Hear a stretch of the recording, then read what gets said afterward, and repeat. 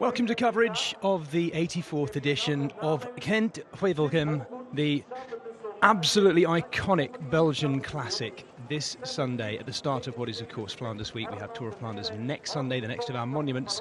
My name's Jez Cox, and I am joined by former British champion Adam Blythe on the mic today. We're going to bring you round about the next 4 hours of racing to take this race to its conclusion. And it's going to be a fascinating one, because at the moment, the wind is not blowing quite as much as some of you, and perhaps us, might have liked. It's quite still. And so we're going to be treated to a fairly fascinating, I think, and tactical finale. No rain due either, as we look back at the aftermath and the after effects of the last 10 years or so of racing. Wout van Aert, of course, is our defending champion, and he leads the Jumbo-Visma team today, the Belgian road race champion. Mads Pedersen was the winner the year before that, and Alexander Kristoff comes to this race in good form. Peter Sagan is also here, one of our three-time winners, but not quite in the form that he was when he last won this race back in 2018. Still, never to be written off. This was the start this morning when the riders got started around about 10:30. The sign-on, of course, just prior to that.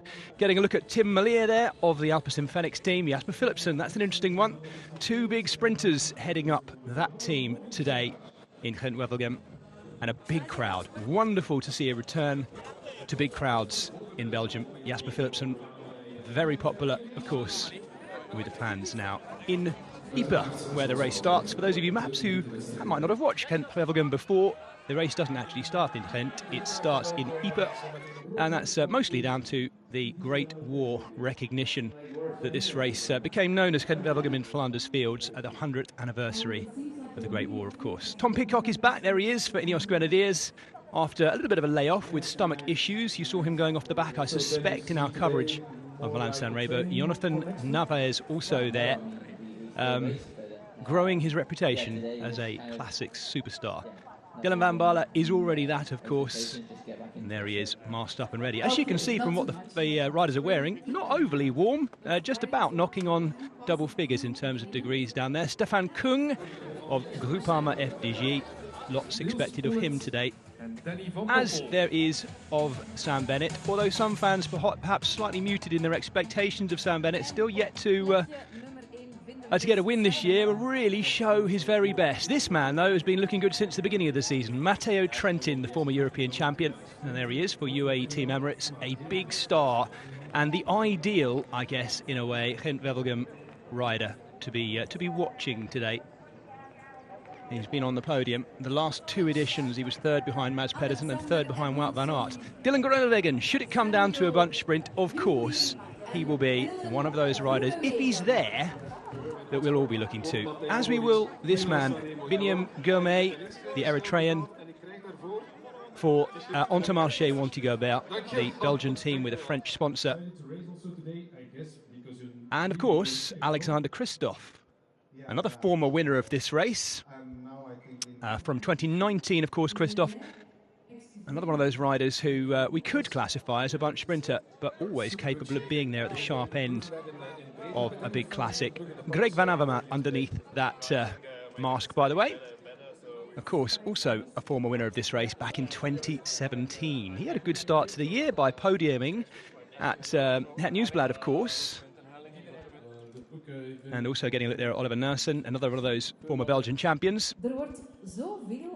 Victor Kampenaerts, a little bit hard on himself after E3, the first of our Cobbled Classics on Friday, and motivated to have a big go today, as is this youngster, Arnaud de Lee. We shouldn't put too much pressure on his shoulders, but it'd be exciting to see how Arnaud de Lee, and I should say, well, any number of those Lotto Soudal riders who have got an opportunity today. Florian Vermeersch it was we were looking at as well, who has a great opportunity. And then there is, of course, that man there, our Milan-San Remo winner in such emphatic style, Matej Mohoric, the Slovenian. Being talked about by a good number of the riders as someone to watch today. I've waffled on a fair bit, so it gives me a chance to bring in a rider who's actually ridden this race, and that is, of course, Adam Blythe. Hey, Adam. Hello, how are you doing? I've got a funny story about this race, which I'll share with you later on. Oh, this is going to be right. We'll save that, so hold that in there. Adam, good opportunity today for Quick Step Alpha Vinyl, I guess, to get back on top of things, because, what should we say, Jumbo-Visma have been bossing it, formally bossing it, haven't they? Yeah, it's a weird one though, isn't it? 'Cause they are very much, Jumbo-Visma are dominating everything at the minute, and I think, you know, these guys here have come to the race with that man there, Jakobsen. So it is going to be interesting to see what they can do, because Jumbo-Visma have got Wout van Aert, who can sprint, especially after a long race like this. He can sprint very well. That man there, king of Belgium at the minute. But I think with it, you know, Jakobsen's got to try and hang on to him with that. It's going to be very difficult for him, I think, if Jumbo-Visma decide to go flat out, if he can hang on. And then what's the option after that? You've got Asgreen, of course. There's a lot of sprinters in this race, and they'll try and control it, but I think Jumbo-Visma can, they can dominate it, really. These were the shots from this morning as the riders gathered under the Menin Gate in Ypres. Understandably, the new starting place now for Gent-Wevelgem, and for good reason. This gate, of course, commemorates the many millions of people that lost their lives in the Great War. And the 100th anniversary of that Great War was an opportunity for Flanders Classics, our organiser, to kind of rebrand some of these classics, and specifically Gent-Wevelgem, due to the roads it rolls through. And along the way today, folks, it's going to give me an opportunity to try not to break down in tears on the mic as I read you a few things, because some of it is extraordinarily moving.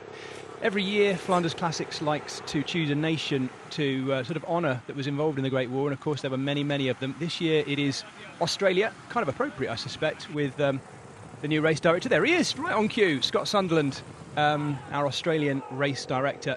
And this year, the nation being honoured in memory of the Great War here at Gent-Wevelgem is Australia. And I'm going to read you quite a moving tale of four brothers from Melbourne, I think it was, a little bit later. So these are recorded images of our peloton rolling out. We had 172 riders take the start, 25 teams, 18 world teams as you'd expect, and the 7 UCI Pro teams, those teams who make up the second division, if you like, of professional cycling. This gives us an opportunity to have a look at the map. From Ypres, we roll back towards Wevelgem, very close to the finish in actual fact, and then we start this long northwesterly sweep along the border with France, out towards nearly the sands of Coxeda and De Panne, before turning back and coming along De Muren, that open, exposed stretch of land, and that's when we start to take in these big climbs. Some of them cobbled, some of them not so, and down at the bottom right-hand corner there, you have the Plug Streets. Those 3 Plug Street climbs will come on. I'm sure Adam and I will come on to talk about them a little bit more, and Adam can give us an insight into what they're like. Quite unlike the Kemmelberg and the Monteberg that they climbed before it, much narrower and some would say slightly more testing as well in what they have to offer.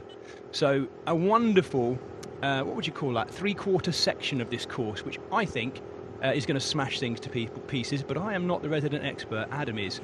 We have 7 riders clear, and before I get Adam's insight into where he thinks this is going to be opened up, you can see how open and exposed it is. I'll let you know who these riders are live as we look at them in our breakaway. 7 riders: the Belgian rider Yellow Alaise of Cofidis, the Swiss rider Johan Jacobs for Movistar, he sits near the back there in the dark blue. Alexander Konishev is in the light blue with the white sleeves and the Alua logos there of Bike Exchange. He's the Italian rider of originally of Russian heritage, of course. His father, Dmitry Konishev, was a top pro in the 1990s. You'll recognise the name, but you'll probably recognise Alexander's name because he's now a key player in that Bike Exchange team. Also in there, Nikias Arndt of Team DSM, who's just switched off the front. On the front there is Lars Saugstad of Norway and the Uno X team. And on his wheel, Lindsay de Wilde, a breakaway specialist, really, the Belgian, for Topsport Vlaanderen. And the Bingol Wallonie-Bruxelles rider is the tall, lean Ludovic Robiet, the Belgian rider. So 3 Belgians, a Swiss, an Italian, and a Norwegian have just over 6 minutes of lead. Quite a predictable breakaway, I guess, Adam. Where do you see this race being made then, if the wind isn't going to blow in the way we might have hoped? It's quite a difficult one in terms of you've got all these sprinters that I mentioned a minute ago in this race, and there's a lot of them.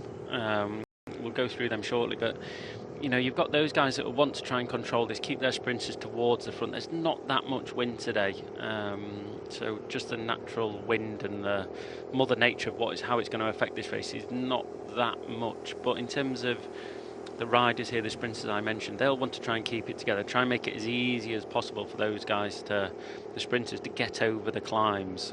As I said, with the likes of Jumbo-Visma, knowing that, obviously, Wout van Aert, we know he's a very fast sprinter, so he will want to get away from them almost, you know, make his life easier. And then you've got the other teams, what they want to do within the race. They want to go on the attack early.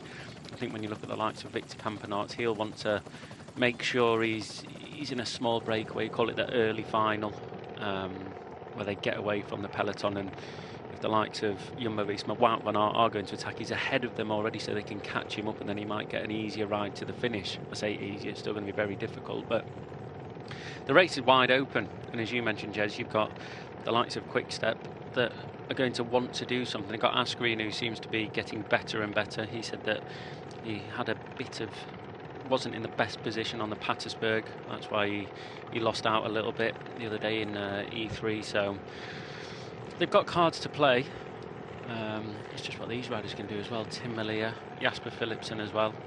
They've got riders in from Alpecin Fenix. So it is going to be it's going to be an interesting race the way it's ridden, but you just can't look past, I think, Jumbo-Visma at the minute. They're hot favourites. Everyone's going to be watching them, so it's going to be interesting. We mentioned having a chinwag about the sprinters, because we have got a right old collection here, haven't we? You and I brought viewers the commentary of Depana in the week, where Tim Merlier topped out the winner, and we had a great sprint finish there after a really still race. Hardly any wind at all, was there? If it's to come to that today, even after all those plug streets and the cobbled climbs, who are the big names we should be looking out for then in these teams? Wout van Aert, that's it. That's Don't worry about anything else. No, there's a lot of riders in this race. You've got Jasper Philipsen, as I just mentioned there. You've also got Tim Merlier, Sam Bennett, Dylan Groenewegen. These are the big sprints that you need to watch out for. Jon Degenkolb as well, who's not done too much at the minute. He's got Kees Bol in his team. Mads Pedersen, he will probably do a good ride. He was absolutely flying in Milan-San Remo, and we can't forget when he did Milan-San Remo, he was able to be in that front group with that big split towards the front. So he's climbing very well. He's done well in this race before. Christophe, Benjamin Guillemets as well. He's another man to watch. And this is actually the last race of his for the Classics campaign. He goes home back to Eritrea after this. So last race, I'm very surprised that the team are not trying to make him stay, but going home after this, spend some time with his family. He's not seen them since winter. So he'll go back, put his feet up, and get ready for the Giro. That's just to name a few as well. There's obviously a lot more riders within this field. Jakobsen's obviously the main one. Wout van Aert as well. Many, many, many riders can try and win today. It'd be fascinating to see in which way they try to as well, particularly now that we know the wind isn't blowing in the way it could. Those of you who watched it last year and watched Wout van Aert's victory, he was sprinting out ahead of a group of 7 or 8 riders come the finish in the end last year. But that front group was formed after just 80 kilometres in the sections of roads we're looking at right now. And for those of you who are watching it at home, you can see why. We're still on the northerly outward section in the direction of the coast.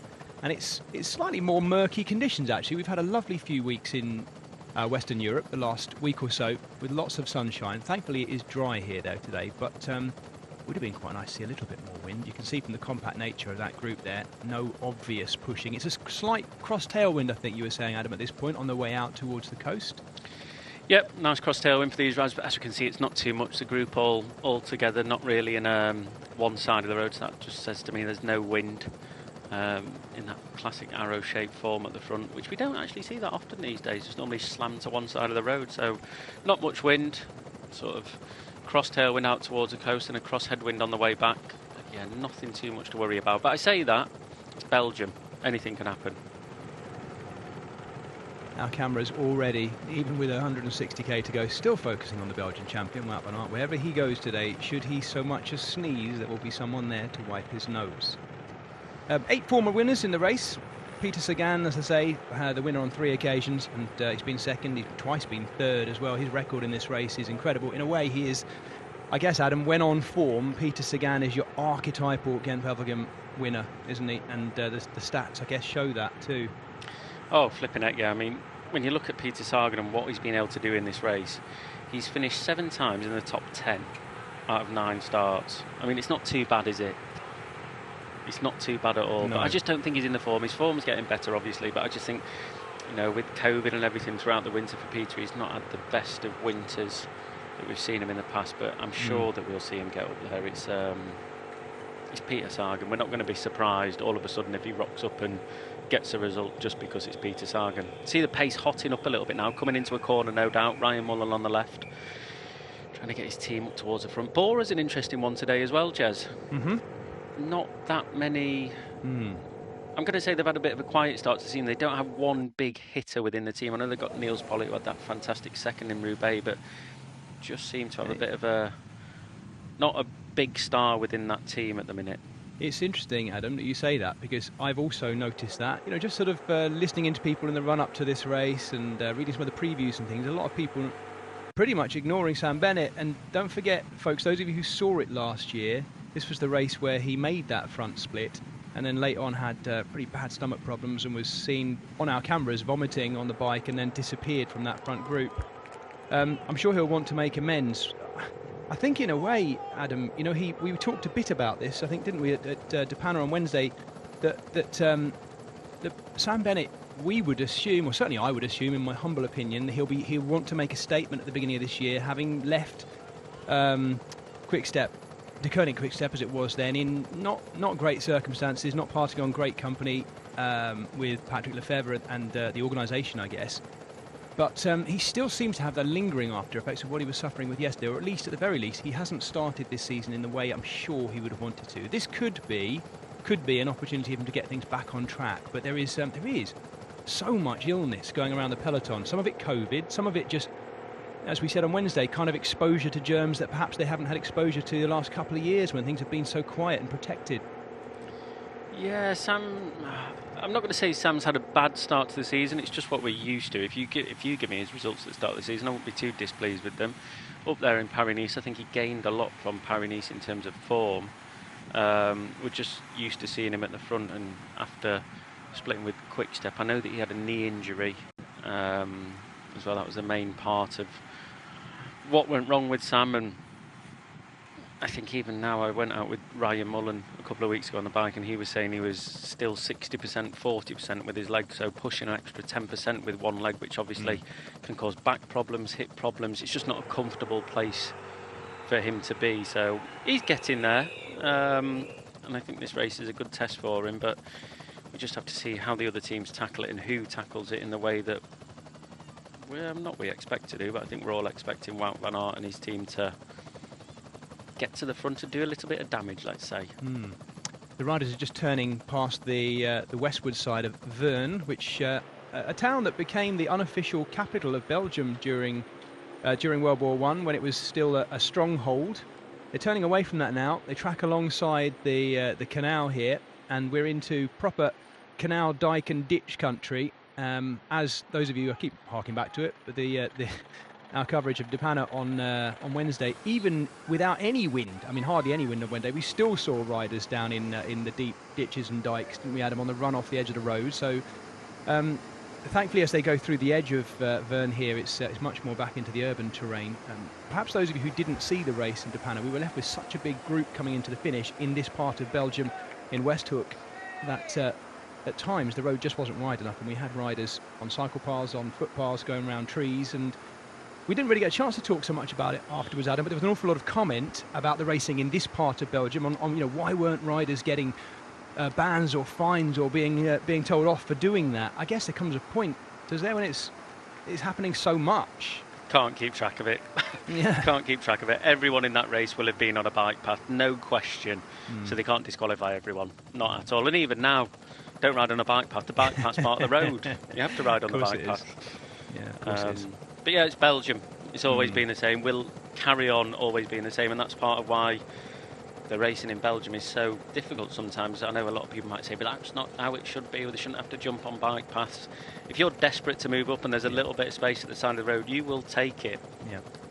Yeah, particularly if, well, at times I guess you must be moving out the way of a potential crash situation as well. Yeah. Yeah. Well, there are a variety of different roads today. It's not all flat by any means, because we have our 7 cobbled climbs, and we have 9 hellingen, which is one of my favourite Flemish words, I guess, hellingen. And some of them are hellish as well. They're basically classified hills in our King of the Mountains competition. We won't focus so much on the overall King of the Mountains, but those climbs could well be decisive. 9 of them, 7 cobbled sectors, and 3 of them are those specific plugstreets or plugstrats. They are another type of road we have. At the moment, the riders are on a tarmac road, as we call it in England, an asphalt road, effectively. They're not far off coming onto this long straight. Here we go. This is the very, very long straight of De Moeren. And this, as you can just see the change of surface there, is concrete road. There we go. And actually, they've jumped over the little lip of it as well. So going from a bitumen surface, or a metalled surface as it's known around the world, onto what is now the concrete road with the Death Ridge groove down the middle of it. The other roads, of course, we're going to be heading onto are the Flandrian cobbled climbs, the best known of which, of course, is the Kemmelberg. And we're taking in both ascents of that, up the Belvedere section and then the steeper section of Ossuaire as well, shorter but steeper. And then you have these plug streets as well, these unpaved sections where it's kind of difficult, I guess, to describe the surface. Adam, you've done this race on multiple occasions, you know these roads well. What's the difference? How difficult are those plug streets, and what's the difference between them and the cobbled climbs? I never did the plug streets. Ah, they're a new thing, aren't they? Yeah, right, they're okay. a new thing, so I never did them. But this is interesting what's happening now in the peloton. You can see the riders in the breakaway, 4 minutes 48 away. They're going into De Moeren. And De Moeren is famous in Belgium for being one of the windiest places known to man. It is ridiculous how windy it is. And we haven't got a lot of wind out there, but we saw that breakaway just sort of slightly echeloned across the road a little bit. So there is a little bit of wind, and that's why we're seeing all these teams move towards the front in the middle. You've got Jumbo-Visma, you've got Trek Segafredo, Stuyven trying to move up, DSM as well. You've got all the riders, Ben Swift on the right hand side, Riedmullen on the left, all the riders trying to get their team in position. They don't want to be caught out. If you get caught out in this race, it's a long way to get back. Look how hard Swift is going. Ben Swift in the middle there, British national champion, just trying to stay out of trouble. Mads Pedersen on the right-hand side, Quinn Simmons just behind him. So nothing will happen when they get onto this. It's not windy enough, but it's just in case. But these little bit of efforts that you always have to keep making throughout the race, if you can minimise your effort within the peloton to be in the right position, that's all what adds up. And after 249 kilometres of bike racing, it's a massive, massive difference. Just a little shot there of Peter Sagan just towards the front as well. It's this is why I love Belgium. Just for these points here, it's not just about being at the right time at the crucial bit. 151 k's to go, and we can say it's a slightly crucial bit. With so far to go, you would say, oh, it's mad to think that the race could change at this point. But there is a tiny little point of it where it might change, and that's why you need to be in position. You need to put the effort in. I think it was famously back in 2018 or 17, the group split after maybe 50k into this race, 200k to go, and that was it. The front group just never came back. Well, this is around about the point where it split last year, of course, after 80k covered. We had a little look down on Plopsaland there, my favourite Flemish theme park.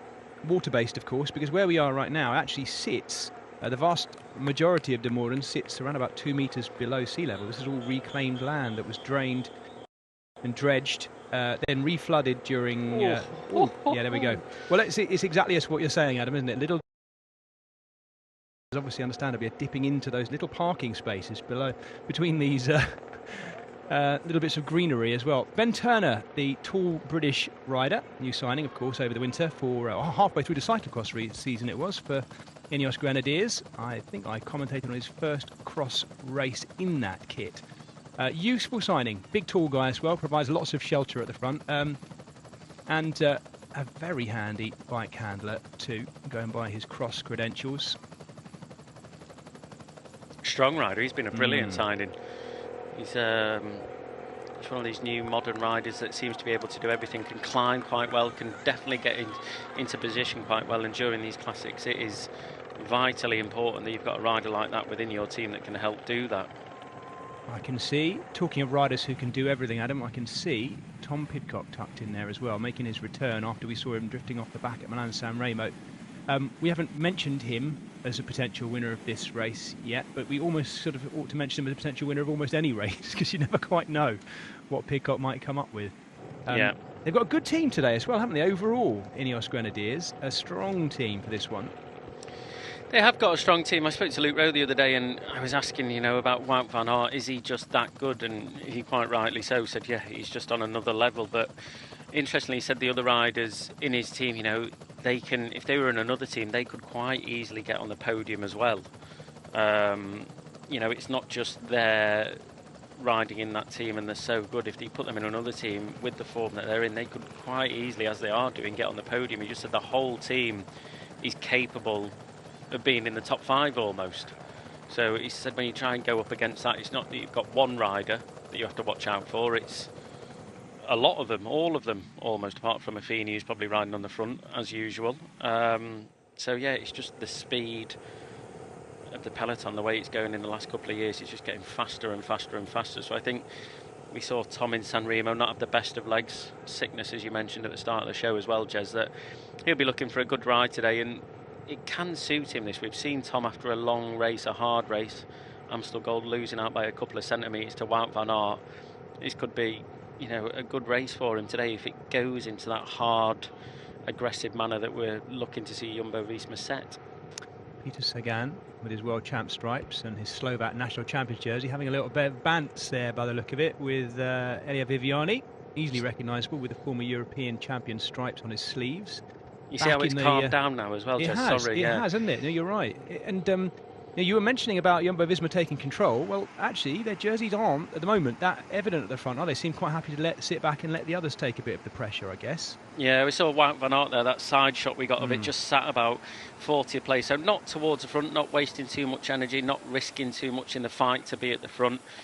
You can just see all the teams nervous, wanting to be at the front, making sure they're towards the front, out of the danger zone, and maybe something splitting with wind, but without much wind there today, I don't think anything's going to happen. But better safe than sorry, as they say. Absolutely. Nikias Arndt, the German rider for Team DSM on the front. Probably the most experienced, certainly the oldest, one of the best Palmares, I guess, the riders in that breakaway is Yellow Alace, the Belgian, for Cofidis. He's got some decent pedigree, hasn't he, actually? I often forget he won Paris Tour twice. If I'm not mistaken, Adam, he won it in both different versions as well, the gravel version and the non-gravel version, both in quite long breakaways too.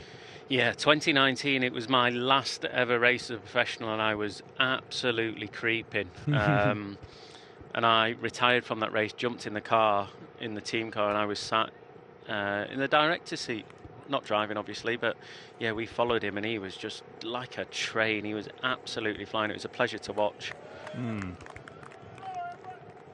Yeah, also a winner of the Dwars Sport Vlaanderen as well, isn't he? So he's got a pedigree. Yeah, I think he's looking to find form. He had COVID as well, a lot of riders with sickness, so he's looking to get some form back. And I saw on his social media the day that he said, good to be back racing, looking to build form. So he's in the break again. Not many Belgium Classics races still to go now. It seems ridiculous, doesn't it, that feels like we've just started these Classics and they're not far away from finishing. Yeah. We're all, I'm very aware, Adam, and you'll be more than aware, of course, about the competition, particularly with these world teams, the competition to get into the team, to be in these big Classics, and particularly the monuments. And I'm just wondering how much pressure. I mean, we had this conversation last year about, in a way, you were lucky to have retired to have missed all of this, because it's a particularly difficult time to be a professional athlete in any sport. But where you're competing to get into the team, I can only imagine there must be a good number of pro riders who we'll never know how many, who are non-symptomatic and maybe might be tempted to hide the fact that they've been infected because they've got no symptoms at all, because they don't want to miss out on being in that team and then have to have time off. And that's dangerous, isn't it? When you consider what Tim de Klerk is now going through with elements of, I think it's called cardiomyositis. I'm not a medic, but it's basically to do with inflammation of the heart lining due to having had COVID. Yeah, and what happened to Sonny Colbrelli the other day, I think he's still having tests. But yeah, it's a funny one with the teams, because when you look at the likes of Quick Step, these teams, you think, oh God, it's so hard to get in that team. It's so difficult to get in it. But listen to Luke Rowe and Geraint Thomas' podcast, and they're almost like, oh, come and do the Classics with us. When they interview a teammate, oh, come and ride with us. It'll be fun. You'll be good doing it. Sometimes they just don't have enough riders that want to do it. And you have riders in there that you don't really expect to be in this kind of race, that are in the race just because they don't really have anyone else to do it. And the riders that are free might be looking at the Tour de France, the Giro d'Italia, the GC riders, or riders that are running a different race programme. So it's not always as difficult as you think to get in these races. Sometimes you find yourself in them when you don't really want to be in them. But for the teams like Trek Segafredo, we can see on the front, Quick Step especially, those teams that, you've got to be going like an absolute rocket or a train to be able to get in them, that's for sure.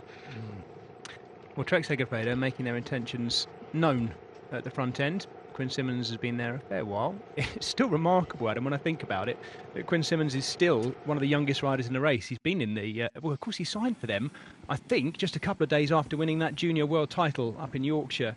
And so he's done 2 seasons. 2 seasons. It must be 2 complete seasons now through the COVID period with them. And yet he's still only 20 or so years of age, if I'm not mistaken. He's still 20, yeah. And I guess it's nice to see a rider who, although he's had success in that time, is doing, he's endearing himself to the team. He does a lot of work on the front, doesn't he? There was, I don't know if you picked up on this, but certainly I heard I heard a lot of riders who had been involved with the American scene saying, oh, he's got a big ego, it's going to be difficult to tame that. I think from what I've seen, he's really endeared himself well as a great cog in that Trek Segafredo team. I'd say so, yeah. Not a lot to say about Quinn Simmons.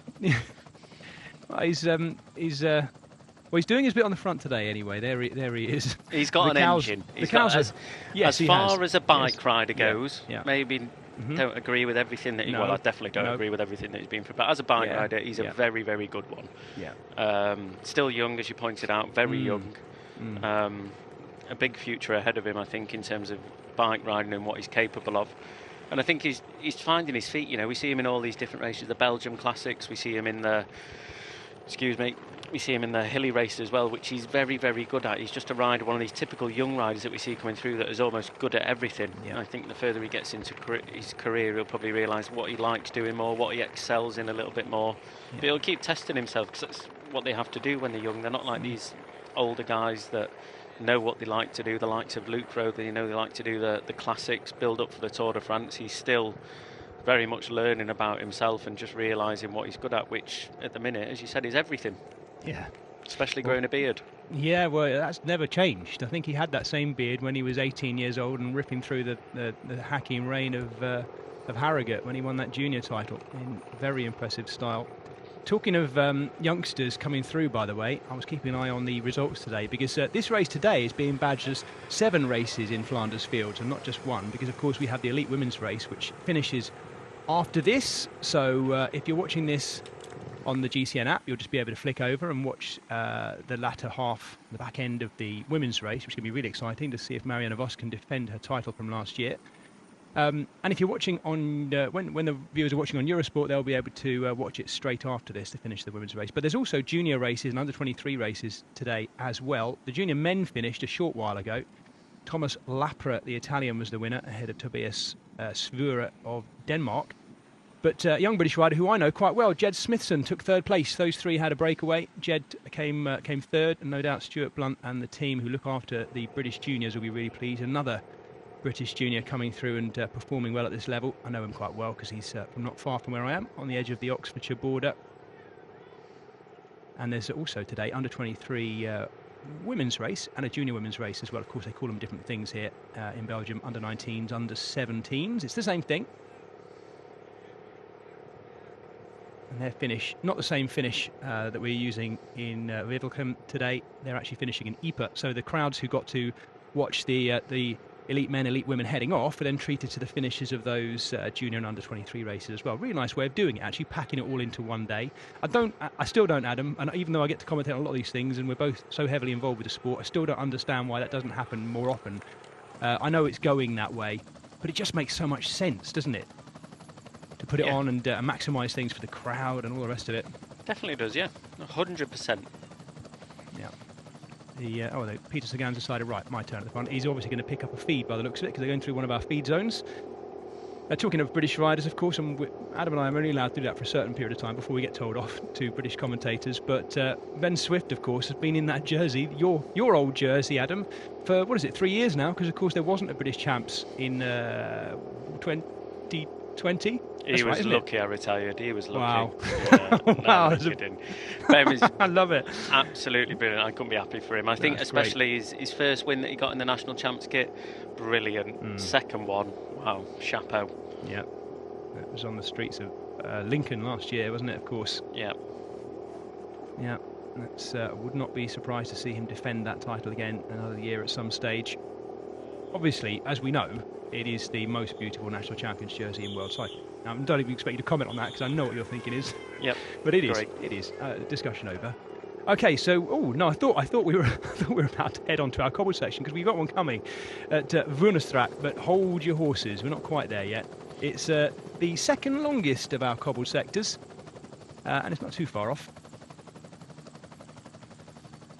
But it's really just a taster, because once we've got the Vuurnestraat out the way, we still have a good, 45, maybe 50k to go before we get into the lower slopes. Beneath the Kemmelberg, we've got the Scherpenberg first, then the Banneberg, Monteberg, and then the Kemmelberg, which we climb twice in that direction.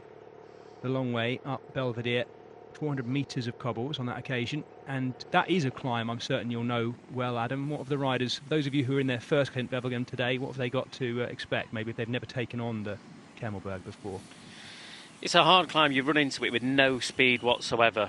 There's a left-hand turn of it at the bottom of it, which drags away all your speed. And then it's not the hardest climb in the world, but it's just difficult in terms of it gets steeper towards the top. And if you're ill-positioned at the bottom of it, you have to put in a big effort to move up, if so. And the hardest bit it's not the hardest bit, one of the most crucial bits is over the top. They go into a bike path. The previous Gent Wevelgems, they used to go down the other side, the Osara side, and they used to descend down that on the cobbles, but a few crashes down there, very, very bad crashes. They've stopped doing that, so they built a little bike path around it, which is 2-3 riders wide, 3 riders at a squeeze, 2 riders if you're very, very confident that you can get down there. But with that, it splits a lot of the time going up. The riders carry on going hard over the top. You can't really make much time up on the downhill, and it is a fast downhill into a right-hand corner at the bottom, which just strings it out. So it's a very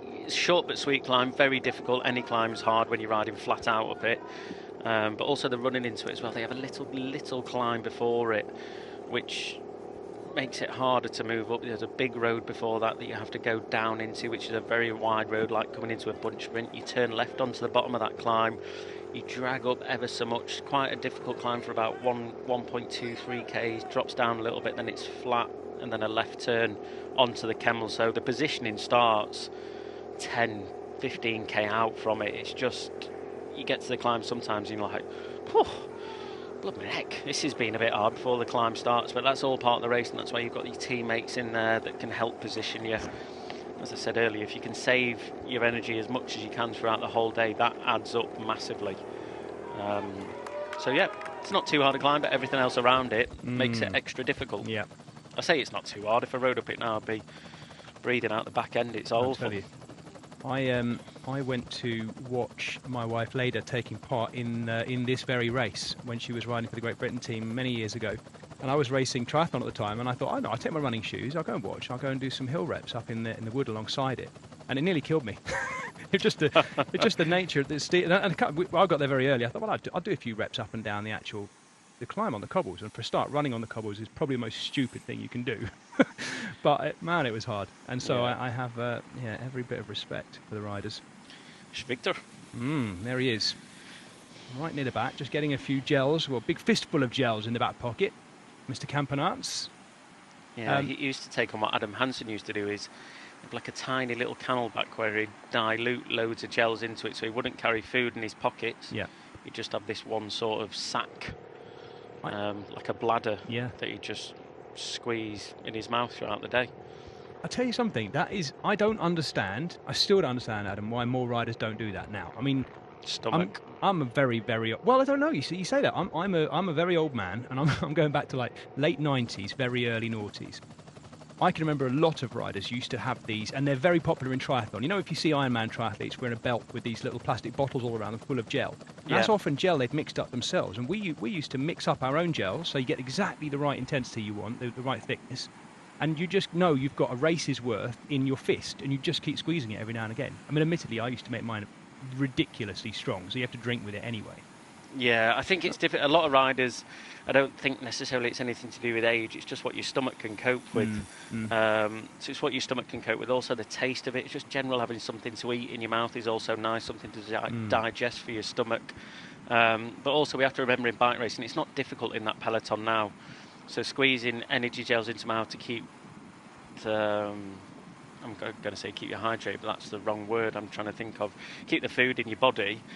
Yeah, is crucial so you don't get a hunger flap. But going into the latter part of this race, you probably want a caffeine gel, you probably want a boost, like having a Red Bull if you're tired in the car. You want to give yourself a boost. So if you've just got that same gel within your pocket that's not giving you that boost when you need it, and you just had a steady, constant bit of food throughout the day, it's maybe not what you need. So it works for some riders, but some riders might want caffeine gels at the end. So it's just what each individual prefers. And how they react to it, the stomachs react to it. I know Edvald Osenhagen, he's lactose intolerant, he can't eat bread or wheat or anything like that. So there's so many things that he can and can't eat that might not agree with him. So having these gels and things, generally he might not be able to have them anyway. Yeah, true. Oh, I'm not sure what about bikers, isn't there? Yeah. They're all right. Yeah, it's a bit of a tangle there for the motorbike drivers. Yeah, that's right on the edge of the curb as well. So our best wishes go out to them. Ilio Kaiser, the man who hails from Kent, is on the front. Again. Which seems appropriate, just as he was on Wednesday when he spent a long time there on the front, didn't he, in De Panne? Poor old, he must be, the whole time he's pedaling, he must be thinking, where's Tim de Klerk? Where is he? When's he coming back? Get on the radio. When is he coming back? Of course, this is his bread and water, isn't it, for Tim de Klerk? But Kaiser, I guess, is an ideal replacement if he doesn't cut quite as big a profile in terms of wind protection. His shoulders aren't quite as broad. Just hit that nasty little bump by the looks of it, that motorbike driver. Ow. Yeah, that is. That's presumably there to stop cars driving up over that, but it's not ideal for a motorcyclist. No, this will be another little rush now for the peloton. You can see the breakaway. You got the rider in here, Johan Jacobs just off the front ever so slightly, pushing on a little bit. There's no need to really do this. The gap's at 5:23. He's setting that pace that he thinks comfortable with. But for the riders behind, there will be a little bit of a rush, as we saw going into the moor. And same thing, no one wants to ride on them cobbles when the bike path is there. And look now, what are they going to do? Is the commissaire going to say, oh, you're all on the bike path, you're all disqualified, you can't do it?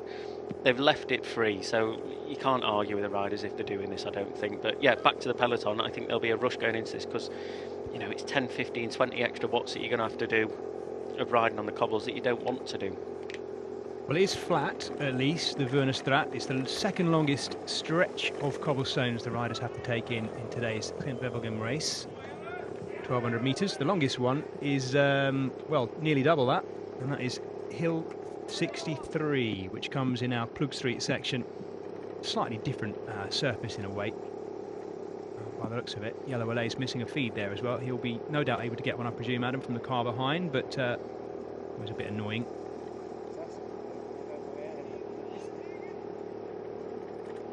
I'm just counting up. We've got 7 riders there. We've only got 6 riders there. I think someone might have dropped back as we see Linde de Wilde dropping off. Might be going for a nature break by the looks of it. He's certainly stopping on the road unless he's got a puncture.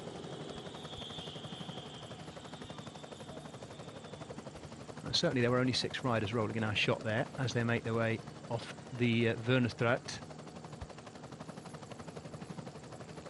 From here, they start to head eastward again, and then very much south, tracking their way all the way along the border with France, actually.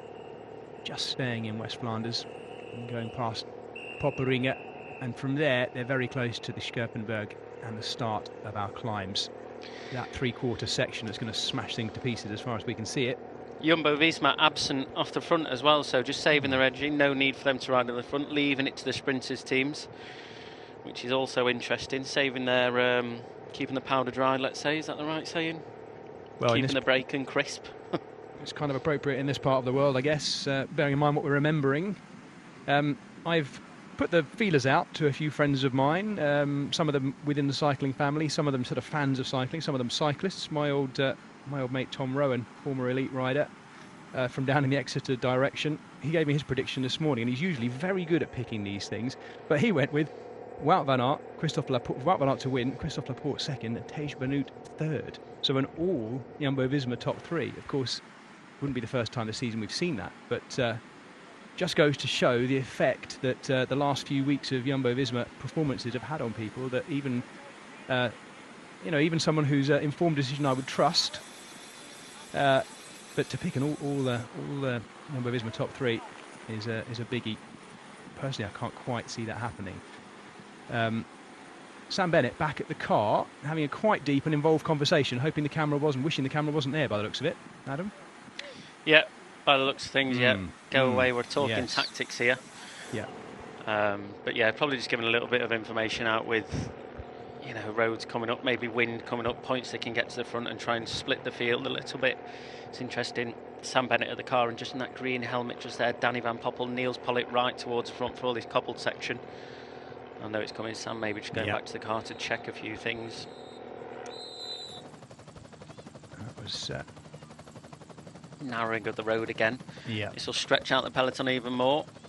But yeah, I don't think I can't see it being just three of those riders going to the finish. I think if Tej Benoot is to get third or even higher, I think if he's in that group, then he might be, the work that he's done so far, we might see him, if that did happen, being gifted that win. But that's ideally if there's three of them.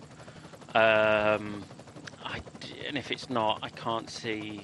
This is all due respect to Tej. He's a very, very good bike rider and a very capable bike rider, but I can't see him being third in a bunch sprint or a small group sprint. He's just not got that kick to him. And I think that's, in fairness to say to him, very, very good bike rider, as I said, but just not got that explosive kick to him. Unless it's on a climb, then he's very, very good. Oh yeah. Oh yeah. Constantly. Oh yeah. Well, he is. I've also. I think I've commentated on him taking off late on in races in downhill sections as well. I can certainly remember him doing that in the Tour of Denmark, Tour of Luxembourg, a couple of years ago. He's very sneaky. Nice Belgium, innit? Look how nice it is. Oh yeah, looks beautiful, doesn't it? It's a bit of a grey and grim day, isn't it? It is. It might poke through the sun. Rock solid concrete road, and I was going to say a few windswept fans, but they're not windswept. They're just, it's kind of, in a way, I don't know, Adam, maybe you, I think these are probably ideal racing conditions, aren't they? What we got, about 12 degrees, not much wind, and a fairly, in a way, in terms of now the way we think the race is going to go, relatively straightforward. I'd have thought probably ideal racing conditions. Depends, really. Ideal in what sense? Yeah, it's kind of hard. Ideal in terms of for the sprinters, yes, there's not a lot of wind. It's not too hot, but ideal for riders that want it to be crosswind. Then no, it's definitely not ideal. No, you're right. It's not bad. It's not great. It's just good. Puncture there for one of the Bora Hansgrohe riders, I think, just nipping around that corner very, very slowly indeed. Yeah, it's not where you want it, going into a corner. Now the rider's off the cobbles as well now, so they've done with that section. Done and dusted. Yeah, we do have to remind ourselves it is so nice to see, in all the little towns and villages they're going through, just see people out enjoying themselves. We had this very bizarre couple of years where people were told not to go out at all. Stay in, watch it on television, don't even go out and congregate. And we had these incredible sporting occasions. Remarkably, of course, Adam, this race survived all of that and happened. Oh, yeah, it does indeed. You can just see the wind's not too strong there. Danielos with a problem with his bike. Can't work out if that's a puncture or not that he's got. But quick bike change for Os. Peter Sagan's lieutenant. You can see how much he's wearing as well, Adam. He's wrapped up, isn't he? He's got knee warmers on. Yeah. He's Italian, nowhere. That's true. That is true. This is probably freezing for him. Yeah. But yeah, just coming out that corner off the cobble section, we saw that bike pass from the breakaway. We saw that overhead shot of how strung out it was. And just coming out of that corner, you can see that riders through not wanting to ride on the cobbles as bunch up, save that energy, that it strings out and coming out that corner, that long line. And I talked about how to save energy and riding in the right position all the time so you don't have to make those efforts. Sam Bennett back of the car, we saw him sprinting out of that corner. He's going to have to do a minute and a half effort that ideally, well, he won't want to do, that's for sure, but one that you don't want to make either. Alps and Fenix had been pretty evident at the front end, doing quite a lot. We can see the face of Tim Merlier popping up every now and again. There he is, Belgian champ, stripes on his sleeves. Wout van Aert just behind him. No Mathieu van der Poel. I thought Friday, Adam, was quite ominous. The fact that even just so soon after Van der Poel coming back and riding the incredible way that he did in Milan-San Remo, which was well, I say remarkable. I think maybe when we talk about Wout van Aert and Mathieu van der Poel, I probably certainly shouldn't use that term because it's overused and it's kind of pointless to a certain extent. But I thought it was ominous that on Friday, what with both of them racing in two different races, they both won a week out from Flanders. It's pretty ominous again, isn't it? Yeah, I'd say so.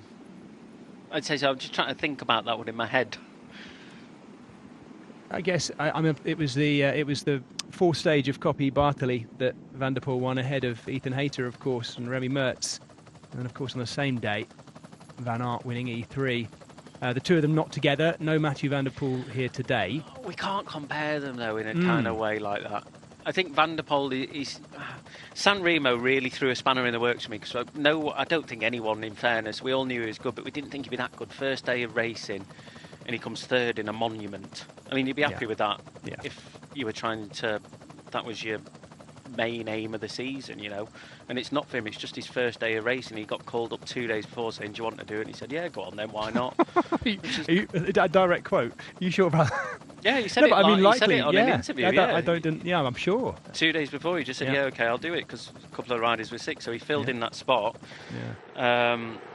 I think when we look at it in terms of what is he going to do coming into Flanders, we know he's getting better. We know he's on good form, but he's not been at the pointy end Coppa Bartoli every single day. Where if Wout van Aert was there, he would be. But we can't read too much into that if he's going easy, if he's using it as training, what it might be. So I think when you look at him going into Flanders next week. Yes, he's one of the favourites. It's Van der Poel. He's been third in a monument, but I don't know. I don't know what he's going to do. I don't know how he's going to fare against Wout van Aert and with Pogačar in there as well in Flanders. It's going to be very, very just the unknown, I guess. We just don't know about him, which is kind of nice in a way. If he'd have done all these Belgium classics beforehand, we'd have been like, oh yeah, we know what we're in for here. But we don't. We know he's going to be good, but how good? Is he going to be Wout van Aert good?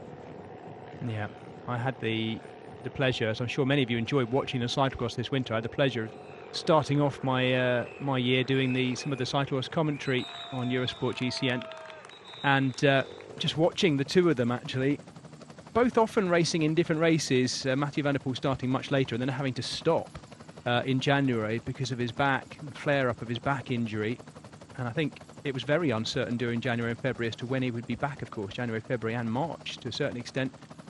And, to come back so strongly last weekend, it does bode well. I mean, it can't be compared to Van Aert's cyclocross season, which was absolutely ridiculous.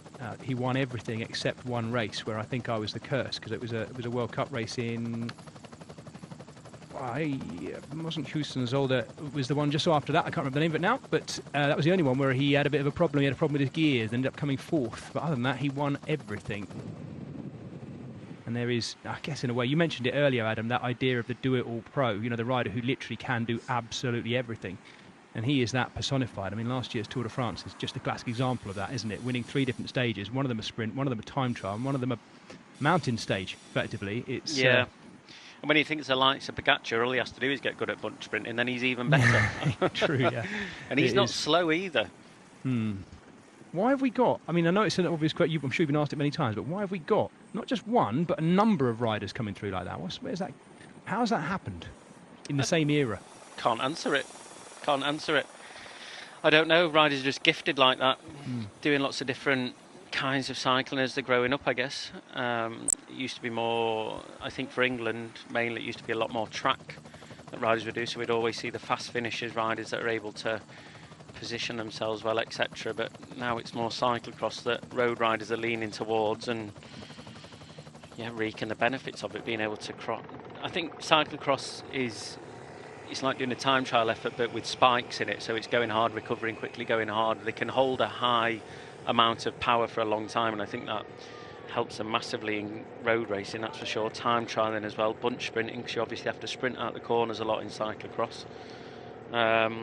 So yeah, I can't really answer that question, Jez. I don't know why it is. It's just that these young riders like to get stuck into everything rather than just focus on being good at one thing, I guess. Or just being good at all of them, not just one thing.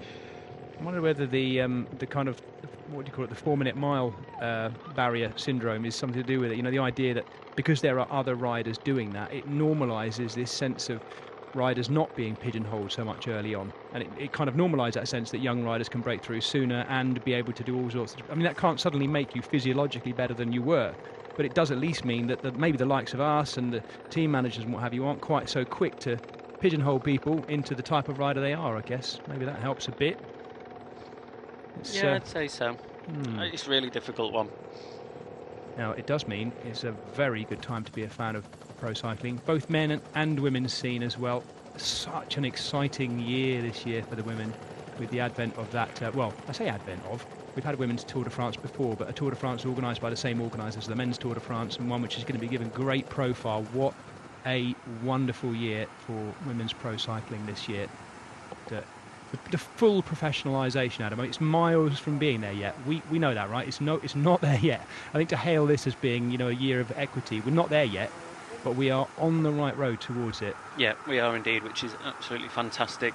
I think back to the young riders being good at everything as well, is the training's definitely changed. And in the past, people would, when you joined a pro team, they wouldn't want to, let's say, burn you out. They wouldn't want to give you too much to do when you were younger. Whereas I think now your coaches have realised that when you're younger, your body recovers quicker. So let's ramp those efforts up, the training up right to the very limits, because we know you can recover quicker. So I think that's why we're seeing a lot of riders come through now, is that they're just being pushed more and more because the bodies are capable of it. It's when you get older, everything gets more difficult. Getting out of the bath gets difficult. Don't tell me you've reached that stage already. Surely not. You're a young man. Definitely not a young man. Don't like having baths just because I can't get out of them without groaning.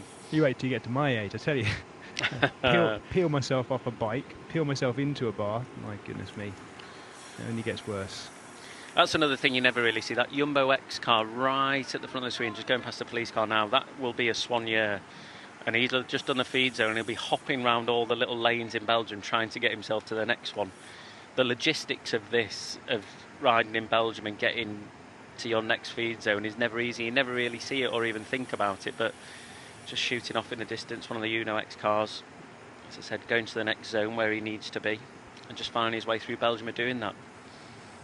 I had one summer of doing that, Adam. I did a couple of World Cup races working as a Swanee, as we used to call them. We're not supposed to call them that anymore. They're carers, aren't they? Carers, team carers, working as a team carer for a couple of different teams.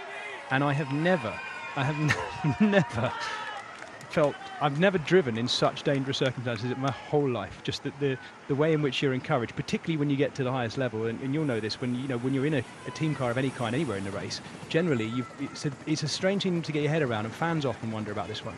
You'll have police encouraging you to go faster, keep moving, just go fast. If you're going too slowly, you generally find the police moving you on and getting you to hurry up. Yeah, I'd love to. I'd love to see I know they can't do it because of regulations. They need to have a certain licence to drive a director's car in these races. But I'd love to see an F1 driver come into these races and actually see what it's like. Because we see they're not racing within the cars, but they kind of are racing to fight for position, etc. I'd love to see it, what they actually think about it, because it is bonkers. Yeah, no doubt. And you have so many crashes in the peloton. You'd finish a stage one day and you'd see a team car and it'd have the boot all smashed in, the window would be gone. And it just because another team car has ploughed into the back of him, just about to slam on the brakes. The summer in which I did that, one of the teams I was working for had very little money. It was a women's UCI team, and they asked me to come and work on the race. And I had a banged up old Mondeo that cost me about 400 quid, but I drove over to France. I think we were doing GP Plouay or something like that. And on 2 different roundabouts, my lovely little 400-pound Mondeo actually took off, because I was waved straight across this mini roundabout, but it had a lip on it. And on both occasions, I swear the car actually took off. And I didn't even think you could do that in a Ford Mondeo, but it did. And somehow it survived. It was for me, far scarier than anything I've ever done on a bicycle.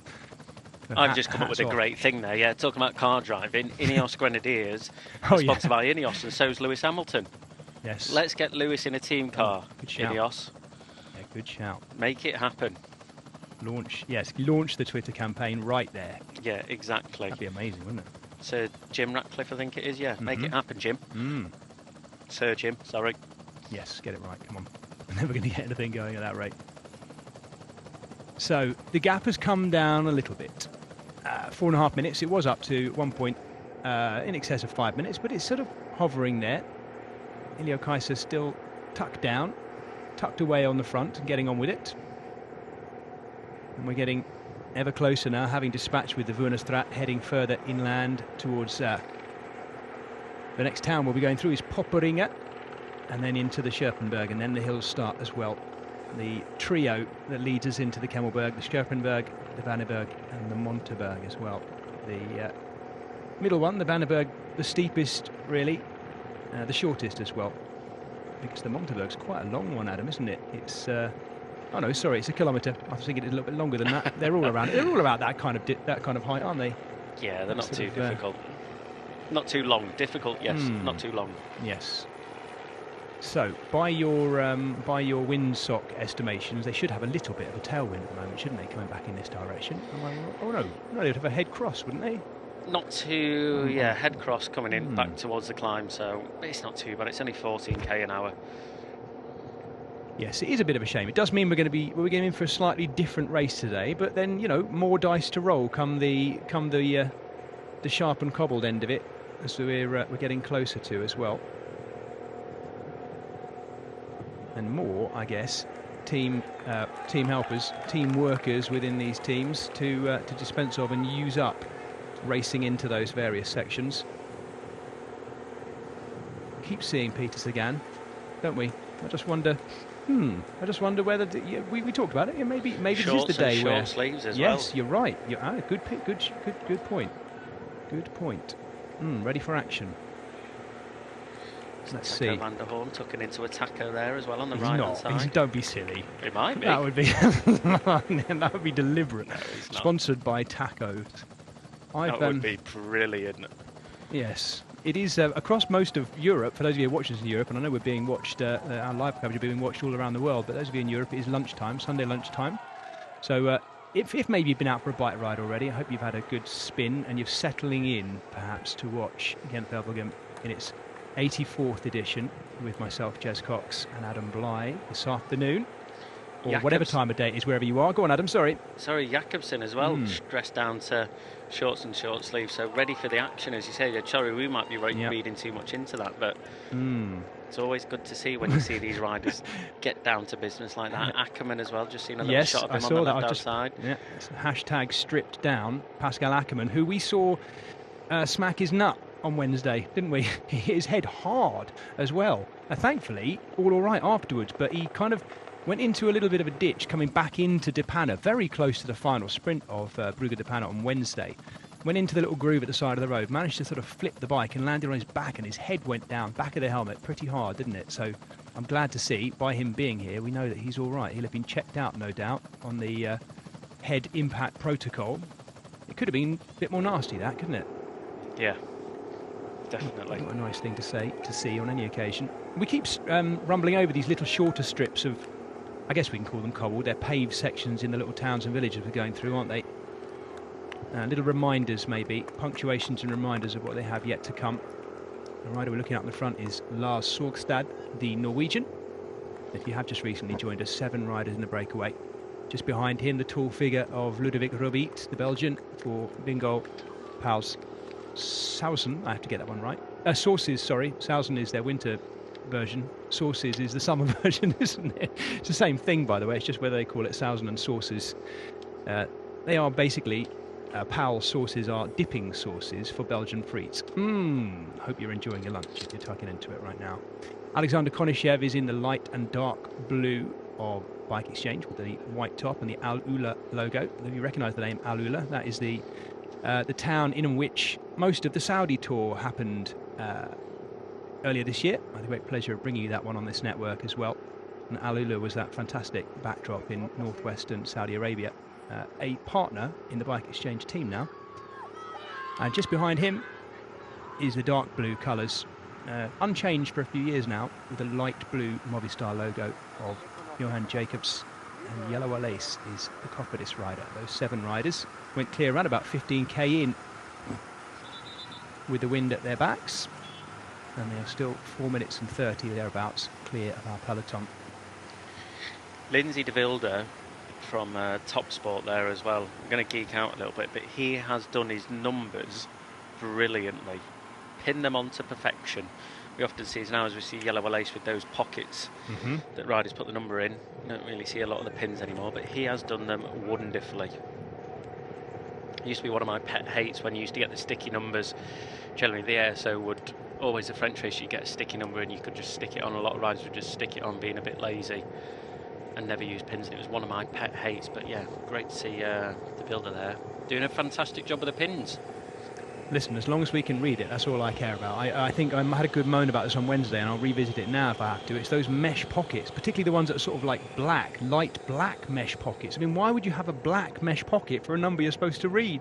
It drives me cuckoo. The riders, by the way, going through one of our litter zones, so don't panic about the fact that there are endless amounts of gel and bar wrappers, folks. The whole point is that in these litter zones, it's a designated area for them to drop their litter, and there's a team ready to pick it straight up there. And I think actually on the whole, from what we're seeing in races and what I'm hearing out there, Adam, it's been a good thing that specific litter zones. It's one of what I call the April Fool's rules. We're about to come into that period now. We're nearly back to the beginning of April, where last year a whole series of rules came in, and one of them was specifically about littering. Of course, there were the others about the super tuck and where you can hold your handlebars and forearms on the bars, and getting rid of the puppy paws position of hanging the hands over the front of the bars. There was also rules in the April 1st rules that came in last year about barriers and about inflatable gantries, all aimed at, or mostly aimed at, keeping the riders safer and standardising safety things across different races. But one of them also was very specific rules about where you could and couldn't litter, and now we have these very specific litter zones, some of which have, and I quite like these, Adam, some of which have these kind of net things for riders to throw used stuff into if they can get it in there.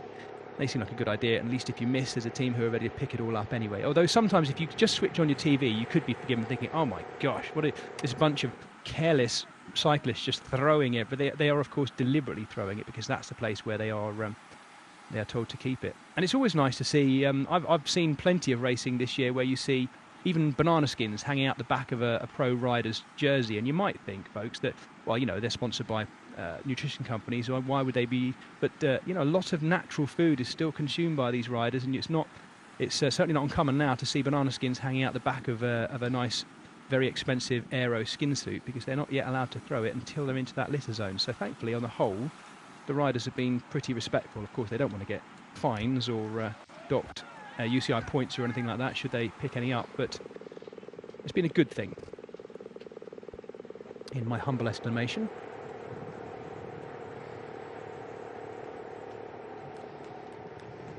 I'm not sure if I mentioned at the beginning of the day the total distance, 249k, because we're getting into the midsection of this race now. 249 kilometres in total. It kind of needs to be that distance, I guess, Adam, doesn't it, to be considered a true classic, and gevelgem certainly is. Yep.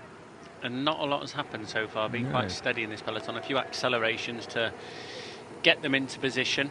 But yeah, just generally quite calm at the minute, which is going to end up, I think, in a very, very fast section in this middle section of the race, where we've got a lot of climbs in a short period of time, a few gravel sections, the Ploegstraat. So yeah, it's going to be exciting. What is Jumbo-Visma going to do? Because they are only put one rider up to the front, which most teams have so far as well, but it indicates to me they are going to go BANANAS.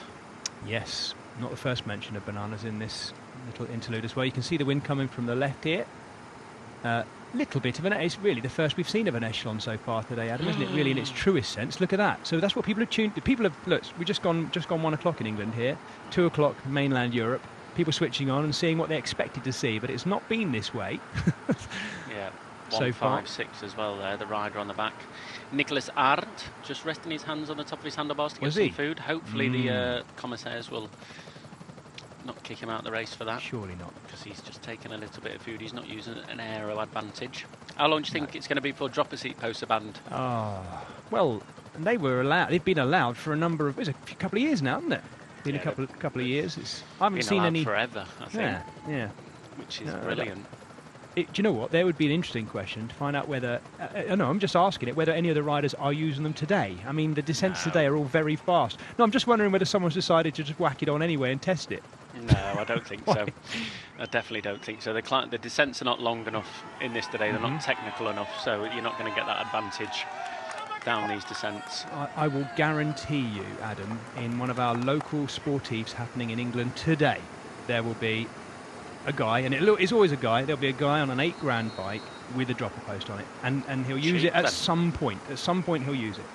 Yeah, even though it's flat. But that, I think, go for that. I think, it's sort of part of Mohorovic has used that little bit of innovation there with it being in mountain biking for a long time. But these guys that go and do the sportives or just your local ride around wherever you live, why not try them? If you're going to have a little bit more fun doing it, then go for it.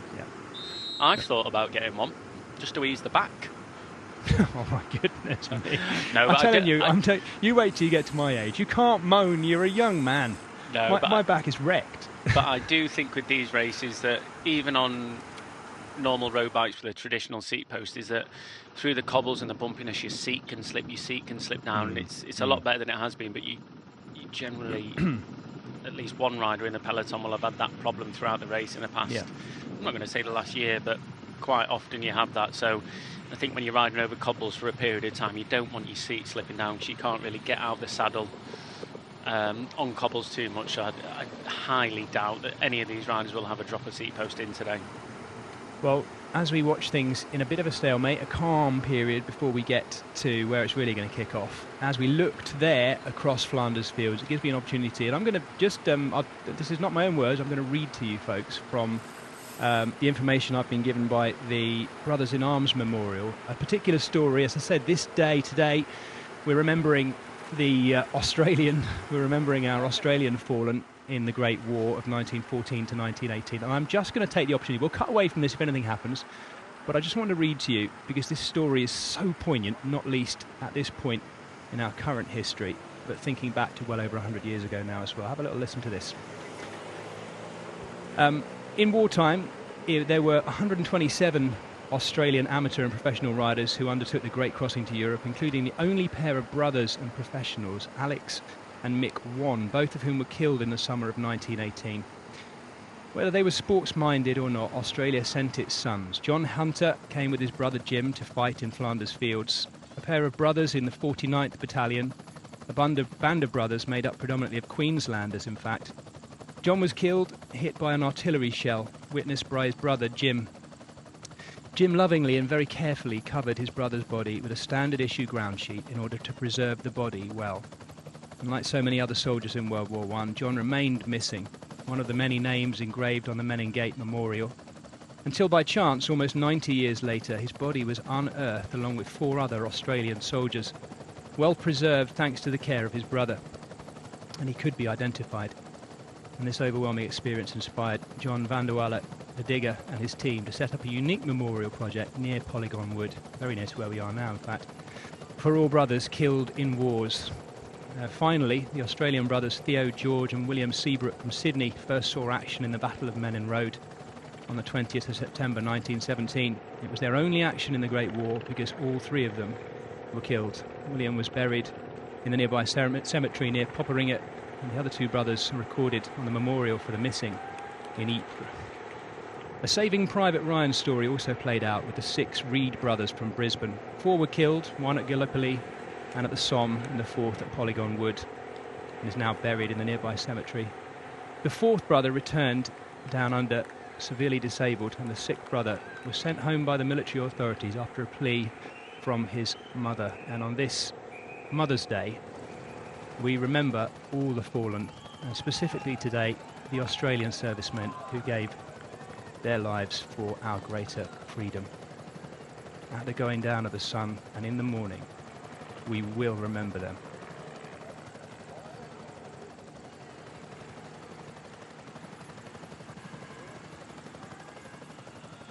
So I hope you don't mind me sharing that with you folks. It's quite a moving moment, actually. I read that to myself yesterday, and I thought, oh my gosh, just it's so... Reading the names, I suppose, Adam, it's reading the names of real people. It's very easy to read the numbers and you think about the 9 million who died in the Great War.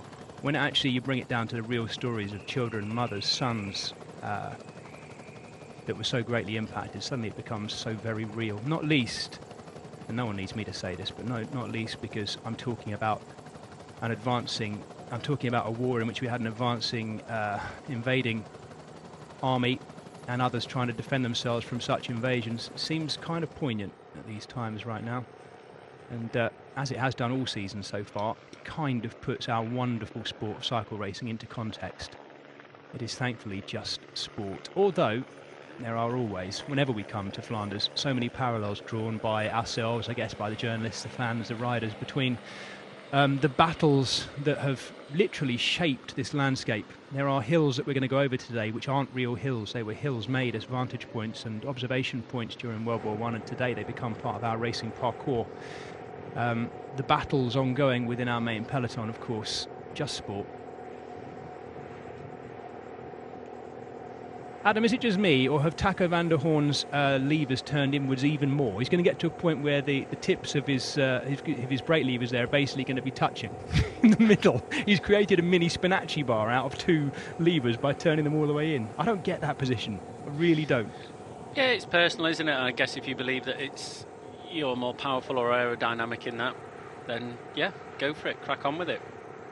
I think it's like anything on a bike, what you're comfortable in doing. Yeah. The way that you sat on a bike is hugely important. If he's comfortable in that position, feels better in that position, believes he's faster in that position, then yeah, go for it. If you look at him, I'm talking about the rider right in the middle of his shot here with the yellow sleeves, Taco van der Hoorn with the very narrow bars and in-turned levers. It's a position that's been kind of used an awful lot by Dan Bigham, the British hour record holder, now aerodynamicist working and engineer working with Team Ineos, obviously a great elite rider himself as well. He's spoken often, Adam, about how it's a great position as long as you're able to keep your elbows in, because once you turn the levers in, at that point, of course, your elbows start to come out, and then you're then widening yourself anyway, your frontal area. And he said one of the hardest things to do is train yourself to pull your elbows in so that your hands are turned in, but your elbows are in as well, and holding that position is really hard. Yeah. I'm sure it is. I have no idea about that, but yeah, no. I think it is, and I think Dan he's obviously an engineer. He tests all these things. He knows every little bit of a bike, what positions the best. So I think for Dan, he's set a sort of a modern way, really, in terms of how riders position themselves on the bike and what they believe is faster. So yeah, hats off to him. He's a very good rider. We've seen him in the past, especially that Tour of Britain stage into Warrington, I believe it was. He only got caught with a K to go and he was in that aerodynamic position, so yeah. It obviously works for him. He was in the breakaway at the Tour of Slovenia last year as well, and this is in the middle stage, must be about stage 3. He was a key part of that breakaway too, really adding a lot to it on the faster sections, tucking down on the front, not providing too much shelter for the others in the breakaway. But in the end, it came a little bit. He was started suffering a bit more on the technical descents that we had coming out of it. And I've never had the chance to discuss this with him, but my take, looking at it, my humble understanding of bike handling and bike setup, was his bars appeared to be so narrow that stability might have been an issue. And if you're listening, Dan, and watching this, by all means, feel free to tell me I'm wrong, and I may well be wrong. It was just the way I was looking at it. I thought he looks like he's not quite as planted as the riders on, say, a 40 centimetre bar rather than on a super narrow one with the levers turned in. Tom Pidcock straightening out his sleeves, hopefully, and not. With his lucky glasses on as well. Are they his lucky ones, are they? Yeah, he's won everything in those. I think Olympics, Worlds. Yeah, he always rides with those glasses generally. Hang on, you mean the actual one, the model, or the same glasses? I'm going to say the same glasses, same model. Wow. Jawbreaker, the Oakley Jawbreaker with a red lens, he always rides in that, I think, so, yeah. It's fascinating, that one, isn't it? This is an an Oakley-sponsored athlete, just like Geraint Thomas, and Geraint Thomas still continues on occasion to wear those. On occasion? Well, no, he has done. That's an understatement. No, he does occasionally wear. Every now and again, he wears a different one, but generally it's the racing. I think they're called racing jackets. Yeah, they're called racing jackets. Lovely set of shades. In fact, it's such an old model that I don't think Oakley actually make them anymore, and they're kind of the new way with cycling sunglasses. They're so big, of course, that you can't see the frame, can you? Just can't see it because Durbo giving his rear mecha right old now. Kicking. Yeah. Now is this an electronic gearing thing? Because you'd have thought with electronic gears, kicking it surely, Adam, isn't going to make any difference at all, is it? It can do every now and again, yeah. Electronic gears, they sometimes go into crash mode, so if they have a bit of a bump or a hit, then they'll just block to stop them changing, so you don't go into the cassette or into the spokes or whatever. So he might just have a little problem with that, but it looks like he's going to get a change of bike. Quinn Simmons taking his arm warmers off now as well.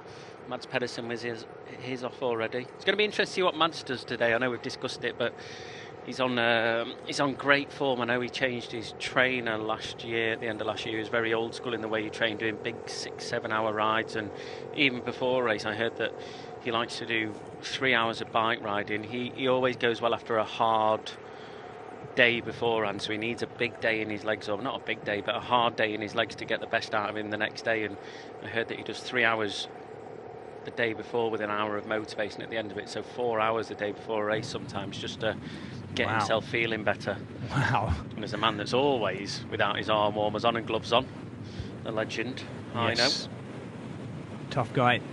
He, talking of cyclocross earlier, by the way, people might not be aware of this, but he's taken, just the last few years, I think 2 or 3 seasons ago, decided to start racing some cyclocross locally to where he's been living, and just sort of literally riding local leagues for a bit of training. And he did World Cups and everything. He did. It's changed. I mean, he's obviously using them for training, gives it a good go, but compared to his road pedigree, isn't really punching at the same kind of weight in cross, but obviously finds it really beneficial. I say that, of course.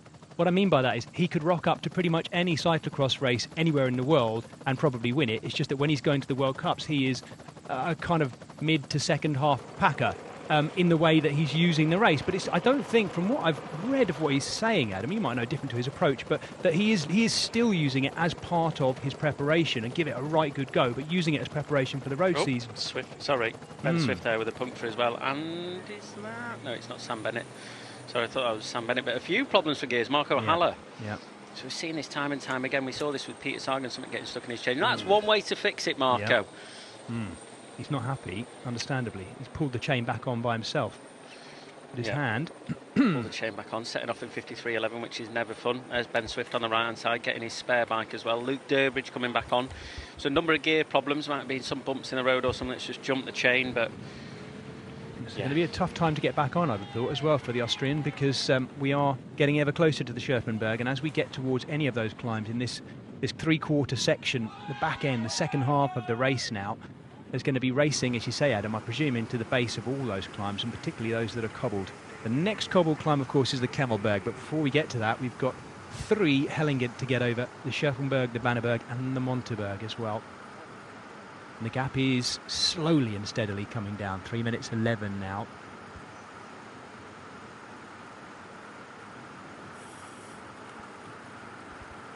Well, one thing I haven't done is asked for your good predictions. Those of you who are watching this live at home, of course, if you're watching this back in our highlights package, perhaps if you're watching it back on the GCN app, obviously don't do this. Well, both feel free to tell us at this stage who you think might win, but we may not be reading it. If you're watching live, though, do please get involved on Twitter. Let us know your thoughts. Let us know who you think is going to win, maybe who your top 3 is, and maybe how as well, if there's an interesting prediction you've got to throw into the mix in terms of how this is going to go down. Is it all going to come down to that final ascent of the steep side of the Kemmelberg, or is something going to happen in a big group coming into the finish for a big sprint perhaps? Get involved with us on Twitter. It's at Jez Cox for me and at Adam Blythe, B-L-Y-T-H-E, Adam Blythe 89. Cofidis team a bit unlucky this week, Adam, in the fact that they don't have Max Walscheid here. We are wishing him our very, very best as we look at Yellow Alace, his teammate in the breakaway, because Max Walscheid has looked so good the last few weeks. Of course, he won the GP Denan, and he was Was he third or fourth? No, he was fourth at Depana. Kind of reinventing himself this season as a sprinter, having been a great time trialist previously. He's shown well in sprints the last few years, and I think this year trying to focus a little bit more on it. And he was out training back in Germany this week, in between this week, I say the last Thursday it was, the day after Depana, just going out to spin his legs out and try and recover from that race, and was hit, by his accounts, head on by a car that swerved across the road, didn't brake in time, and went straight into him. By his accounts, he went pretty much over the top of the car. His bike was smashed to pieces and ruined, but thankfully no broken bones. He's undergoing some bit of testing just to make sure he's okay, but understandably from the impact of that, Max Walscheid not racing here today. Yeah, fingers crossed he's all right. Yes, surprising as well for Cofidis that Coquard isn't here. Coquard, yeah, Brian Coquard isn't here. I think this is the kind of hard race that would suit him, so interesting that they've not sent him here, but he might have an illness. Yeah, that's more true. races to prepare for. You know, Brian Coquard has had a very good start to the season as well. He's looked more like his old self as well. I don't know what you feel about this, Adam, but I can't help but think that with the likes of, and particularly Cofidis and one or two other teams, they've been sort of motivated and emboldened by this UCI points system of relegation and promotion as well. They're one of those teams who've actually had a much better start to the year this year, potentially as a result of that. But we do wish, all the same, Max Walscheid a quick recovery. And this is the cemetery that I was referring to earlier. This is the cemetery not far from Polygon Wood, where a large number of those Australian servicemen are remembered and laid to rest as well. So we'll call that 3 minutes now, the gap. Onto small roads as well. Beautiful. See the peloton pick up in pace. We'll no doubt see that time gap come down for the positioning behind them. We can see it now. Ryan Mullin trying to get towards the front. Just on his own, looking to see where Sam Bennett is. Right-hand turn coming up for these guys. And they're getting ever closer now to the Scherpenberg. And after that, it is constant ups and downs. Yes. Messy edge to the road there, isn't it? Yep. See Heinrich Hausler, we just mentioned, at the front, now at the back, now at the front, using those cyclocross skills just to go on the gravel, keep that speed going out the corner. Yeah. And he's urging his team to get on with it as well. What do you think their game plan will be today? Bahrain victorious, Adam. Is it how if Mate Mohoric is the rider that so many people are picking, how's he going to do it in this? It's not, because he's not your archetypal Gent-Wevelgem winner, or is he? Have I missed something? He can be. He's one with San Remo. He's definitely a rider you need to watch. I think, they're doing this to hold position, get him up towards the front. And he's the kind of rider that if he can get over the climbs, which I think he'll be able to do with the likes of Wout van Aert and that select group that I predict is going to happen, I think once he's over there, that run into the finish, he's definitely a rider that will take the opportunity in terms of tactics coming into the finish, trying to pick his right moment. He's not slow in a sprint. He's a very fast finisher as well. So, and after 250k, I think he'd be even better at it. So looking, keep him protected, keep him in position, don't miss any moves. Just keep him in the right position at all times. You see Hausler there, just with no gloves on, third wheel on the left-hand side, talking to his teammate. Jumbo-Visma moving right towards the front. Christophe Laporte's that third wheel on the right-hand side. They finally got to the head of things. You like Heinrich Hausler, don't you, Adam? I can tell. He's your kind of rider. Yeah, there's not many riders that I think you can't riders say. Down. Big crash. Yes, you talk about the pinch point. No, absolutely. And thankfully, they get that slightly, I say this, thankfully, most of them seem to get that slightly soft landing into the verge, though. One of the B&B Hotels riders, though, not looking in a good way. Yeah, is that Philipsen on the right-hand side there from Alpecin Fenix, just trying to jump in and out of the ditch. But this is one of the parts where you need to be at the front. We see Ben Swift coming back from a punch, just rolling into the back of this. If you're ill-positioned now during this peloton, you've got a chase. You can see the riders in front. That's not even the first group that's gone around the corner from the split of that crash there. So these small roads already, you can tell the stress in it. Daniel Oss on the right-hand side from Direct Energy as well, in the ditch. I've really recently seen, we're going to get a little shot at it from behind as well. Riders locking up already in the midsection, making their way straight into the ditch.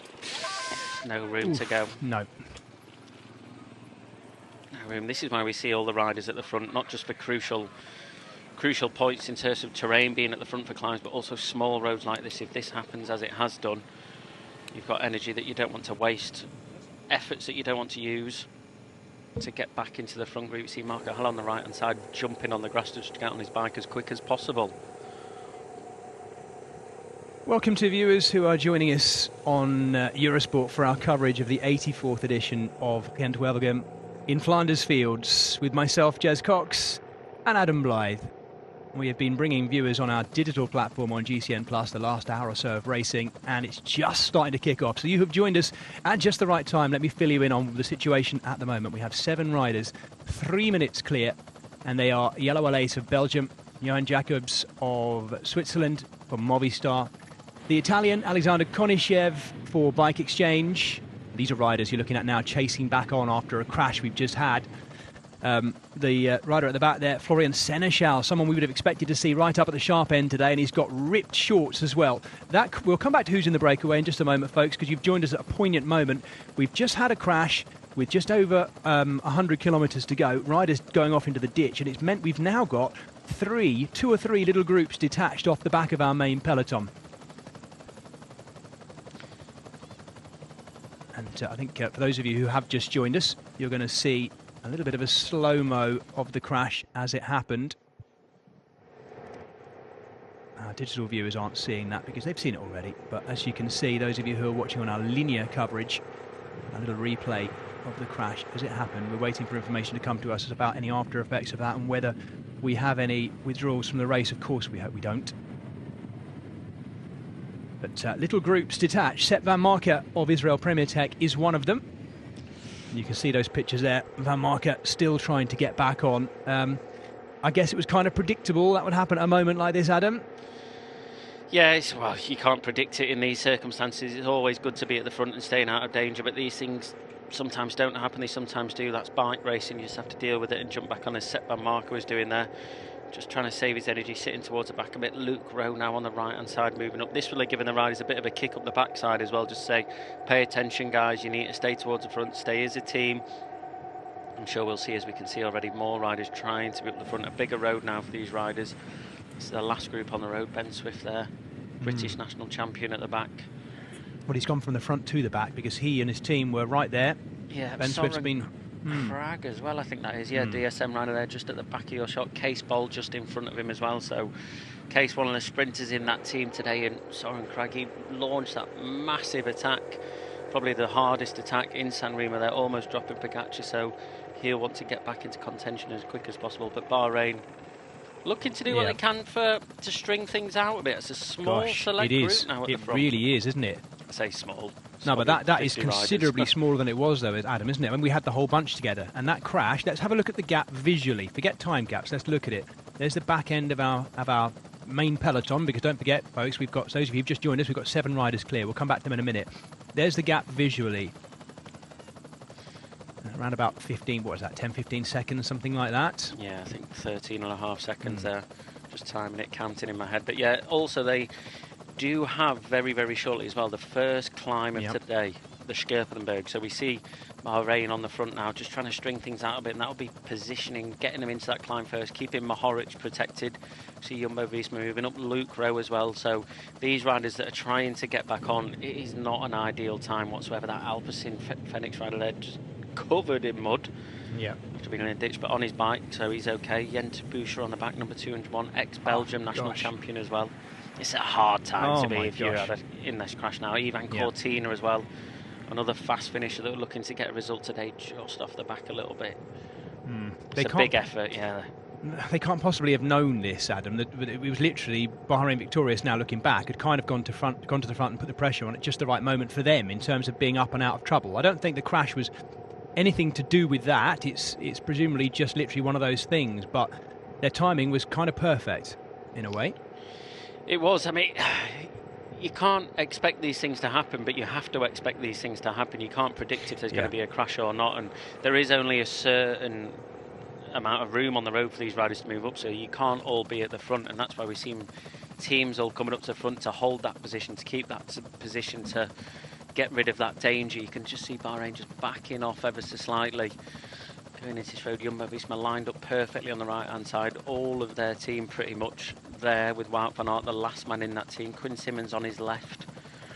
So yeah, all the riders that we expect to be at the front. Quick Step just taking a little bit of breath. Arnold Demar on the back as well in that group, third towards the back there. So just backing off ever so slightly. That group will probably come back into contention, but it's just as I said, the effort that these riders have to make is an unwanted effort. Right, FDJ have missed it then, or FDG I should say. FDG have missed it. And we can just see the numbers of the riders who are in there. Stefan Kung is one of them, definitely, riding with the 101 on his back. He's got Kevin Genietz there, the Luxembourgish champion. Lewis Askey also in that group as well, a young British rider who could do good things today, I expect. It's an ideal terrain for him.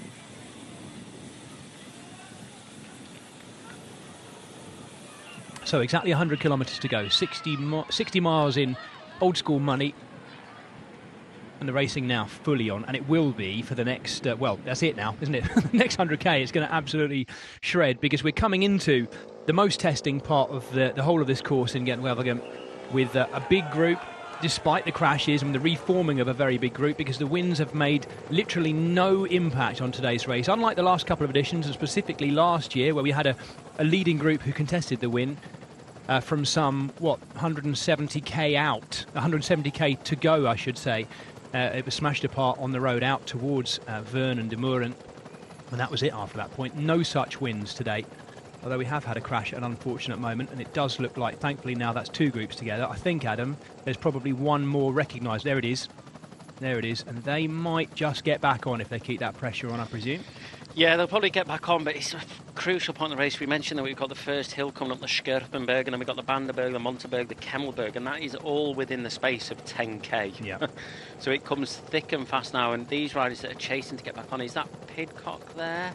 Yeah, Pidcock in the back of that third group, so not in the best position there. I think that's Pidcock, it looks to be. Yes. Yeah, that's Pidcock, so just in the wrong position at the moment with all these climbs coming up. If he wants to get back to the front, he's rolling through on the front. It's Marco Haller in front of him, so just trying to get himself back up there. But with these climbs, as I said, 4 climbs within 10 kilometres, it's going to be a big job for him to get back to that front group. And if the likes of Jumbo-Visma lining up on the front decide to go this early on, decide to make it hard, when I say go this early on, I mean make it hard this early on, it's going to be even more of a task for these guys to get back.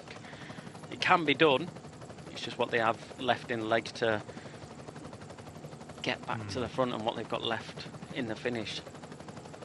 Just to give it a little plug for those of you who recently joined us on Eurosport, after this race, at the conclusion of this race, you'll be able to catch the conclusion of the women's race, so don't go anywhere, because the conclusion of that one's going to be fascinating.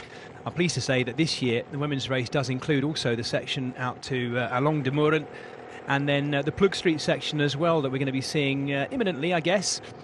So that you know what we have to come, we've got that Scherpenberg, Bannerberg, Monteberg and Kemmelberg quadruple twice over. They do 2 big loops, basically, but in the middle, at the lower edge of those 2 loops, they head down to the Plug Streets. These Plug Street in English effectively translates into plough street, as in, well, you take it as you like. It either means streets and little narrow roads that are used by farm vehicles. I think that's probably the origins of it, but you could also assume that those roads at some stage have been ploughed, because some of them aren't unlike that either in terms of the changes of surface. You'll see what I mean as we get a little bit nearer to it.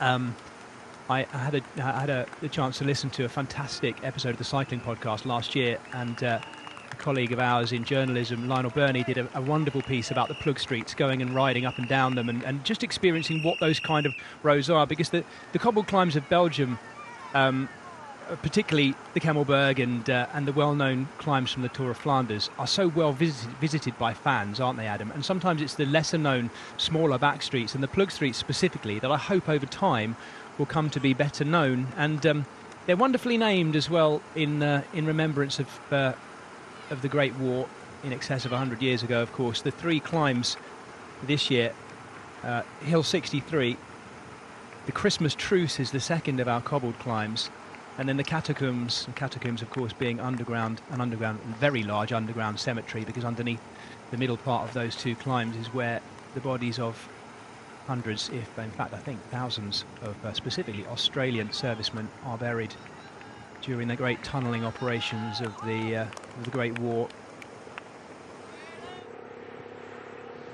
Eduardo Affini back on the front. He's been a very useful addition to that Jumbo-Visma team in a kind of I guess you can never replace you can never replace the great Tony Martin, but a useful replacement nonetheless in Affini. It's a very strong time trialist. Whoops. Yeah, he is indeed. And that stage in the Giro d'Italia that Nizzolo won, he did a seated sprint. He was meant to be leading out, and he only just got rolled on the line. He was flying up there. So this is the first climb of the day, the Scherpenberg. Not too difficult. This is the point where you get to the race and you're like, ooh, I can definitely feel my legs. 100 odd K or so are racing in there. Nice to see Peter Sagan. Well, I say nice to see Peter Sagan up front. Bodnar just in front of him, protecting him from the wind. Wow, those little narrowings of the road. You can see Alex Edmondson there on the right-hand side, moving up with Dylan Groenewegen. And this is the third group on the road, still trying to come back. As I said, with these climbs coming up in concession now for the next 10K, so a lot of climbs in a short period of time. Going uphill as well, you can just see that neutral surface colour. Trentin as well, yeah. Right in the middle. Now, there's a big man for the big race. Big favourite there as well, Trentin. Oh dear, Mikko Shah as well, also there.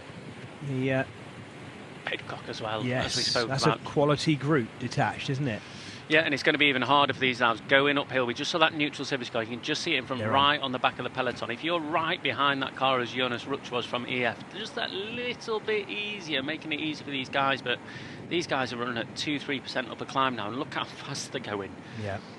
Well, Nicky it's Shah as well. Sorry, yeah, there. No, absolutely, and Richese on the back there as well. So quality right the way down through these groups that have been split off. Remember, not dropped, folks. If you've you've only just tuned in, these are not groups that have been dropped. They are the after effects of a crash which split the peloton into 3 groups effectively.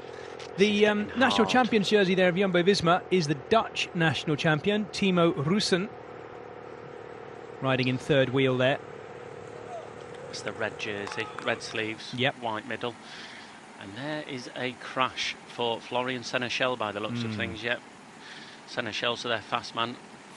He was the only rider, I think, up there for them in Milan-San Remo, so looking to get back on. But look how hard the riders are going. When you think about the effort these guys have to make, doing this over the top of the climb, trying to stay at the front with the team behind them. This is probably not the hardest point of the race, but for a lot of these riders, getting towards the front now can be one of the hardest parts of the race this early on. This is the hardest part that they've done so far, and you can just see how valuable Affini is on the front. You see Quinn Simmons try to come up alongside him, slot back in the wheel a little bit.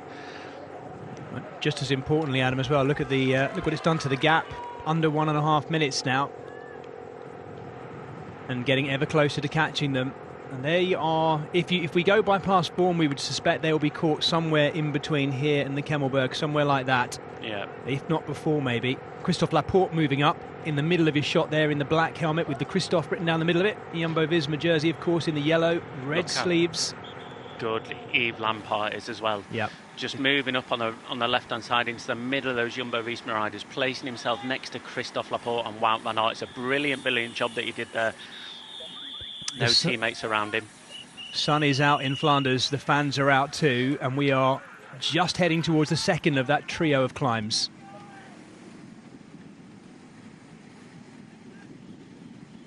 So a number of the UAE Team Emirates riders have been caught out in that one as well. And not just Trentin. Subtle in there, look, just going to the front and going, okay, we've done the climb, let's go easy now. And this is one of the very difficult things about bike racing is you go on the climb there, you go up the climb hard to get in position, you get over the top of it and they almost block the road. So if you're not in position now, yes, it enables the riders like Sepp van Marke to get back into the peloton. Ben Swift just off the back a little bit as well, still from that crash and the puncture he had beforehand. But it enables those riders to be able to, these riders to get back on. But once they get there, there's not a lot of room to move up. You can see these riders backing right off a little bit now, just going easy down into the next climb. That will give them that little chance to recover before they have to go hard again. So it's very much a sprint recover. And I spoke about the efforts the riders have to make. If you're sat in the wheels, you see Luke Rowe on the right hand side looking after Navarez there.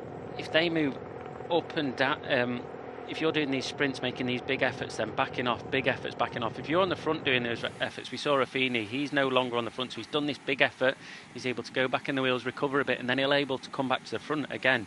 If you can sit on the wheels in these points and stay towards the front, that will save you a lot of energy, and energy that you need later into the race, and that's the importance. You see Jumbo-Visma on the right-hand side in the yellow there, Luke Rowe on the left-hand side with the Ineos Grenadiers, Peter Sagan right in the middle with a couple of teammates in and around him. So these efforts that you have to make, as I said, moving up around this point, if you don't make that effort at that crucial point, it's very hard to get to the front now because the road is blocked. There's no room to move up almost.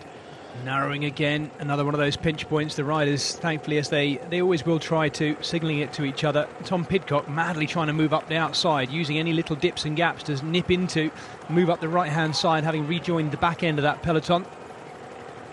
So the next of the climbs we're heading towards is the Banneberg.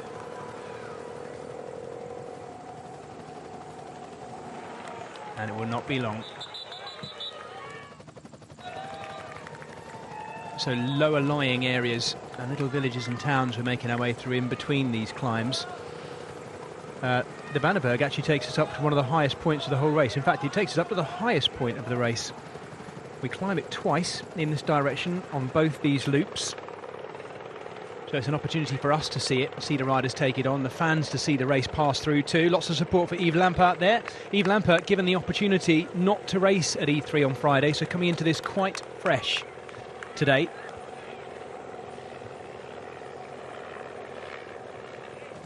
And I suspect that's why we've already seen Yves Lampaert at the front a fair bit, and using his freshness to good effect.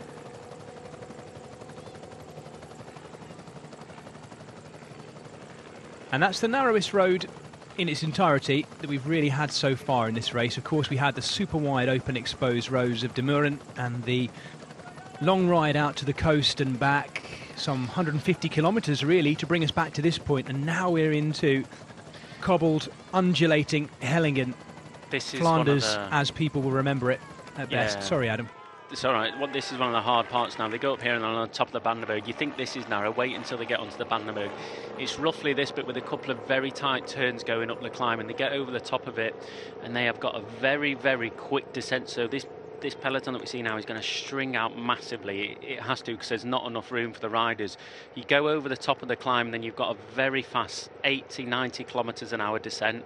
You turn right at the bottom of that, and then you've got a big road that just drags down and down and down and down and down till the bottom of the Monteberg. Now, the Monteberg is the climb before the Kemmel, so you have to go up the Monteberg, and then you don't really have any respite before you go onto the Kemmelberg. So if you're not at the front now, you are going to have a hard ride to get to the front. It will bunch up just before the bottom of the Monteberg, but that's just as you come down into town. And look, these riders right towards the back, just slowing down again.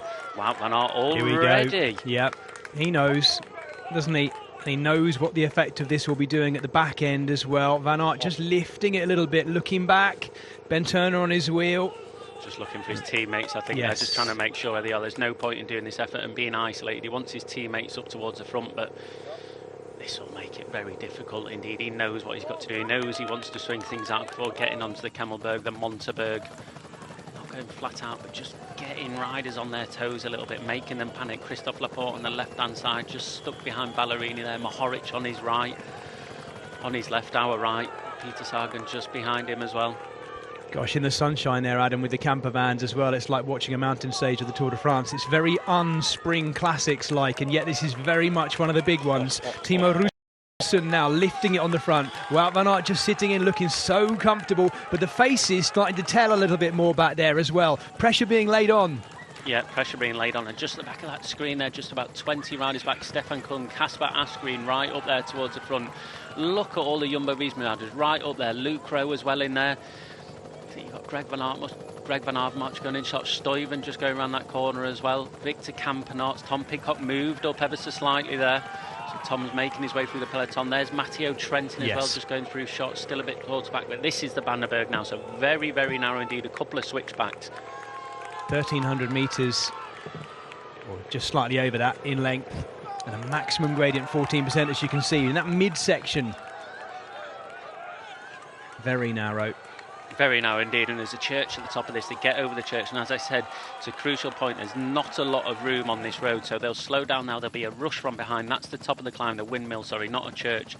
They go over the top of here, left then a right, drop down super quick. And as I mentioned, if you're not in position now, it's going to be very, very difficult indeed. And a tailwind as well down to the Monsberg, so it's going to be fast and furious. It is a church if you worship the wind, as so many of our fans do. And I'm sorry, folks, that you've been a bit disappointed today, but it is so nice to see a Spring Classic in the sunshine. I hope this is warming your hearts as you watch this at home, around the world, wherever you are, watching Belgium and Flanders in the sunshine at the beginning of what an exciting week. And let's look at the back end. Let's see the damage. Affini, that big effort had to ride on the front going into that first climb. Sepp Van Marker as well. Those efforts he have to make. Taco van der Hoorn just in front of him as well. It's like a polar opposite, isn't it, from the stringing out effect. These riders are probably going faster here than what those front riders are, just because that stringing out effect of what Wout van Aert did. Quinten as well, right towards the back. Matej Mohoric on the radio, sitting on Christophe Laporte's wheel as well. Asgreen's moved up. Asgreen there, sat third wheel. Laporte just moving up. Mohoric right up there. Fred right as well. Yes, good to see the South Londoner right up there. And now we start Pidcock, that descent. sorry. Pidcock right towards the front. So Pidcock sat in about fourth or fifth wheel there. If you just look a little bit further back on the left-hand side. And a nasty crash right in the middle as well. Two riders. It's Kamil Gradek, the Polish rider. Oh, he's come down really hard as well. Brent Van Moor as well. Lotto Soudal. Yeah. But Pidcock getting right towards the front, so he's obviously feeling a little bit of being able to move, pick his way up through that climb there on those narrow roads. That acceleration from Wout van Aert probably did him a little bit of good if he's got good legs, which he obviously has to. Yes. You know, the rider stringing out, creating that little bit more room on the road for him. Jasper Sutterlin now on the front for Bahrain. We've seen them on the front already, riding for their rider, just tucked in behind him in the white jersey there. Matej Mohoric, two riders back from him, sorry. Arnaud Demar on the left-hand side with Stefan Kung. I think it was natural coming into this, Adam. We might have thought, and fans might have thought, that Tom Pidcock would be a bit off colour if he was in this, because he's had this period of time off with gastro problems after dropping off the back on Milan-San Remo. But he's also, we need to remember, it's not so much, he might not need to build form as much as some of the others, because he had a full season of cyclocross, or a late half season of hard cyclocross and a lot of racing. So maybe that little rest, it's only a couple of weeks. I think he'll have to build a little bit. You know, I think when you're looking at these riders, the efforts that are putting in racing, there's a lot of efforts missed. Yes, he'll be a little bit fresher. He's not raced since San Remo, so he raced E3, but just get him back into the swing of things and get him back racing. I think Tom is definitely a rider that when he does these races, we've seen him in the cyclocross, he does one cyclocross race, he's a little bit off, does another and wallop, he's right back in there. Yeah. I think for Tom, he's obviously feeling better after doing E3, getting those hard miles in his legs. Arnaud Demar there right in the middle on the back of Olivier Legac and Stefan Kung. Ideal protection for the big sprinter Demar. Philipsen was right up towards the front there as well with Tim Malia. That's the first real hard climb. That's the second climb they've done so far, but the Bannerberg's quite a difficult one. An opportunity for those who maybe were drifting on that last climb of the Bannerberg to move up. As we head towards Sam Bennett as well, sorry. Cheers. No, absolutely. Good to see. Well, I didn't see Sam Bennett there, so good to see he's moved up as well. Wowzer, that's a whole lot of tractor. That's a rather impressive display.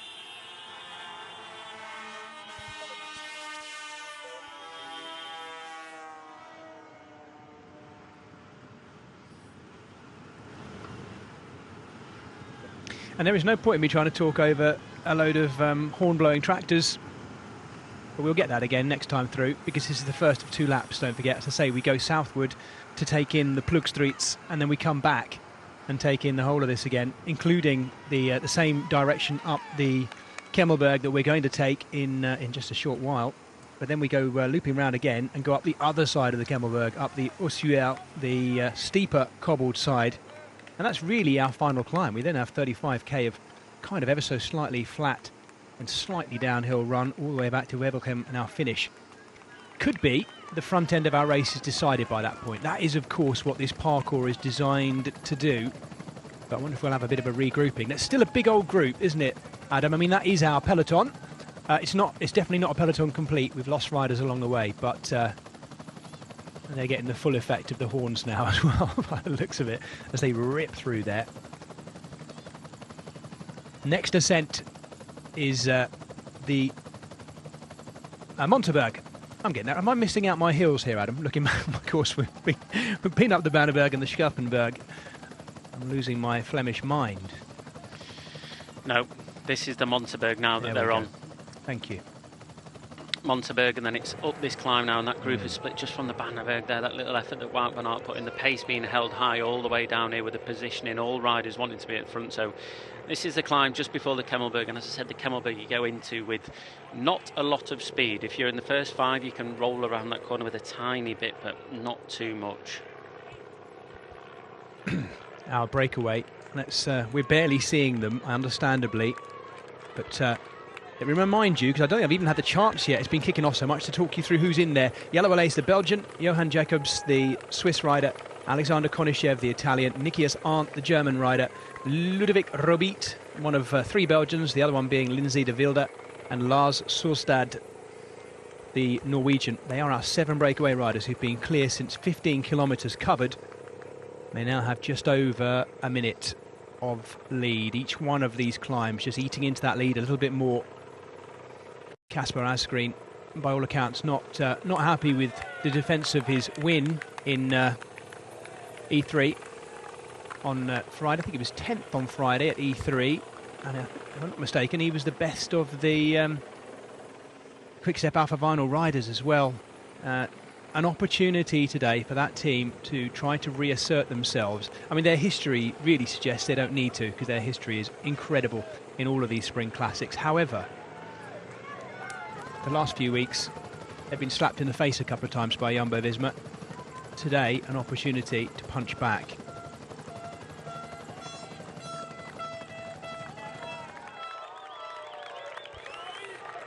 Davide Ballerini in the middle there for Quick-Step Alpha Vinyl. And just looking around, he had a little look and a little nod to Kasper Asgreen just now, and Asgreen just quietly gave him a little nod back. Potentially asking how he is, maybe, how he's feeling. He certainly looks good. Lots of talk from Luke Rowe, as always, Adam. Always talk. He's such a... Seems to be, I mean, obviously I've never ridden with him, but he seems to be a wonderful road captain. He's constantly talking to his charges around him. Not even... quite old school as well, because not even using the radio or the mic. Actually, you know, going up, dropping down the line, talking to each of them. And he's actually doing that at the front of the peloton here as well. Wout van Aert coming back to the front, getting up alongside Timo Russen. A little word between those two too. Bit of a truce. The gap coming down, I guess, Adam, at a kind of a happy distance now. Oh, we're just watching Lars Solstad there. But oh, he's losing his chain. In fact, his chain's gone. That's it. Solstad is going to have to stop and get that back on. He's on the radio. Deary me, what a place for that to happen. And this is the base of the Kemmelberg, up through the woods. 400 metres of cobbles, and they'll get the opportunity, which the peloton won't, to be able to pick their line through there. These, what is now 6 riders. Now that Lars Solstad is off the back, he may well never get back on at this stage. We wish him well, of course, because that's very unfortunate to come to the key point of the race and be detached like that. Sorry, Jez, there's no good line up here either. There's no smooth bit on the Kemmelberg. When you do the likes of Roubaix, you get to ride in the middle, but this is just bumpy all the way up. The steepness around the top of this corner, they're going to head round here down to the left-hand side, and it just kicks up towards the top, and that peloton there just backing off on the climb, not allowing other riders to move up. If you string it out like Wout van Aert, it allows the riders such as Pidcock before on the Bannerberg to be able to move up when there's gaps. But now that peloton's backed off ever slightly, they'll get over the top, accelerate hard, so it's like an elastic band effect if you can get back on. But when you get back onto the back, there's no room to move up. It gives the riders at the front a chance to recover, but the riders at the back, they're scrambling around, they're on and off the brakes trying to move up positions. And as we keep speaking about in these Belgian races, being at the front is massively important, and that's why you can see here Ballerini on the front coming into the bottom of this set now. So first here we go. in. There we go. Johan Jacobs seemed to be... Wowzer! Yes, I see what you mean. You've lost all speed there, and that's even worse, isn't it? Yeah, well, that is a bad move. You don't want that to happen whatsoever. But Wout van Aert right up towards the front. Looks to be Sam Bennett as well towards the front there. Tom Pidcock just getting back going again. Asgreen missing that, and Narvaez there as well. So a crash going into that corner. The dust and the dirt on the cobblestones and getting back going again onto the Kemmelberg now is not an easy thing to do. But just checking over is all right. The ride is over the top of the climb and onto that tiny little bike path over the other side. Yes, it is very narrow, that, isn't it? Wow, they're at the top already almost. Right. Wow, Casper Asgreen really driving hard now. So this is the first of 2 ascents this way up the Belvedere side as well. And Casper Asgreen using this as a key moment. Tom Pidcock right there. Matej Mohoric just behind him as well. Where is Van Aert? He must have had a problem because he was right at the front. I've not seen him go through so far. Tish Benoot just down here now in the middle with that yellow helmet, but... I don't know, Adam. I think he might have gone through on the left-hand side underneath the crowd. He did. For those of you who saw it, we might get a chance to see that. When that crash happened, he did a very cyclocrossy thing. He got his weight back, picked up his front wheel, and just pulled it out of the way, as he would do going through a muddy corner or out of a rivet. There he is. Yeah, I thought I saw his helmet go through. So Van Aert is trying to take control of this one. Let's look back down that group to look for the next split. There's no obvious split there. They're pretty much well strung out there on that very narrow cycle path descent. Yeah, they go over the top of this, down the other side of the hill, around that downhill cobblestone section that will come back up later into the race. They've got another time up this time of the Kemmelberg, then they go up the other side, which are descending around at the minute. At the bottom of this hill, they turn right, and it just slowly drags and drags a little bit, so it's going to be strung out now for the next 2, 3, 4 Ks, and the effort that you have to put back in on the Kemmel, even down this descent, you can see gaps open, you're chasing to get on the wheel still, so there is not a lot of recovery. Ryan Mullen with a problem on top of the Kemmelberg. Chain again. Yes. That's 2 times now for Bora that's happened with their chains. Anyone would think they're on a single chain ring or something, you know. Let's not go there. You can see the wind there, just on that flag on the left-hand side. They've taken this right-hand turn at the bottom of it, 47 seconds back to the peloton. Drop down ever so slightly and then climb back up again, but with a headwind that will enable the riders a little bit chasing on, give them a little bit of an easier job to do so, to chase back onto them wheels. The riders in the front won't be able to ride too hard, but wow, Van Aert already, we've seen him on the Bannerberg go hard once, top of the Kemmelberg, straight over the top, getting on the pedals, trying to split this group up as early as he can, whittle the group down, get rid of the sprinters that he doesn't want there at the finish. Well, Lars Saugstad is about to be reabsorbed. I hope you enjoyed that moment. We're going to get to see those shots again in the woods there on the Kemmelberg, and you can, everyone loves their Muur de Huy, everyone loves their Arenberg Forest, but that's one of my favourite classic shots, that looking through. It's so varied and the woodland around it is so dense, but just looking through the trees and seeing that tiny narrow bit of asphalt and some of the world's best riders shredding through the middle of what is effectively a track through the middle and over the top of a wood. Pedersen there as well at the front. Pedersen, Jasper Stuyven towards the front as well. Jasper Philipsen also towards the front. I think it was Sam Bennett, but just look at the damage stringing out over the top of there. Wout van Aert chasing this already, look. No one responding. No. Wow. Oh, now there's a response.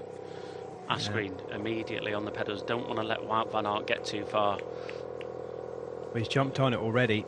Alex Kirsch, Ben Turner doing a brilliant job there. But look at that group, it's already slimmed down. And just at the back of that group in the Alpecin jersey, Jasper Philipsen. That is a danger, man.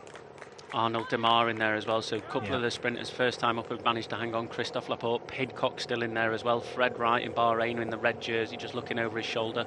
Ivan Cortina as well. Mohoric just a bit further back. Stefan Kung. A lot of good work being done over the last 170k or something by Ben Turner. He is acquitting himself well within that team, the big tall Brit. There's Sam Bennett there, the Bora jersey, just on the right hand side, so managing to stay with the riders the first time up the Kemmelberg. Mohoric now moving up on the right hand side. No drop of post today. How do you know? Are you sure? Well, it looks saddles up, look. But he's quite happy to use the descent though, isn't he? As you can see. Sagan, not in a good way at all. He's a long way behind. Ben Swift just in front of him. Looks to be Elia Viviani, is that just the rider? No, that's not Elia Viviani. Luke Rowe. There we go. Well, those two have done quite a lot in the first half of the race, but I'm sure they wouldn't have wanted to be detached quite so soon. Or ever. No. Making their way through the town of Kemmel itself now, having gone over the Kemmelberg. They then descend down to Mason, and then they start the Plugstreet section, or Plugstraat section. We had a chance to see them for the first time.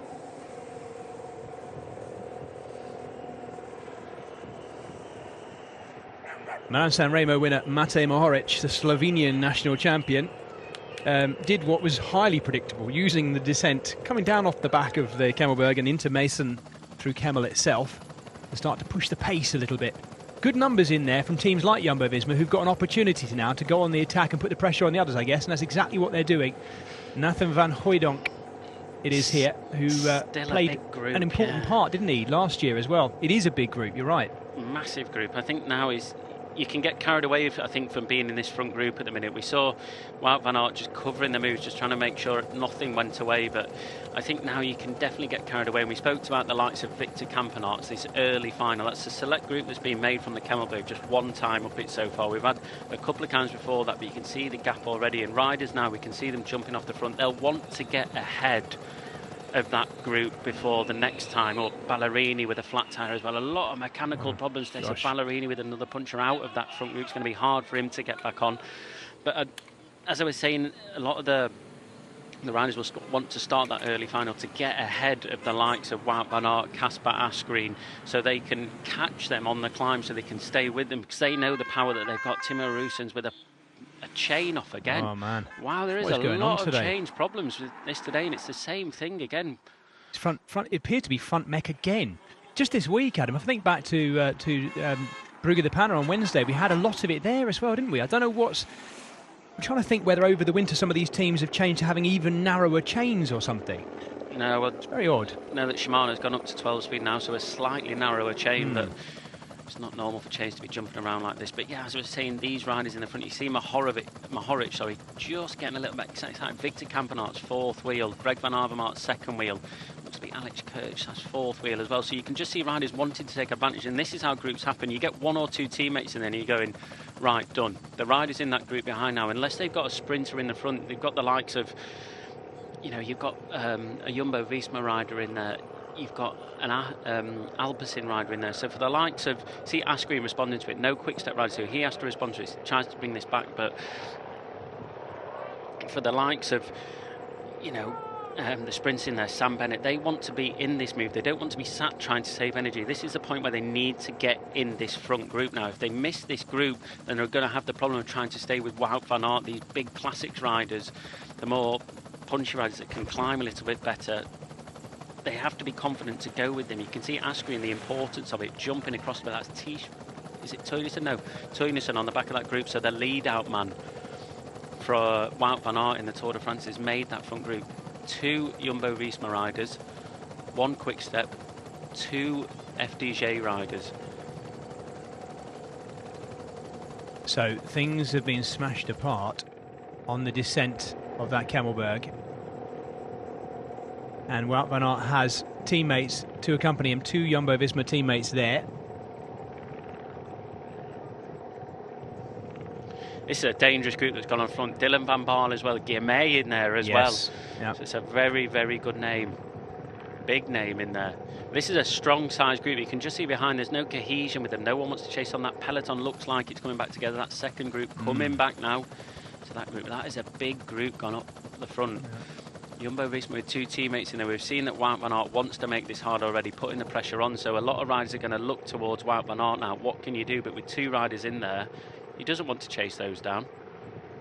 And Mohoric is doing an awful lot of work, isn't he? And he keeps digging through, not just driving through, but digging through and then persisting as well.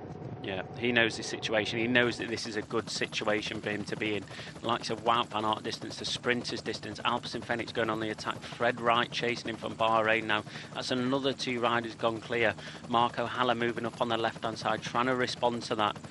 The Alpecin riders, Soren Krag chasing him, Stefan Kung chasing him. So everyone's seeing this danger where everyone wants to be a part of it now. The Alpecin rider getting very frustrated, saying, "Oh, why are you not chasing?" They've got Mohoric in the move. Why does he want to chase with it? Yes, good question. You would think they'd know, in their ears, being told. Philipsen as well. Look, Philipsen wanting to respond from that. This is what I was speaking about. The sprinters wanted, should be where Grimet is there in that front group. He's in the perfect position. You know, he can get in that group. There's not as much stress. There's not this jumping around trying to follow the right move. He's there so he can relax. He can try and do as little work as possible so he can stay as fresh as he can. Ultimately, the attacks will come from behind when they get onto these Ploegstraats, when they get into the climbs again. We'll see the attacks come from the likes of Wout van Aert, the likes of Tiesj Benoot. And they have to be able to respond to that. Whereas if you're in this front group now, you can sort of relax a little bit. Edward Toon's in there, a very fast finisher from Czech Segafredo as well. Yes, absolutely. Ideal man for this kind of terrain. Great to see Gourmet there. So many people excited about watching him in this race. Still only 21 years of age. 5th at the E3 Harelbeke on Friday, answering the questions that some of you may have had about him in terms of how well he'd handle the cobbles. Well, there's the answer. Very well indeed. Such a talented young rider. I think, in a way, Adam, that's the signing of Gourmet by Entomarché Wanty-Gobert, one of the best signings of the last 12 months. It's certainly proving to pay off already for them, not least in terms of UCI points, because if you look back through his amateur career, his under-23, well, early under-23 career before he signed for a World Tour team, so consistent. Yeah, so consistent. Who is on the front now? I'm trying to see if it's DSM riding on the front, trying to bring this all back together. I think they might have had, I wasn't sure if it was Soren Krag. It looks to be Soren Krag on the front of that peloton, trying to string things out and just see the importance of it. If you can get across this group, if your leaders missed it, they need to bring this back sooner rather than later. This group working well together. There's a lot of firepower in that front group. Mike Teunissen, Greg van Avermaet, Mohoric, the winner of Milan San Remo, Dylan van Baarle, Ben Turner as well, 2 teammates from Ineos Grenadiers making that front group. Yep. Sylvain Dillier, Victor Kampenaerts, Van Hooijdonk, who was absolutely monumental in Wout van Aert's victory here last year. Sylvain Dillier is in that Swiss national champions jersey. There he is in the middle, riding for Alpecin Fenix in the red and white with the white cross on it, of course. That's Casper Asgreen flicking his elbow. Ben Turner for Ineos Grenadiers coming through. There's the front of that chase group. Yeah. Dylan Groenewegen there as well, pulling all sorts of faces. Anthony Turgis just further back on the wheel of just behind Mads Pedersen. Alex Kirch just behind him, Jasper Stuyven just behind him, Tim Malia just behind him, Marco Haller, Yves Lampard, Christophe Laporte, all the big names in. It's interesting that Bodnar is on the front. I'm trying to look if you can see Peter Sagan within that group. Yeah, they've got a lot of good riders in the peloton here that have missed this group that they want to bring it back for, but there's also a lot of riders in that front group who have teammates in the front group, so they won't need to chase or want to chase.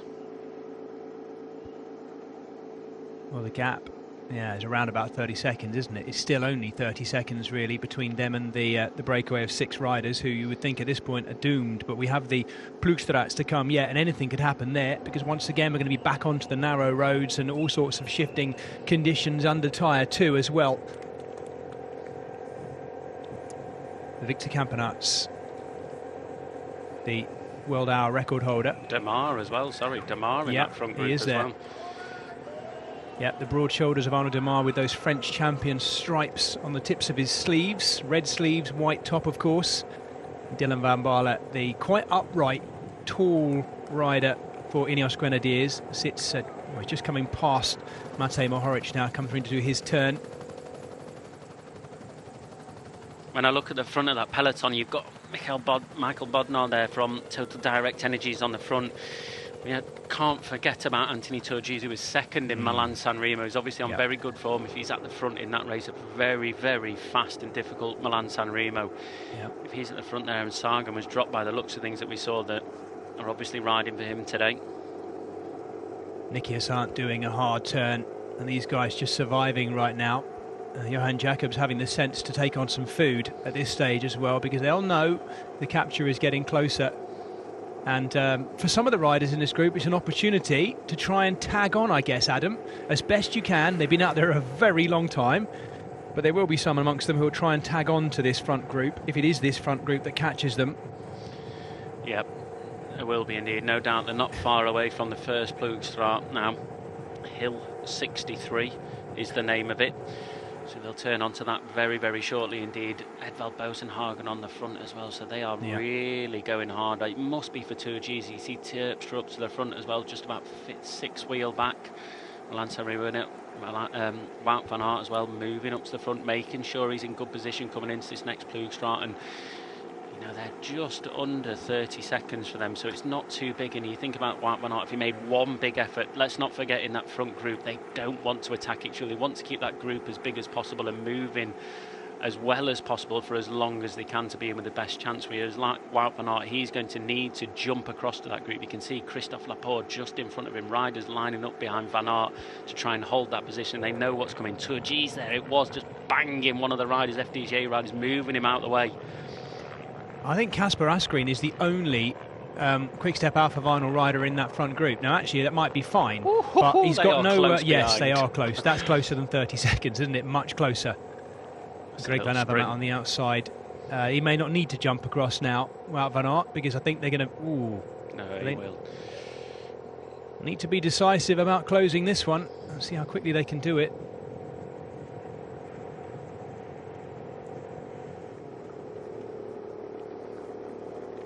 So our breakaway, the remnants of them, the 6 riders are onto the first of the Plugstrats. Ah, yes, Ludovic Robeet.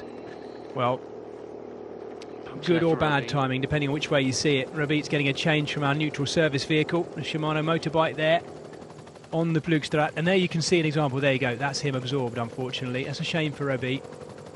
Let's see how close these riders are behind now. You can see how narrow this road is. Not a lot of room to move. No. The riders on the front looking to back off a little bit. So Wout van Aert came into that corner near the front. You see Christophe Laporte just sat second wheel. Heinrich Hausler moving up, still growing away again towards the front with a teammate. Jakobsen there as well, still just going around the outside of that group. The group is a lot smaller than it was. Melia there, still in there. Jens de Bucher is still in there. Fred Wright towards the back, so it just seems to be that they've just backed off a little bit. So obviously Wout van Aert and Jumbo-Visma, I keep mentioning them because they're the riders we watched. If there's going to be any attacks from that group to get across to it, it will be probably those guys that will do it. But looking to be quite happy and content. They obviously don't want to take the peloton back across to them with 2 riders in the front. Well, saying that, it's a big enough group that would probably benefit from doing that. Hill 63 is one of the numbered hills that were used as absolutely instrumental vantage points and observation points during World War I, and this is one of those absolutely key points. It's also where there was so much tunnelling underneath them. These Plugstreets, as I thought, Adam, just as I'd expected, pretty nasty. They are ploughed streets, or streets along which farm vehicles would move effectively. The gravel roads, aren't they? Yep, that's all they are. Just lovely, lovely, hard gravel roads. We can see the rider there, Nicholas Arndt again. We did this on the cobbled section with about 150 km. He's doing the same thing again, just moving off the front ever so slightly, putting the effort down. He just sat in the wheels a little bit, save that energy. If the group catches him, he might have a little bit more in the tank to be able to maybe hang on to the riders when they do catch him. But Johan Jacobs again persisting, pushing off the front a little bit when it gets testy.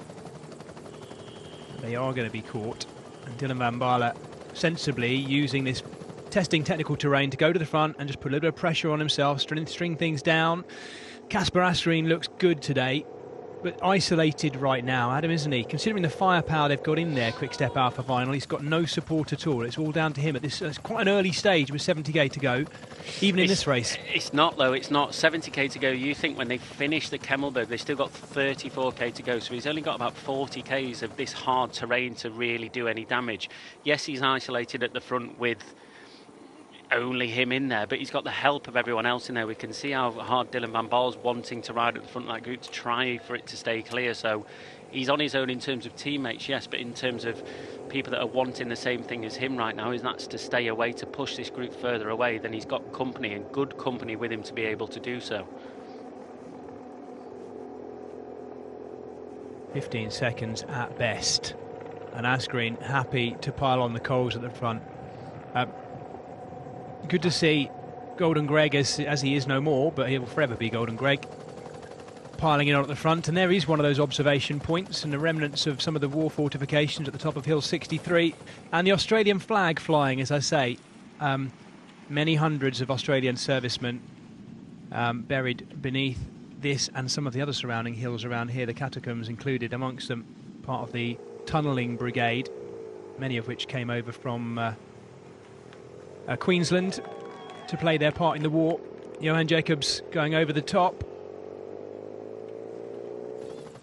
And looking like he's enjoying his time out the front as well in one of the biggest one-day races in the world.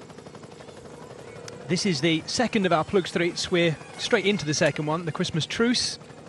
The recognised scene of course, you won't need me to describe it to you in its fullest detail, but a whole series, not just one, but a series of football games and interactions between Allied forces and invading forces that took place around Christmas time.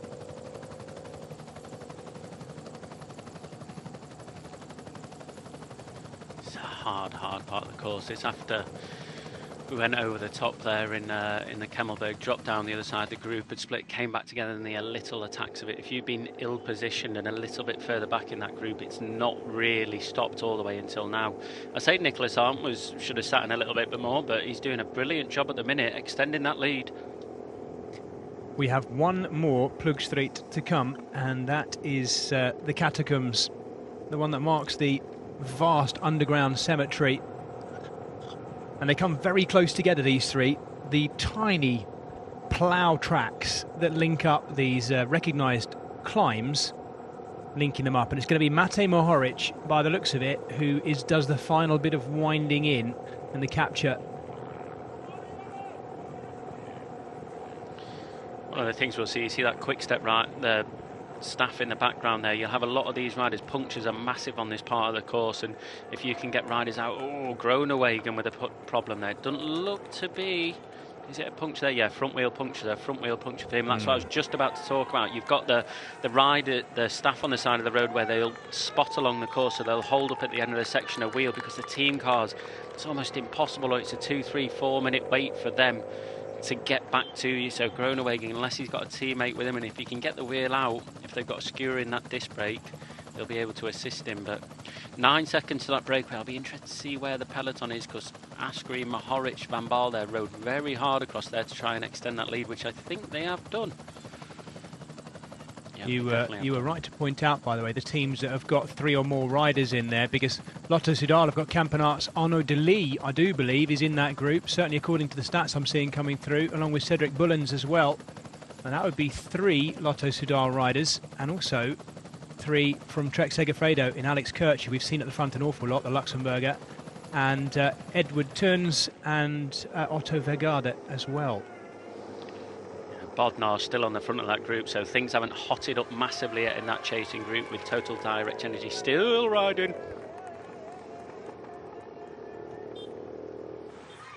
Easy now, Johan, that was a bit testy. And look at the gap though, look how close it is. Sorry, I've been calling Nicholas Arndt, haven't I? Silly me, sorry. Johan Jacobs.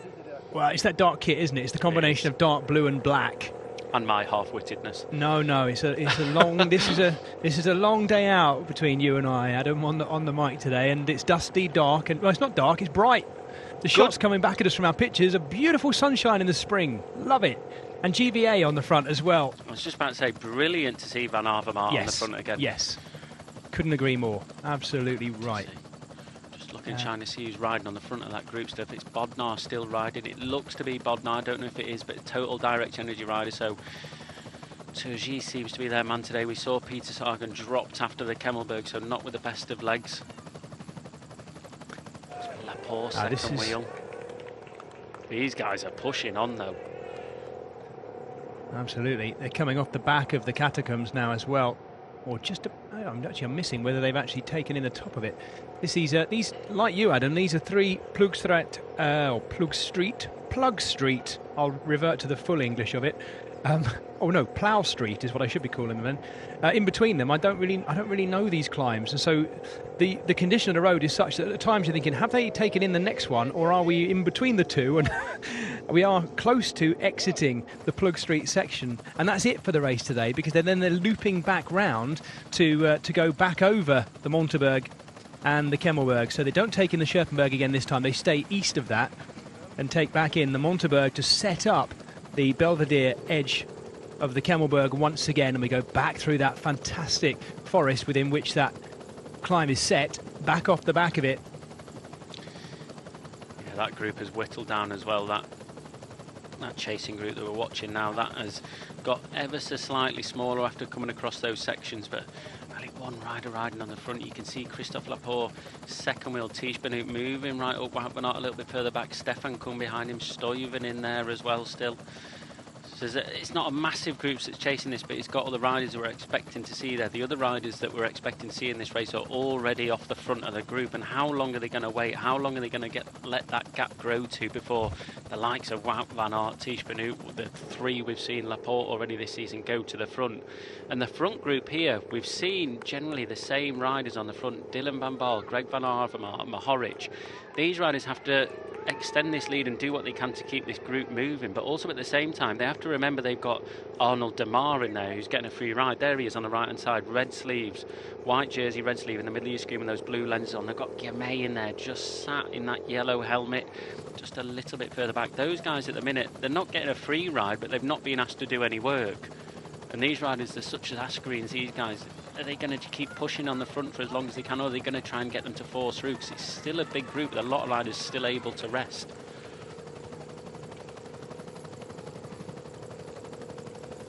Jumbo-Visma, as you'd expect, doing as much as they can, while Christophe Laporte sitting in second wheel. They're just marshalling things, waiting, I guess, for the moment.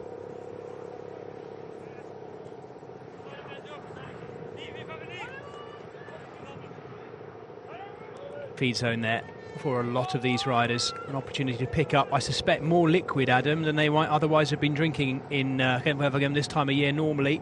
Getting quite warm. Yeah, sun's popped out now, finally, in Belgium. Lovely. We're approaching again as well. The second time up the Monteberg, the climb before the Kemmelberg as well. And the man in fourth wheel there, Wout van Aert, or even the man in second wheel and third wheel. What are they going to do coming up there now? Because it is just going to be... I mean, they're going to have to want to get across to this group here. The gap is going out ever so slowly. Only got one rider riding on the front against however many riders in here. 24 riders, I think, are in this front group now. They've got the little bit of power left that is left from that original breakaway, the first one of the day. So it's growing ever so slightly in numbers. Yep. They won't do too much work on the front, even though Nicholas Arndt is doing work on the front right now. So I think when they get to that Monteberg, we're going to see the likes of maybe Tish Benoot just ride full gas up the Monteberg, and then Wout van Aert, Laporte ride full gas up the Kemmelberg again, and then these guys will probably be not all back together, but I think there might be a few more riders within that group. Just looking over the shoulder of Ben Turner there, you can see that chase group behind. It is, you're right, Adam, I think it's almost as if Christophe Laporte, Tish Benoot and Wout van Aert just waiting. Tish Benoot, that customary head to one side, just almost as if they're waiting for Edvald Boasson-Hagen to do that last turn on the front. It is Boasson-Hagen, the former winner of this race, won this race back in 2009. And he's not even that old. He won that very early in his career. No, they've got a long time yet, though, before they get to it. They've got a good 9 Ks before the Monteberg starts, a bit more, 8.5 Ks until that starts. There's a lot of riding that last turn. I don't think it will be the last turn. They need more help towards the front of that peloton to be able to chase this. Don't forget there's not 24 riders rotating at the front of this group. There's maybe 10, 12 of them riding through and off. So 1 against 12 at the minute, who are all pushing on. Even Demar's rotating towards the front now. You're right, Adam, about Nikias Arndt as well. He can't help himself. He's just been out in the breakaway for, since 15k into this race. And here he is again going through again. And he's not missing any turns. He's not sitting on. No. And look at Victor Campenaerts and Asgreen now towards the back. They've got off that gravel section. They've put the effort in. They've just gone back to sit back. They know what's coming, especially like, well, all of them, but Asgreen, they know that Wout van Aert is going to try on that next line. They know that they're going to accelerate to try and bridge across this back. So sit back, relax, take a breath, get some food in, and just try to save as much energy as you can, because they've got to go to the Kemmelberg once more this time, and then another time again. I'm going to argue that it's a harder side to it. Yeah. So he wants to keep a little bit of freshness in the legs as much as he can, just in case these guys come across and he can respond to it. Bodnar up to the front now, second wheel behind Boasson-Hagen, so a little bit more firepower. Boasson-Hagen doing everything he can, playing his part in the race as well. There's so much experience in that Team Total Energies team. That's another way of saying they've got a lot of old riders, but in amongst them they've got riders with real pedigree and experience as well, and a lot of engine room power as well. We're talking about those three from Jumbo-Visma, specifically those three, Benoot, Christophe and Wout van Aert, as being ready to try and do something and jump across. Do you think that's in the minds, apart from their teammates ahead of them, but of the other riders ahead? Do you think they're also waiting to see if it's going to happen? Oh, yeah. crikey. 100%. Yeah. No, but in a way, I'm just thinking, Adam, like to someone who's new to the sport, you might be thinking, well, what on earth? Well, just get on with it. Get on with the race. Press on. But they know, I guess the last few weeks have shown them that particularly those three, and we know what Benoot's like, he's ridiculously, he's just so good at holding that tempo once they get going like that. We're certainly seeing Arnaud Demar coming through and doing more than we maybe might expect to try and keep that group clear, because he knows it's advantage to him. There's no Groeneweg in there. We don't even know where. Is that Groeneweg on the back of that group again now? Has he made his way back on? No, that's not, is it? Still. It's no, not. No. Yes, you're right, it's not. We don't know where he is. It's getting closer, sorry. It is. It's interesting as well, the more I'm looking at it and trying to think what might happen is, let's not forget there's two Jumbo-Visma riders in that front group, Teunissen and Van Hooijdonk.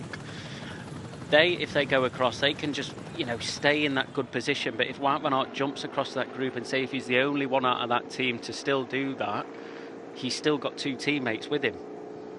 If he takes Laporte with him and Tish Benoot with him, then he's got 5 teammates with him.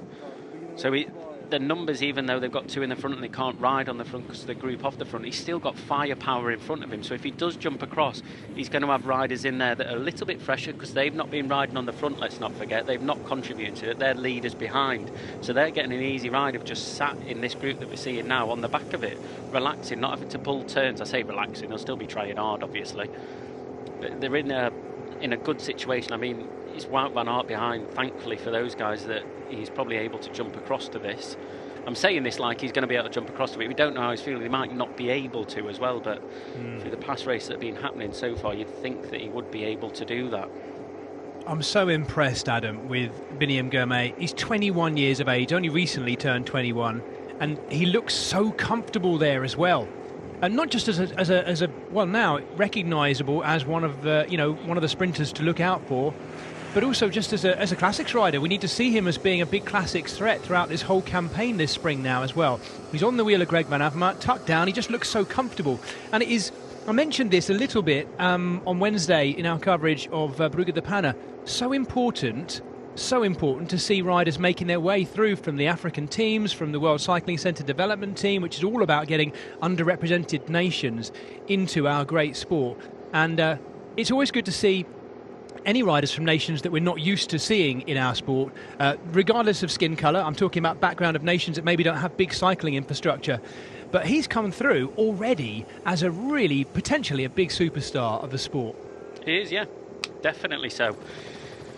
That gap is getting closer, and just it is. To it really look is. there as well. Anthony Turgis from Direct Energy. He's got Boasson-Hagen and Michael Bodnar on the front of that group, bringing this back, and it's getting closer and closer for these guys. And obviously that group in the front, we've seen not all riders contributing to the pace.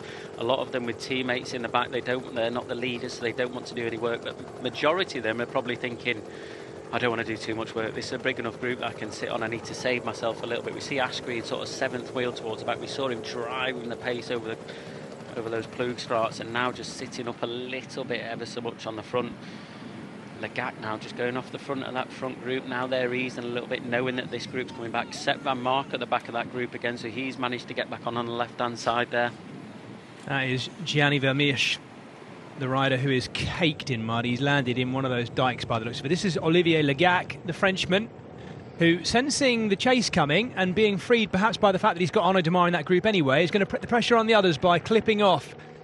He's an impressive rider. He's ridden well in the likes of Trobro Leon before, actually. I've watched him in that race, and copes very well with the Plugstraats, and he seems to have coped well with the Plugstraats today as well, Legac. There's the capture, Adam. Yeah, the capture is always going to happen. You can just see the rider on the front look. Van Hooijdonk by the looks of things, looking back, just slowing things down a little bit. And they could have panicked, couldn't they? Van Aert could have panicked and burnt some matches getting across that gap. And in the end, we might look back on that moment come the end of this race and realise that actually that was beautiful tactics. Yep, Ivan Cortina by the looks of things trying to take a flyer chase, Legac down, try and get that gap going a little bit.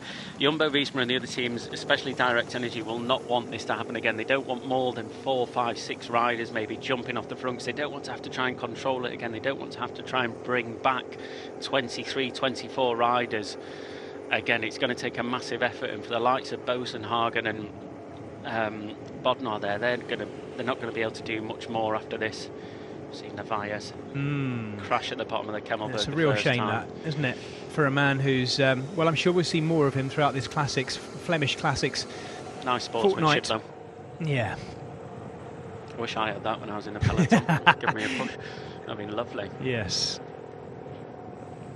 Yeah, you've mentioned him a couple of times in there. Anthony Turgis, 13th at E3 on Friday, but more.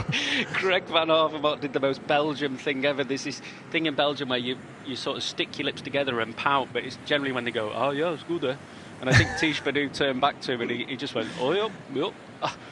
With his arm warmers under his stomach looking like he's pregnant. Well spotted.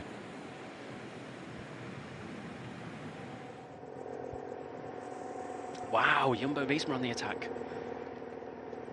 Yes, Mike Turnison going on the attack, being neutralised by Trek Segafredo. But we have enough numbers here of the strongest teams to just put some flies in the ointment and play a game a bit, firing riders up there. Someone as strong as Mike Turnison as well, who's well capable of winning a race like gevelgem.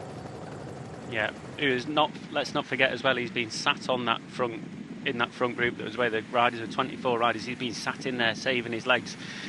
And the point now is that nobody wants to get on the front and dictate the pace right now. Nobody wants to use teammates up coming into the Kemmelberg again. So what we'll see is maybe riders wanting to get away before the Kemmel to try and anticipate the moves from behind so they can be with them at the top of it. Jakobsen just in the centre of the screen there towards the back, number 12 as well. So he's still in there. But riders will want to get away. So no one will want to control it, but no one wants to make a big silly effort on their own as well, where they're just out on their own before the Kemmel, because you're going to burn up all the matches before they've even got to the Kemmel. So ideally you want 2, 3, 4 riders to jump off the front to try and make it over the top. But if you're a big name or a sprinter that wants to do so, how much will that take out of you? Let's not forget, this isn't the last time up the Kemmel either. No. They've got the Monteberg first, then the Kemmel, then they loop back over the Scherpenberg and the Bannerberg in the direction they'd done it before. Then they have that steeper side of the Kemmelberg. It's much shorter, but an awful lot steeper as well. Descending steep down off that, back towards Ypres, where we started at 10:30 local time this morning. I just can't help but think that Fabio Jakobsen might want to move up a little bit. He's a big danger man if he's anywhere near the front come the finish in gevelgem.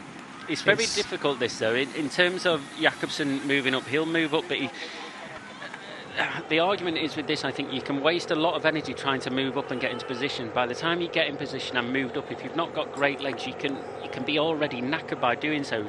Or do you just stay put almost where you are, save your energy, you have to respond to accelerations and just try and hold your tempo, what you're comfortable with. As soon as you go into the red zone where you're at your maximal effort, it's very hard to recover. So if he goes near the red or close to it, just getting in that position, he'll go further backwards than what he did already on the climb. So he might just be happy where he is now, knowing that I've just got to stick to this tempo. I need to get over the climb and not be too knackered. Let's not forget 55 k's to go, one more ascent to the Kemmelberg to go as well after this, and then we've got the Bannerberg, the Scherpenberg before that. So there's still 4 climbs still to go.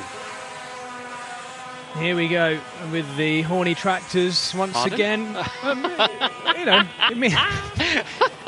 I don't know what's so funny about that. You know, they are sounding their horns. Yeah, very good, Jez. Thank you. There we go. They're letting off a bit of steam and smoke by the looks of it as well. I don't know what the impact on the local CO2 emissions are, but they'll have enjoyed their day out. So this is the Monteberg now, the bottom slopes of it.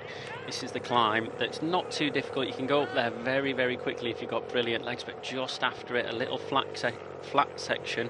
And then you start the Kemmelberg again. We saw Ballerini there the first time going up there, went into it a bit too hot, crashed into the barrier. 1.5k, 3.9% average, max of 10%. It's not the most difficult climb in the world, but it can be in terms of positioning. And this is what happened last time, if you remember, Jez, that they all backed off, get in that position, then slowly back off so you're in position. No one else can move up now. Sam Bennett on the left-hand side, look behind Victor Campenaerts in the green helmet. Do you know, it's when you see Victor Campenaerts climbing, you realise just how small and compact he is. He looks like a little child at the front compared to those around him. I mean, often it's just depending on who's next to him. But that's the first time as well that I've seen John Degenkolb right in the middle there as well with the DSM jersey on, pulling a few faces. Degenkolb, and there's Turgis just on the right-hand side of Ben Turner there towards the back, and we just got a very quick shot of Jakobsen right towards the back. Looked like he was struggling ever so slightly. Just see him there, fourth on the back, out the saddle, just in front of him. He's got a Jumbo-Visma rider. So we've got an attack from the source. Yeah, on the Monteberg. And this was bound to happen because we've had a flattening of our main peloton here. Oh, there's Jakobsen. Oh no, it's not Seneschal, sorry. Yeah, he of the holy shorts. Lucky that those shorts didn't rip off completely, because we've seen that happen before. He's obviously got problems. Yeah, not happy. Not happy. He's done by the looks of it as well. Yeah, he's finished. Yeah. Saying he's stopping. Yeah. But yeah, one rider off the front, just trying to anticipate that move of what we think is going to happen.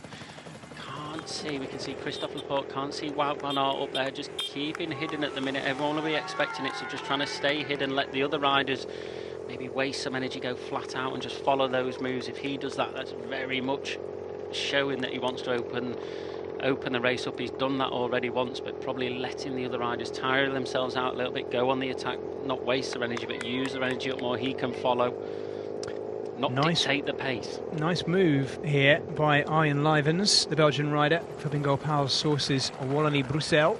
Good opportunity for them to get out there as well, out front, and he's opened up quite a good gap already. Understandably, because there's a little bit of a blocking of the road going on here, particularly by Trek Segafredo by the looks of it, trying to block off the left-hand side of that road. Pidcock keep things calm. Yes, Pidcock's still there. Up and down kind of day. You might expect that after having a little bit of time out, I guess. Ben Turner is the tall Ineos Grenadier in the middle there, alongside Victor Campenaerts, still looking so calm. Christophe Laporte in the middle there as well. Jasper Stuyven next to him for Trek Segafredo. There'll be a big acceleration in a minute. Just getting over the top of this. See Alex Kirsch moving on to the drops of his bars to get into that. There we go. There's the acceleration. Just moving in towards the Camel. It's like a bunch sprint trying to get into that. Well spotted, Adam.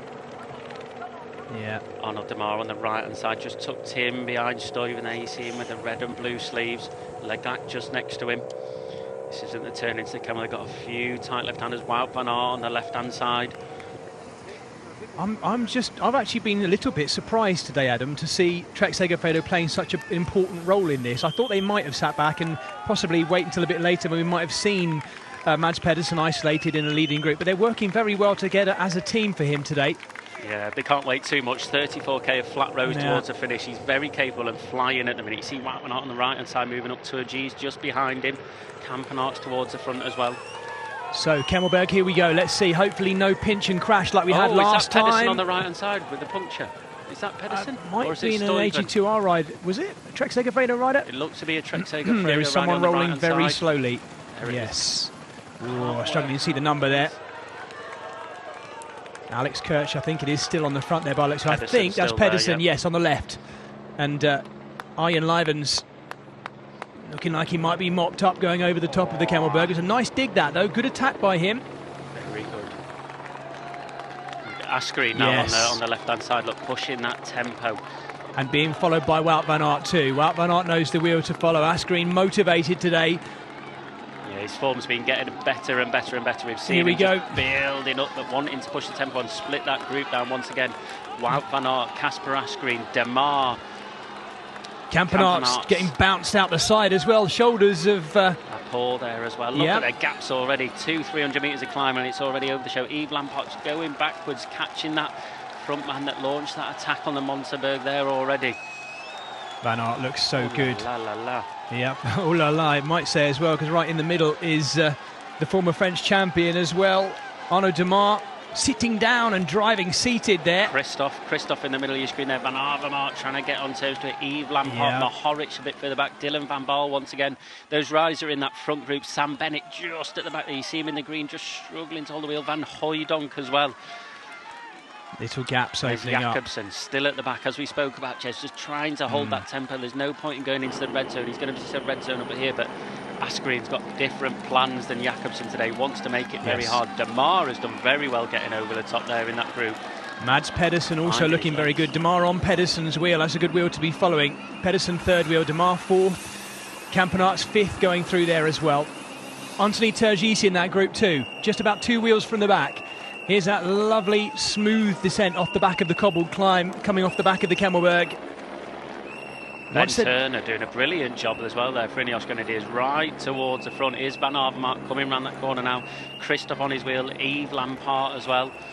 It's behind him Mahoric, Van Baarle, Stefan Kung there. Tish Benoot, Philipsen there as well. Michael Valgren.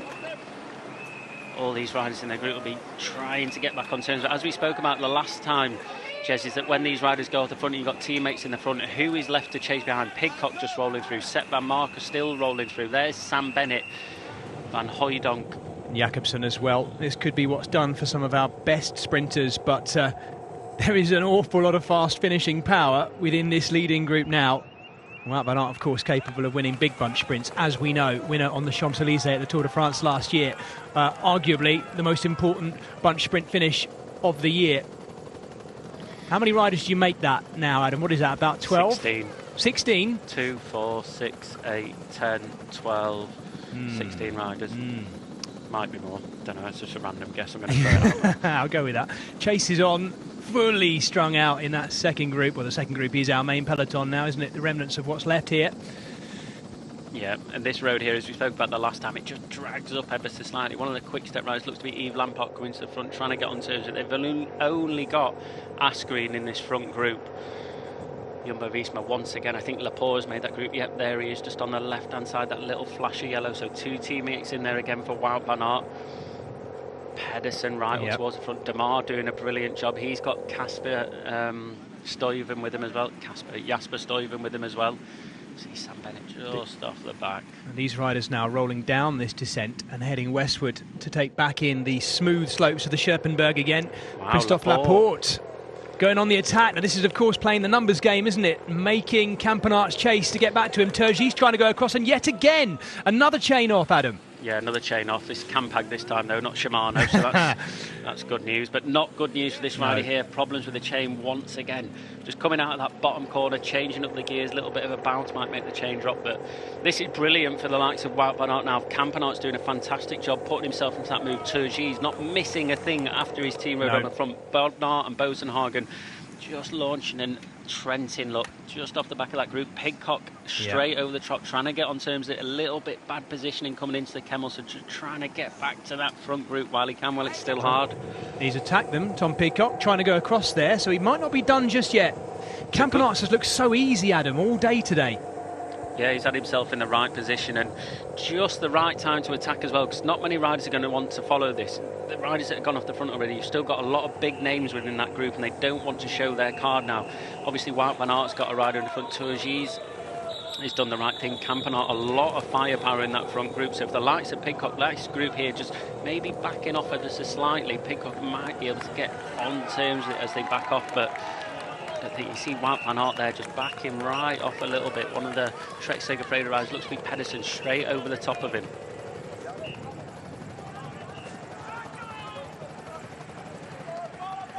So we are into the last 50 kilometres of this, the 84th edition of Gent-Wevelgem with me, Jez Cox, and Adam Blythe in the Belgian sunshine of Flanders. We're into Flanders week now, of course, because a week today it'll be the Tour of Flanders, the Ronde van Vlaanderen, but today one of the most important one-day classic races on the calendar. Gent-Wevelgem is right up for grabs right now. We had a dangerous split earlier that our big favourite Wout van Aert missed. They waited and waited till it was wound back in, and now we're seeing yet another move by Kasper Asgreen, the Quick-Step Alpha Vinyl rider who's been left to do so much himself today. His team have been ravaged by illness and injury these last couple of weeks, and Kasper Asgreen, after what by his standards he felt were a below par outing in E3 on Friday, today not looking to wait for anyone else, closing gaps himself.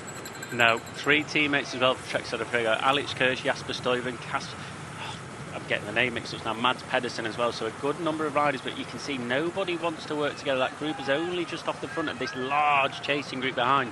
One more time up the Kemmelberg yet. We've got the Scherpenberg, the Bandenberg, and then the Kemmelberg once again. So is that Wout van Aert on the attack?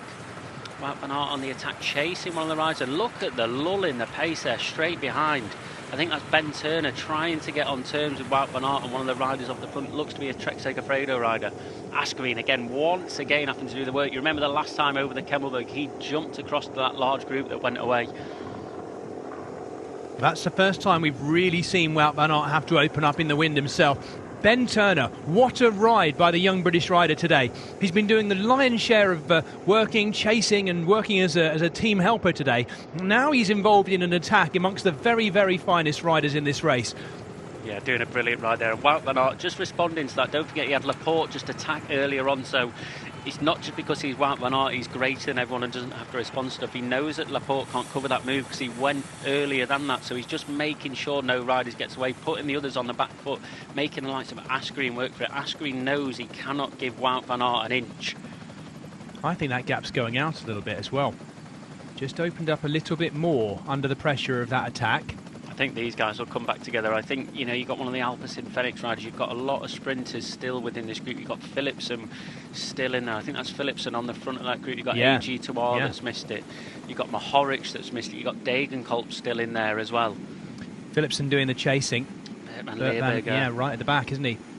Yeah, Van Leerberg. And then you've got Dylan van Baarle still in there as well.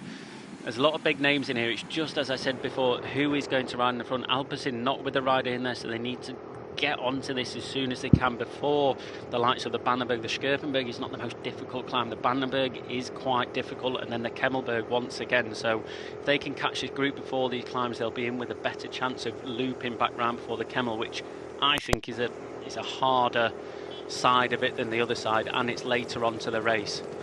Mads Pedersen, former winner of this race, of course, from 2020, wearing on that occasion the World Champions jersey that he won in Yorkshire in 2019. Doing another long turn on the front. He's looked really good, Mads Pedersen, today for Trek Segafredo, who've done an awful lot of work to set up this very moment we're looking at right now. Alex Kirch and others. Another attack now down the right-hand side of the road. Looks like Christophe Laporte is covering that one. Trying to see the rider who's attacked, though, Adam. I think it might have been another of the Trek Segafredo riders, actually.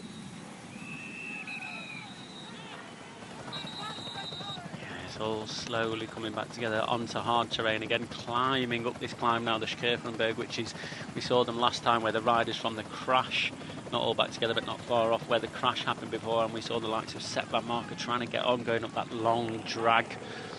And then it's back Søren Kragh Andersen now, again. The man who attacked the last attack on the Poggio in Milan San Remo. Campanart's responding to it. Looks like he's been doing his core workouts, no movement in his upper body. It's remarkable, isn't it? It really is so impressive to look at. It's no wonder he was able to hold such a perfect position when he set that world hour record as well, because he is, yeah, you're right, his upper body, talk about duck syndrome. The legs are going away beneath the water, but above the water there is nothing going on. Yeah, Kevin Gignac then as well, the Luxembourg champion. You just see him slotting back in the line. He responded to that and tried to follow it, but couldn't, and had to swing back out the line. So this pace is just, it's not the pace necessarily, but it's just the length of the race. And actually, yes, it is the pace. The pace that they're setting on the front is just getting harder and harder to follow. Wout van Aert, the Belgian champion, tightening his shoes. To what effect, we ask? 45 kilometres to go. Tim Malia still there on the right hand side, just caught a glimpse of him. Michael Valgren as well in EF Education colours. Mohoric now back towards the front as well. Legac towards the front. Big names that we've seen always at the front throughout this race are all getting back together again. Yves Lampaert and now Greg Van Avermaet, Mike Teunissen straight on the attack once again. Greg Van Avermaet covering. Looks good today, GVA. I think you're right, he's got a little baby down the top. I think that'll be his arm warmers tucked down the front of his jersey. Aero effect maybe, a little bit of fairing to fair out the saddle area, shall we say. Yeah, he's looking good. Tej Benoot looks good as well. Legac chasing him. Trek Segafredo had a brilliant ride at the minute. 3 riders in that front group, policing things, making sure they're not missing out on anything. And Leherberg sat on the back, a lead-out man in previous races for Jakobsen, just hanging on the back. Another strong sprinter in there, by the way. I've just spotted him on the back. Sport Vlaanderen Baloise's Robert Gies, the number 234, the young Belgian, 25 years of age. And he's been performing well the last year or so, particularly on the Belgian scene. Good fast finisher as well. Tucked right in at the back in the yellow and blue of Sport Vlaanderen Baloise. Keep a little eye on him. Benoot going... thinking about going again. Greg Van Avermaet covering moves, but not necessarily making them himself. I guess he doesn't really need to at this stage, with the Bannerberg and the Kemmelberg yet to come. They're the last 2 climbers we've got. Here we go. Looks like Turgis. Now, if it is, that's definitely a danger move at this stage. It is Anthony Turgis, the Frenchman. And they will know this as well. Stefan Kung certainly knows it. This is the man that you do not let go by himself. No, it's very early on with 2 climbs left still to go. It's a downhill run into the Bannerberg after this. This is the right-hand turn that they're taking now down to the Bannerberg, and it's a fast, wide road descent, and it's the very, very narrow climb, the Bannerberg. So positioning will be key. A lot of riders will want to move forward front. You see Stefan Kung, Jasper Philipsen right on his wheel there. So I think this rider off the front here, Turgis, and one of the riders from the original breakaway is on his wheel as well. I've forgotten his name, apologies. I'm not sure. I'm I was thinking that too, but I think that might be Ivan Garcia Cortina. It's not Cortina. No, it's well, he was in the original break. Sorry, Johan Jacobs. Jacobs, of course, the Swiss rider. Not at all. You're absolutely right to spot it. It is him. So we did say, didn't we, that some of those who would be absorbed might well play their part a bit later. And Johan Jacobs, obviously, he was in the end the strongest from that breakaway, or at least the most persistent. He was the one that kept going and kept gapping them every time they came to each of these climbs. So he is off the front. Yeah, you see Tish Benoot trying to move up on the right-hand side, get positioning before the Bannerberg. As I said, it's a narrow climb. It's where Wout van Aert originally went hard to try and extend that group a little bit. And now one of the elder statesmen on the front. An absolute chicken legend.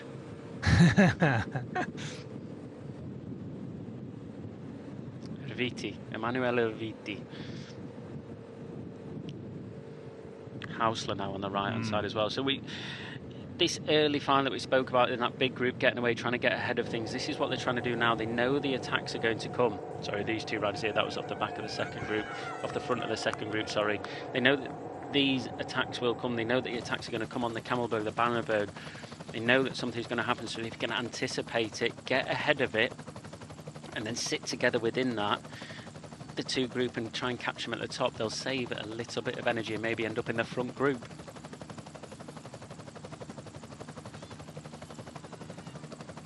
So with our lead group complete, again, we are getting close to the bottom of the Bannerberg, 1,300 metres, average of about 6% as well. Once we're over the top of that, it's a fast descent straight back down and straight up the steeper section of the Camelberg. The only time we climb it that way, up through Ossuaire today.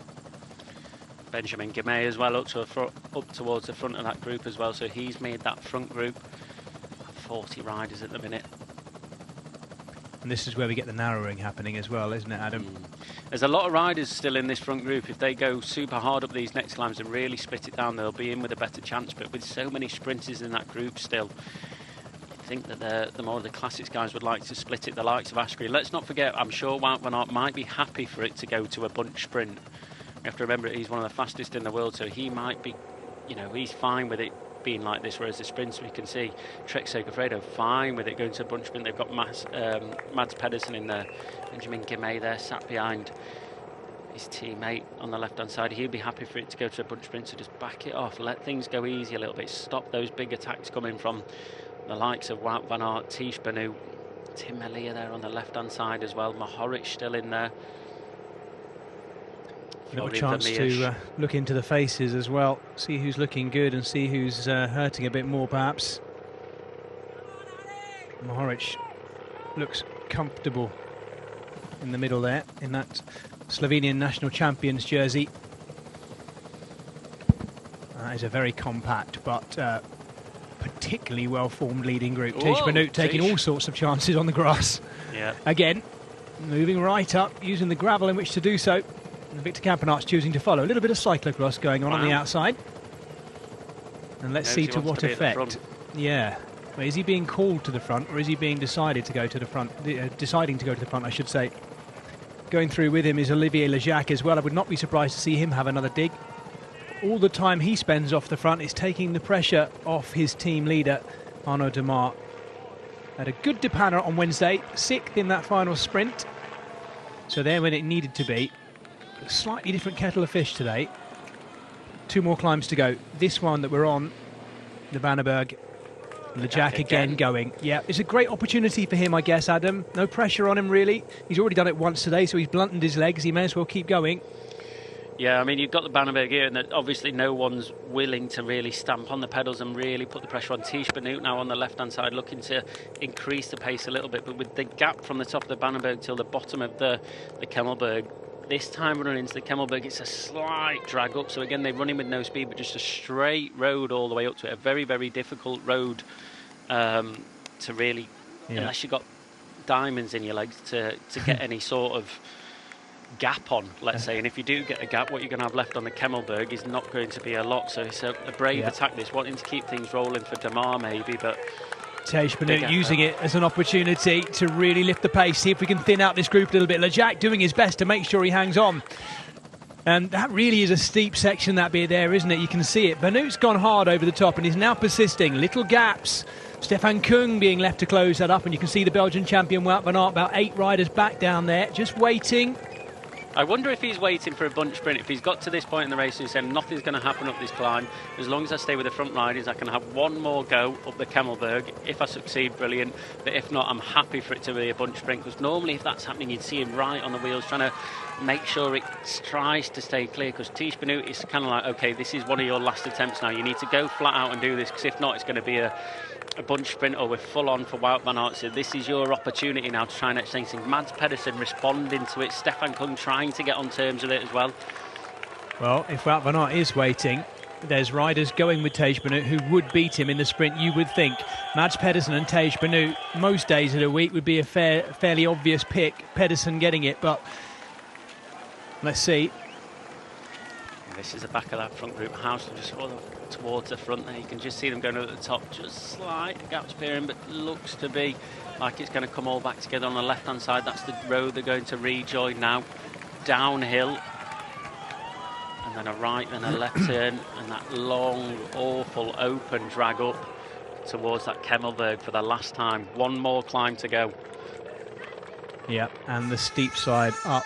Ossuer, Stefan Kung, Groupama FDG have got this, they've played this perfectly so far. Not only are they firing Lejac off the front, they've got the massive engine of Stefan Kung there as well, and all the while they've got one of the world's best sprinters tucked in Arnaud Démare and waiting. If they can pull this one off, so far they have played it brilliantly. Yeah, Luca Mez gets there as well, lead out man for Groenewegen, sat second wheel behind Mads Pedersen, so a very quick finisher. We've seen him up in Tour de France stages like this, where he's right towards the front on a hard day like this, so putting himself in that position where he's got a chance today. Mohoric just laying off a bit. Guillemets sat behind him.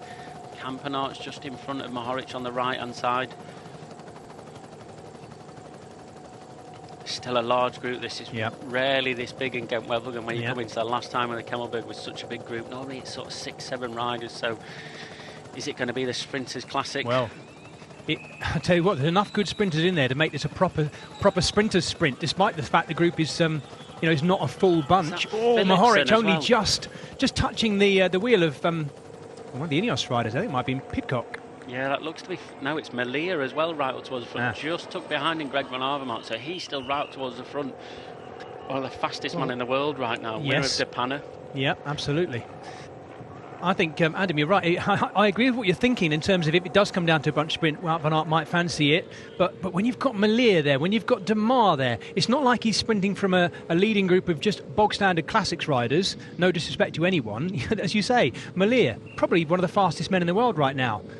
He is indeed. I mean, he's super quick as well. And Mads Pedersen has been showing great form. We've seen Wout van Aert win bunch sprint, Champs-Élysées, but the last couple of bunch sprints that he's done, he's been second to the likes of Pedersen. So I don't. He's definitely improved in terms of what he was last year. He just seems to be a better rider, but might not have that explosive sprint. But after 250k, sprinting is completely different. It's not completely different. It's still sprinting and going really hard, but you get different riders performing better after this difference. Likes of Asgreen at Flanders last year beating Van der Poel. You never wrote that down on paper, but after this sort of distance, it does tell a different story. You can just hear the wind there, can't you? Pushing the riders hard from their left as they head between the Bannerberg and the Kemmelberg, the final climb of the day.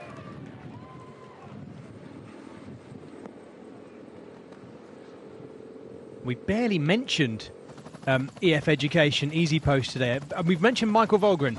That's about it, though, isn't it? They've had a quiet day out. Yeah, see Valgren there, just on the right-hand side in that pink. He's got a teammate in front of him, just trying to work out who that is. This is the run into the Kemmelberg. That's Bissinger. I think it might be Bissinger there. 92, yep. Stefan Bissinger, the Swissman, is there. And they're just getting... Are they getting dropped, or are they getting on, Adam, that last little bit there? I'm just wondering whether we've got a little group that have clipped their way across that. No, I think they were just off the back of that group and they're downhill, just getting themselves back to it. But this is the second group chasing on the front. Oliver Nason, Tom Pidcock, Heinrich Hausler, Nathan van Hooydonk, Hugo Houle. Yeah, Nicky Terpstra as well on the back of that group. I was wrong to say Pidcock's in that front group. You're right, he's in that second group there, isn't he? Good return outing for him today in a way. He's not looked bad, he's looked all right. Hopefully a return back to form. Fred Wright on the right-hand side from Bahrain as well, up towards the front. Trek Segafredo have done a brilliant job so far in this race, covering all the moves, and not just covering and making sure they're in the moves as well. They've not put a foot wrong at the minute. Every group that's gone away, they've had 2 or 3 riders within that. There's Tiller coming towards, that's not Tiller, but Tiller I'm sure is within that group as well from Uno X. That looks like Christopher Halverson. Tiller is there. There's a really strong rider for a finish like this. Someone who might potentially try and go on the attack in the finish as well, but a good fast finisher, Rasmus Tiller. Rider on the rise as well, the 25-year-old. He was 11th at E3 on Friday. Those trees we just saw in front, the top of that is the Kemmelberg, so that is where they're heading to. Over the top of the Kemmelberg they have a narrow descent over the top of it, so there's not a lot of room for the riders. It'll string out obviously through that. Soren Kragh Andersen, second wheel on the right hand side from Team DSM. Magnus de Leeuw, just speaking about, just sat behind him, and there in front, that building right up in the distance is where the cobble starts. So a horrible run and a drag all the way up to the top of this climb. Ben Turner moving up, Tish Benoot just trying to move up with him. If you're one of our viewers around the world always looking for perhaps European cycling destinations to go and visit and check out, make sure if you come for a tour of Belgium, go and check out this very forest that we're riding towards right now. So many climbs, wonderful climbs going up and through. It's a nice place for a walk as well, but if you can take it in on a day when, say, Gent-Wevelgem is passing through, what a day out. Beautiful day out. And look who's back. Christoph, right towards the front on the right-hand side with his yellow sleeves, yellow gloves, like I've got a full one-piece on. Yves Lampart as well, just sat behind Ben Turner there. And that is the bottom slopes of the Kemmelberg. You just see the motorbike coming across. French Ousseray, another memorial. Christophe Laporte as well on the left-hand side there. Gamay just a little bit further back. Pedersen on the left-hand side, and Christoph is pushing on. Yes, someone's found the legs. He is. We've barely mentioned him really so far. We should do. He was the winner back in 2019. Poor old Olivier Lejac, I think today is being asked to just rinse himself. A little bit of a lift there to try and dig something at the front, but I think Lejac might be done now, and that would be understandable. Matej Maric, Milan San Remo winner, lifting it at the front. Not full on just yet, but they're about to hit the cobbles. Yeah, they are indeed, and Laporte going through on the left-hand side, really ramping it up, and Wout van Aert a long way back on the left-hand side. You can see him just getting out of the saddle, trying to respond to it, following Asgreen up that cobbled section, but look how quickly he's look at the acceleration. Wout van Aert just flicked the corner, just touched the back wheel almost of Casper Pedersen. Wow. Casper Asgreen, I should say. Here we go. Going flat out. He's got Laporte on the right-hand side, Pedersen sat behind Laporte, trying to move across. Wout van Aert with Asgreen just a little bit off the wheel. This is the big dig, Adam. This is the big one. This is all in for this, and Laporte's almost trying to get the wheel. He could do with just easing off a little bit, let him go. Pedersen nodding the head to try and come through. He knows that Laporte might be just sandbagging ever so slightly there. Little bottle there. Yes, he got a feed. Wowzer. And he's straight into the descent. That was the steep side up the Kemmelberg. We're done with it. That's it. All our classified climbs done. Look at the face of Dylan van Baarle as he comes through. Tej Benoot, Stefan Kung blowing out of his ears. Yeah, you got Phillips and just rolling through. Gamay as well. Christophe, Adrian Petit, Tougis.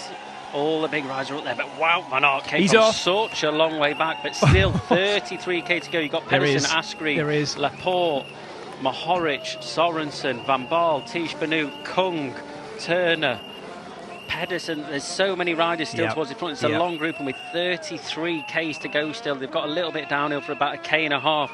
They get to that flat section all the way down into Ypres and then all the way to the finish, and it is a cross headwind all the way in with the last 4K of this race into a headwind. So Wout van Aert with a last-ditch effort here to try and get rid of these sprinters. He's alone at the minute, but 33 Ks to go into a headwind is a long, long way. Laporte, though, behind, free ride. Oh, difficult position that for Laporte. You know, do you press on? He can't see necessarily who he's got on his wheel. No. Does he ease off a little bit? No, I mean, he doesn't have to ease off. If he can keep this going, 2 is better than 1 in that front group. If he can stay, well, he will stay with those guys, Asgreen and such behind, that he can just sit on them until they catch this man. If they can do that, then they can start to play that game. Who is going to sprint between them? But wow, Van Aert. Oh my gosh, Adam, the fans here at the side of the road, this attack has only just happened. They won't have heard, they won't know who's coming. He comes around the corner in the Belgian national champions jersey, and they will be going cuckoo for this right now. Absolutely loving it. Yeah. Now we need to see the gap. Mohoric dangling off the back of those 4 there. Once again, we've got a coming together of multiple Jumbo-Visma riders at the front as well. Yeah. Wout van Aert, Kasper Asgreen, Mads Pedersen, Christophe Laporte, Søren Kragh Andersen and Matej Mohoric. We don't know the gap as yet, but Asgreen, soon as he got on the front, is that Ben Turner? Ben Turner, Tish Benoot as well. Gosh. So 3 riders, Jumbo-Visma. If right. Tish can get on into that, absolutely brilliant, but the gap is not big at all. No. The riders in the front all need to ride. The likes of, pardon me, Bless you. the likes of Mads Pedersen, he doesn't have to ride. Mohoric, will he ride or not? Likes of Asgreen, though, you'd think that this is an ideal situation for him. He's got a better chance out of this group than he has in a bigger group. I think that's Dylan van Baarle, is the Ineos Grenadiers rider coming across, shaking his head.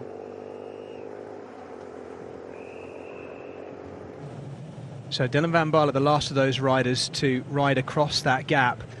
Tej Benoot once again trying to fold his long lean back down into that tuck position and get on the back of van Baarle. If they can work at all there, there's a slim chance, isn't there? But let's think, which teams have missed it? There is no one there from Groupama FDG. And then we know they've got big numbers behind, Adam, don't we, as well? Yeah, they're not too far behind. That's Stefan Kung on the last 3 of those front riders in the middle. Then you've got, looks to be Christoph just going around that roundabout there from Wanty. I think like Jasper Philipsen as well, just behind him from Alpecin Fenix. With 3 riders in the front, the likes of Tish Benoot, who's just made a big effort, all of them have, but if they can work well together, let's not forget Mads. Mads doesn't really have to do that much. You can see Wout van Aert, how much he wants to push on. Yes. Saying, get on my wheel, out the saddle, trying to chase him. This is a good situation for them. Yep. And you can see Laporte there, just going on the back of their wheels. Søren Kragh Andersen, these riders with 3 Jumbo-Visma riders in the breakaway, they can afford to just say, look, there's 3 of you, we can just relax a little bit. Saying that. Yeah, but at the moment there isn't, is there? He must be looking back like, lads, don't let me down now. Come on, what are you doing to me? Somebody's letting wheels go in there as well. Yeah. All of these riders have got a better chance at winning this bike race from this group they're in now, but at the same time you've got Wout van Aert in there, Mads Pedersen in there as well. They are very, very quick sprinters. So for the likes of Mohoric, how much work do you do? The likes of Asgreen, how much work do you do before you start to send an attack in? And the more they do that, the more the group isn't going to work well together. Yeah. You've got a lot of riders chasing on behind here. There's Tim Malia as well, just on the back of that rider. So a very quick rider. Yves Lampard just behind him. Pedersen just behind Valgren. No, it's not. It's Jonas Rutsch. Apologies. Gourmet is in that second group as well. He's just latched on. That's Vermeersch. Gianni Vermeersch with the muddy bum rolling through. Tim Malia coming to do a long turn himself as well. Yeah, the sooner actually, Malia trying to jump across. Vermeersch there, just sort of let him go, let the wheel drift a little bit and see if he can get across by himself. That's a big effort there from Malia.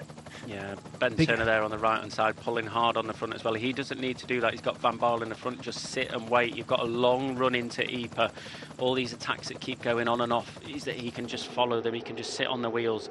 Laporte, you can see no one wants to work with these guys. Why would you? No one wants to bring Wout van Aert into finish. No one wants the danger of running one Jumbo-Visma rider attacking, then another rider attacking. But the position they're in now, unless Søren Kragh Andersen's got Cees Bol in there behind, they need to ride hard for this group to stay away. They have better chances, as I said, in this group they're in now than being in a big group. It's funny, isn't it, Adam? That combination of the hills around the Kemmelberg and then the Plugstraats as well. It's just like the perfect sieve. We've sifted this peloton, and out the front has come a very predictable leading group. Perhaps not including Søren Kragh Andersen. He's got in there tactically, but the riders we expected right in our leading group. But the gap's still so small. Hesitation, a little bit of looking around in amongst any of these second and third groups, and they may not get back on. Yeah, I think if that all comes back together, which it looks if it will, there'll be a lull in pace. People will stop, look around, assess the situation, look who's going to ride on the front. These riders are still riding Subard on front. You see Asgreen, look, just following Wout van Aert, not really wanting to pull through. There's a lot of riders chasing him. If these riders can work well together, they might be with a chance of just stretching that lead out a little bit. And if it does, that'll disencourage those riders behind. But that gap doesn't look a lot right now, but believe you me, if you're trying to bridge across to that gap, it is a hard gap to get across at this point in the race. The riders are actually heading pretty much due northwards, away from the hills now, and away from the Plugstraats, the cobbled climbs. Is that Damar in that second group as well? I can't work it out. Malia not being able to do that, so he's got his teammate back on the front there trying to bring it back for him again. It's just within that touching distance, but he's so far away still. That is Florian Vermeersch, the other Vermeersch, of course, for Lotto Soudal. In the middle of that, in the red and white, Tej Benu flicks the elbow for Dylan van Baarle of Ineos Grenadiers to come through. Jumped across to this group by himself, and still looks pretty good as well, coming into what really is kind of his fortnight now in the Classic season. Yeah, these riders don't look to be flat out in that front group. No. The body language, you can just see Laporte there not stressing too much. You see Tej Benu missing another turn on the front. They know it's coming back together. They just need to assess the situation. And it wouldn't surprise me if the likes of Tej Benu, if he just took a little bit of a breather, and when these all came back together, he went straight on the attack again, took the pressure off Wout van Aert, enabled him to get that little bit of recovery. It also wouldn't surprise me, I was going to say, if he's attacked. Yeah, unbelievable. Look, you've teased him into doing it. There he goes. Right, he doesn't need to do this just yet, but he's sensing maybe that the coming together of that group, he does not want the likes of Damar in there to mess things up for him. Even when he's attacking again and putting the pressure on, he's looking in control, well in control. Kasper Asgreen just following. Mads Pedersen tucked in on third wheel too. Just stringing things out, look, the elastic, he's just trying to get it to snap, just trying to get disencouraged riders. Asgreen just follow him over the top. Mads Pedersen's like, look, it's all back together. I need to concentrate on the sprint now, following the right moves. I don't want to keep doing that. Laporte straight over the top. And was there not a temptation there, Adam, for Laporte to just sit up and make himself big and just sit up and ease a little gap away at some point? I don't think so. No. I think you're not going to let Asgreen roll off the front there. I think if he does that, you can nip round him and get on the wheel once Wout van Aert attacks. I don't think that is going to change much. But this group here with Tim Malia, and you can just see how fast and hard that group's going. These riders not quite being able to get on terms. Asgreen still pushing on. Kung trying to chase that. Laporte is just following through a little bit. Now Wout van Aert's getting that little bit of sit. It's just in this situation coming into Gent-Wevelgem, it's after such a long day in the saddle that you can put all your eggs into one basket, and that might be the sprint, but that's when you see just that one move go away, and it's always that one move. We've seen on the running when we've had heavy crosswinds before, a rider that looks so strong just getting gapped towards the finish. It's not being as hard this as previous editions. Don't get me wrong, it's still very hard, but we've not seen a group of this size come to the finish in Gent-Wevelgem in a fair few years. Weather's been favourable too. Hey, Adam, look, we've got 26k to go. We've got about 4k to go before we're into Ypres, which is where we started this morning at 10:30 local time, of course. Opportunity for us to pick who our winner's going to be. Now, De Panner, I allowed you to go first, so I'm going to go first this time in the interest of fairness. Mads Pedersen, the Dane, is going to win. That's who I'm going for. Can I tease you into predicting a winner? Yeah, why not? I'll just go for Wout van Aert. Oh, go on then. It's well, you know, obviously it's the choice. He's looked so good throughout. It hasn't stopped him attacking though, has it? Despite the fact that we know he could win from pretty much any scenario in here. Benjamin Gourmet is on the radio, the Eritrean there. Anthony Turgis, Jasper Stuyven there as well, Fred Wright, Tej Benu, Christoph Philipsen. Philipsen's still there as well. Damar, Valgren, Wout van Aert, Adrian Petit. Yeah. See Wout van Aert just sat on the back, just easing off, trying to get that little bit of recovery, sort of out of sight a little bit. Let's not just wait for Wout van Aert to respond to this. Let's go to the back, sit and relax a little bit. He's obviously got very, very, very good legs indeed. No prizes for guessing what Adrian Petit's job is there with all the jerseys stuffed up the back of his top. No. He is in that lead group though. Alpecin Fenix in with a little bit of a tough job here. Do we chase down Philipsen now? Do we bring these riders back into it? I know there's not a lot of riders in there that maybe will make a difference to the sprint, so they'll have to keep persisting with it to hopefully try and give them more options with Philipsen and Malia. But if they do so, how do they pick who's going to go for it? If I was them at the minute, I'd probably say Philipsen, because he's in that front group, but just don't know who's faster, or the team rules.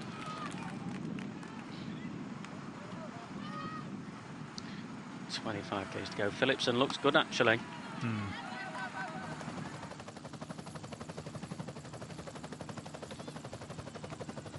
Well, we're looking back into Ypres where we started this morning at 10:30 local time. And here we are some 230k later, and we're back. And we're back with a very illustrious leading group, but at the same time a very predictable one, and it's Jumbo-Visma again looking to rip things up as best they can.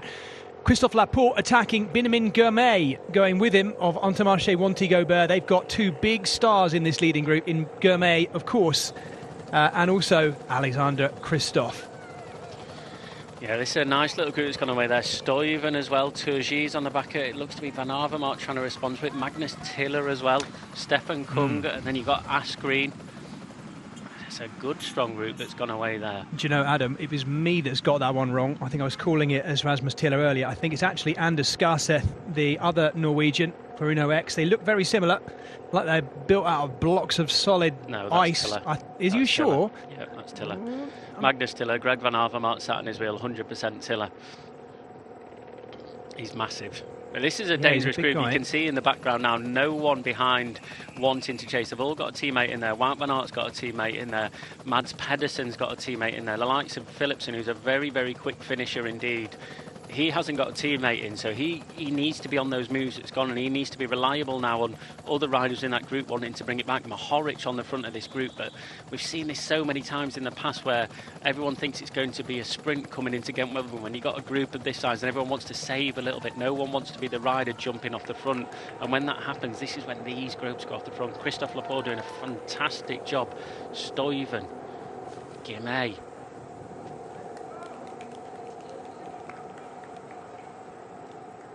Dries van Gestel. We haven't mentioned him yet. Total Direct Energy rider.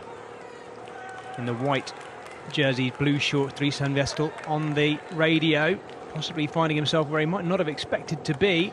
Had a good start to the season, Dries van Gestel as well, though. Been on the attack an awful lot this spring so far. That gap looks very, very small, but it's bigger than we think. These riders are putting in maximum effort, and the likes of Greg Van Avermaet and Tiller there behind just cannot quite get onto him. You can see how much Van Avermaet's suffering, not giving Tiller a turn. Not because he doesn't want to, it's just because he hasn't got legs. And that's Asgreen again in the background, attacking through the town of Ypres here. This is quite a remarkable step up for Christophe Laporte this year, Adam. He's always been a great rider, but the Cofidis Christophe Laporte, not quite the same as the Jumbo-Visma one as well. What can we put that down to? Laporte? Yes. That's just training. Yeah. No, it's just, it's been a... I mean, he's always been there or thereabouts. I think it's... as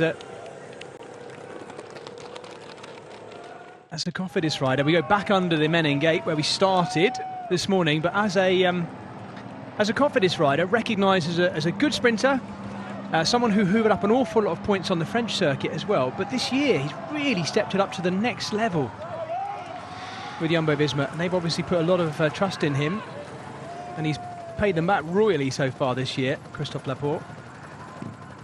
I think as well there, the legend of Mark Cavendish just corrected me, it's not Ypres, it's Ypres. So thanks for that, Mark. Oh, good to know he's watching.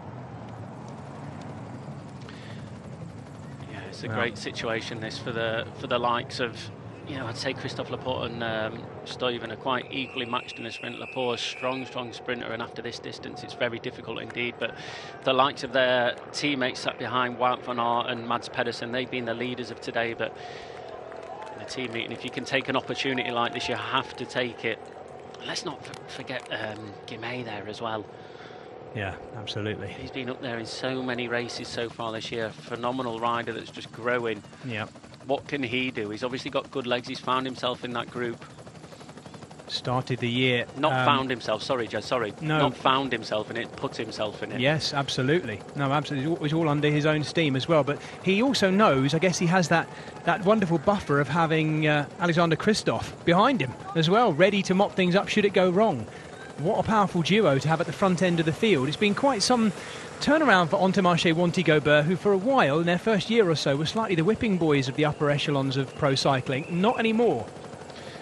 Yep, so that group, that third group with Malia has come back to front. You see an Alpecin Phoenix rider on the front, and then you've got a Trek Segafredo rider, Wout van Aert, another Trek rider, Stefan Kung.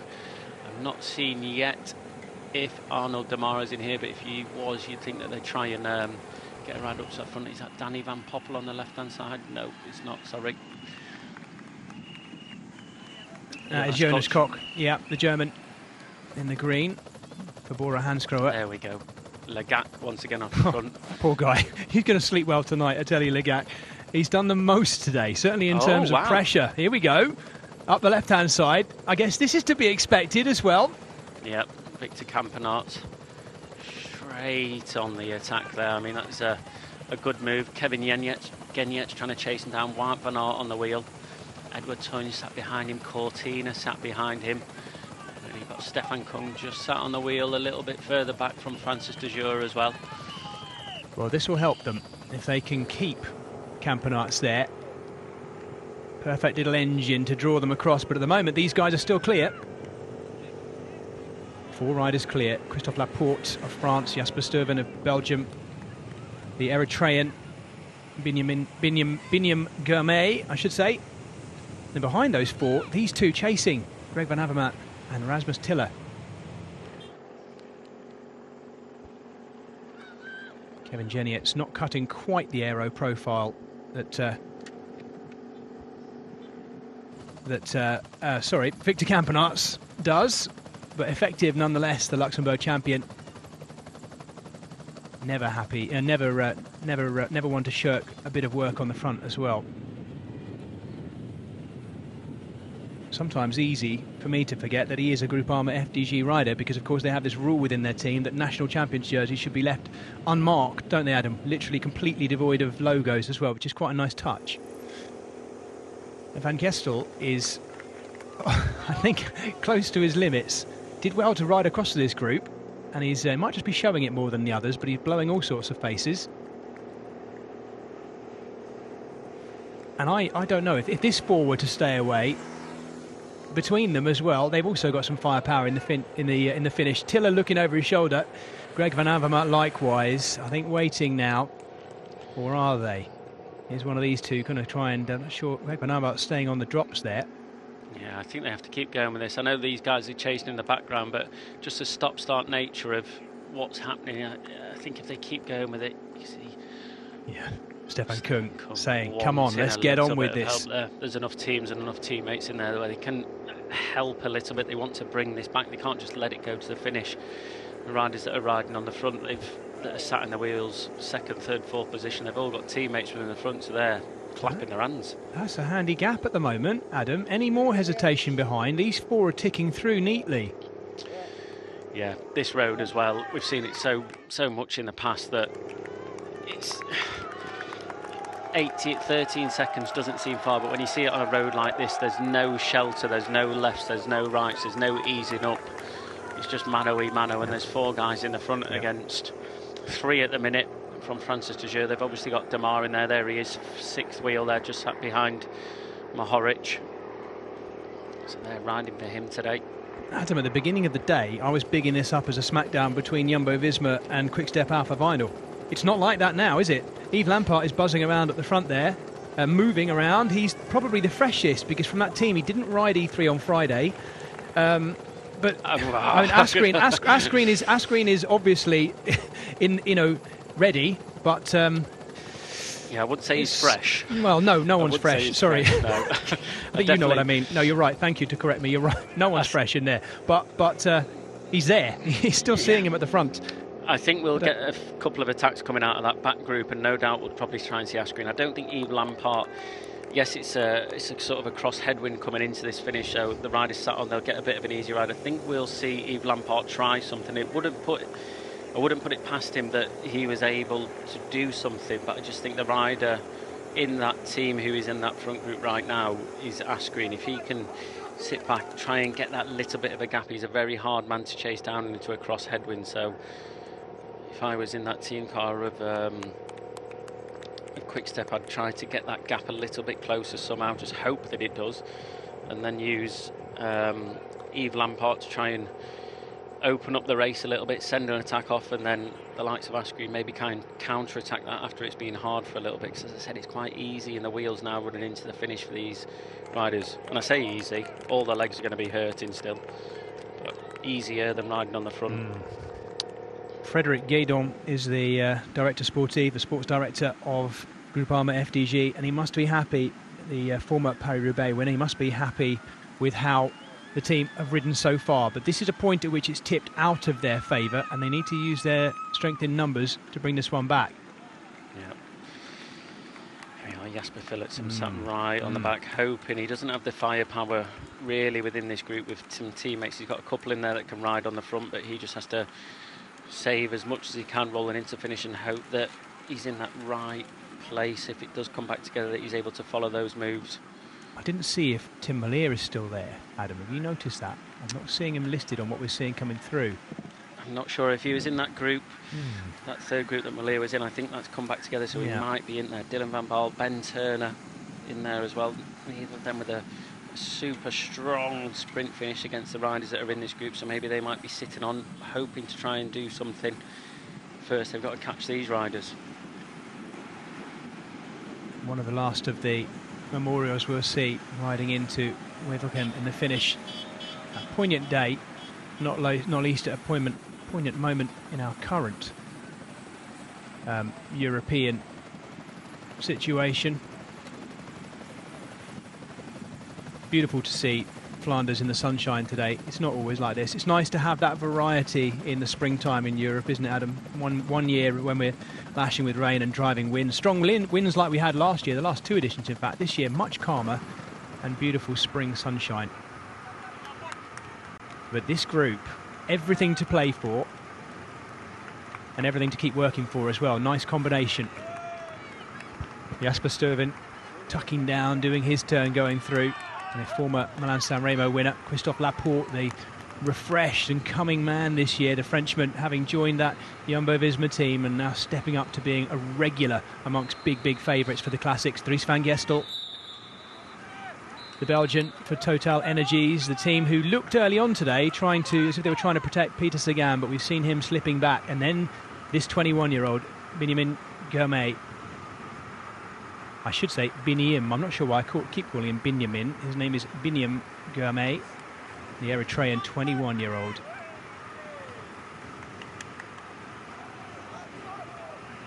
And thankfully, we're on a wide enough road that the camera isn't right alongside them, zooming in to get these close-ups. Great to be able to see the sweat on the riders' faces with 15k to go. You don't get that in every sport, do you? It's one of the joys of the live television we're bringing you here at the home of cycling on Eurosport GCN. Thank you for being with us. My name's Jez Cox and I'm alongside Adam Blythe, and we're going to bring you these last 15k of this, one of the biggest one-day races in the world, the 84th edition of Gent-Wevelgem. That Johan Jacobs is doing a brilliant ride on the front of this group now. He's been in that early break, 15k in that breakaway went, and he's back on the front of this group trying to bring it back, but you can just see in the distance this has been in the past a little launch pad for riders to attack, a little bit of a bump in the road, but that gap, 34 seconds, 32 seconds, 15k to go. That is impressive. He's been out there for over 200k, Johan Jacobs, as well, isn't it? Well done for picking that out, Adam. You're right. That's a big day out. Very big day out. This is going to be a good finish. If these riders stay away, this is going to be a brilliant finish. Laporte, a fast finisher. Stuyven, a very fast finisher. And in Guimay as well. What can he do today? And Gestel as well.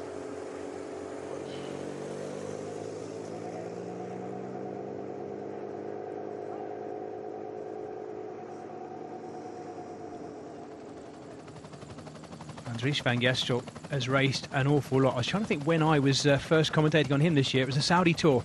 I can remember him having a dig in quite a few of the gaps in between breakaways in the Saudi Tour as well, in the dust of Saudi Arabia. Good start to the year, strong showing. He was always evident in there, alongside Anthony Turgis. Those two getting involved a lot in the front end of the racing. And he's already had a win this year as well in the Profonde van Drenthe, a 0.1 race in Holland.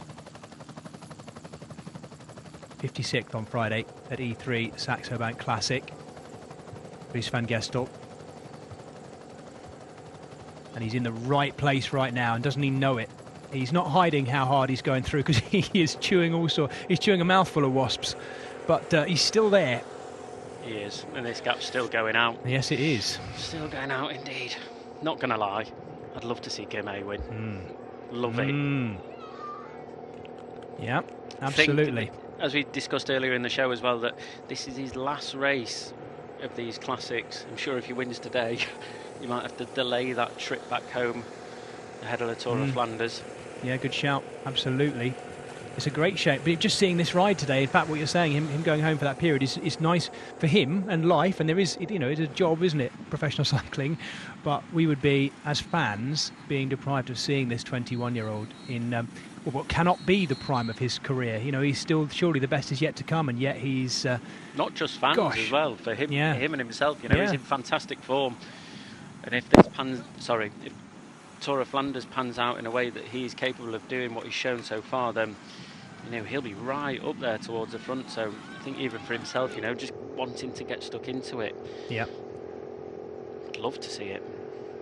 I came across him quite a lot, because I pick up a fair bit of the commentary of the French Cup races for Eurosport GCN, and I've commentated on him a fair bit when he was riding for Delco and Nippo Delco One Provence the last few years. But it was a surprise to a few people that he got that win in Mallorca at the beginning of the year. Oh, this is interesting. These guys coming towards the front now. Yves Lamport riding on the front, maybe setting up Casper Asgreen. You can just see all the riders towards the front though, look. You've got Trek Segafredo still up at the front. FDJ. None of them look like they're riding flat out though, None of them look like they're that desperate to do so. Philipsen right towards the front. Well, Van Aert just sat behind. Mohoric moving up a little bit. Turgis still there. Malia is in that group as well. So there he is in the middle. White bike.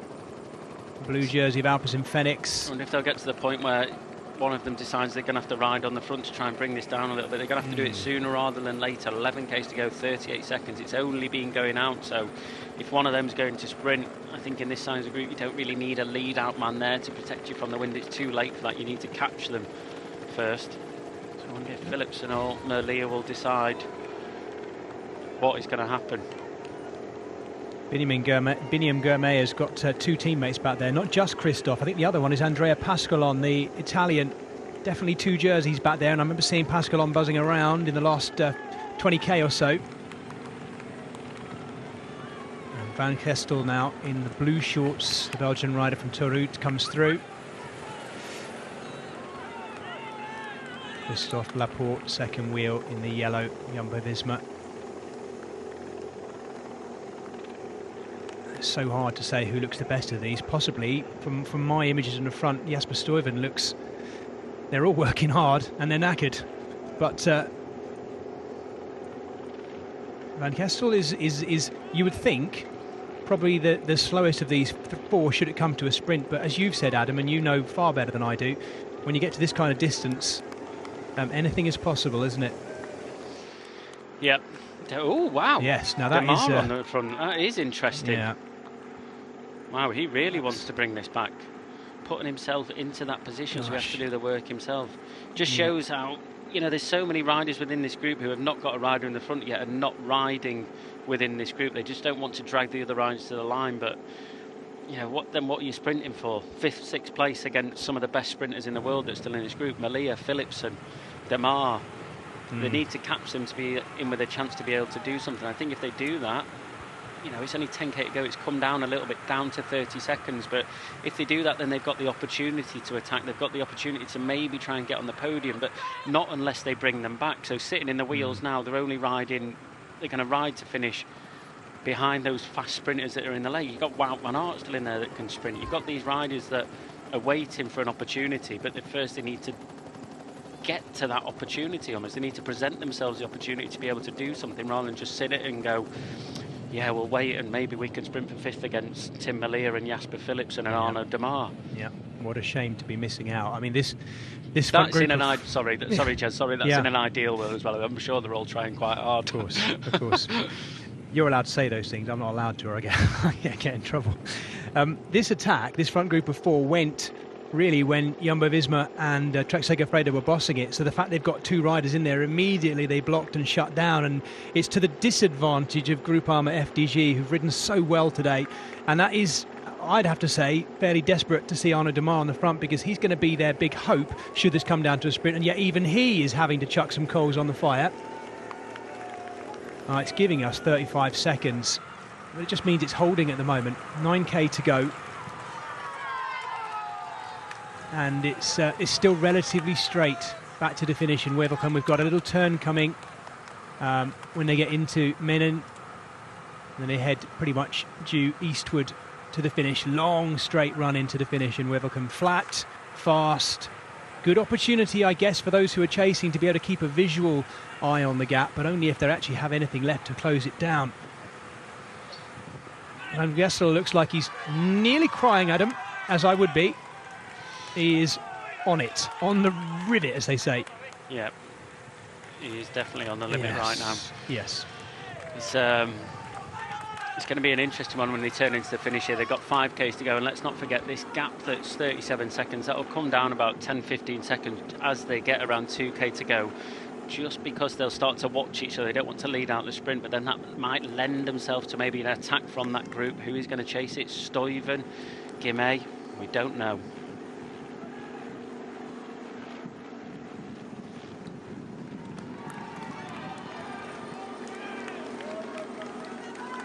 Well, if you are going to have a teammate up there with you, you'd want it to be someone like Stefan Kung to try and close these gaps down. And any other day of the week, I'd say, if we can get him to do a couple of long turns on the front, he'll close down 10 seconds in one go. But it doesn't work like that in a race like this, and it isn't working either.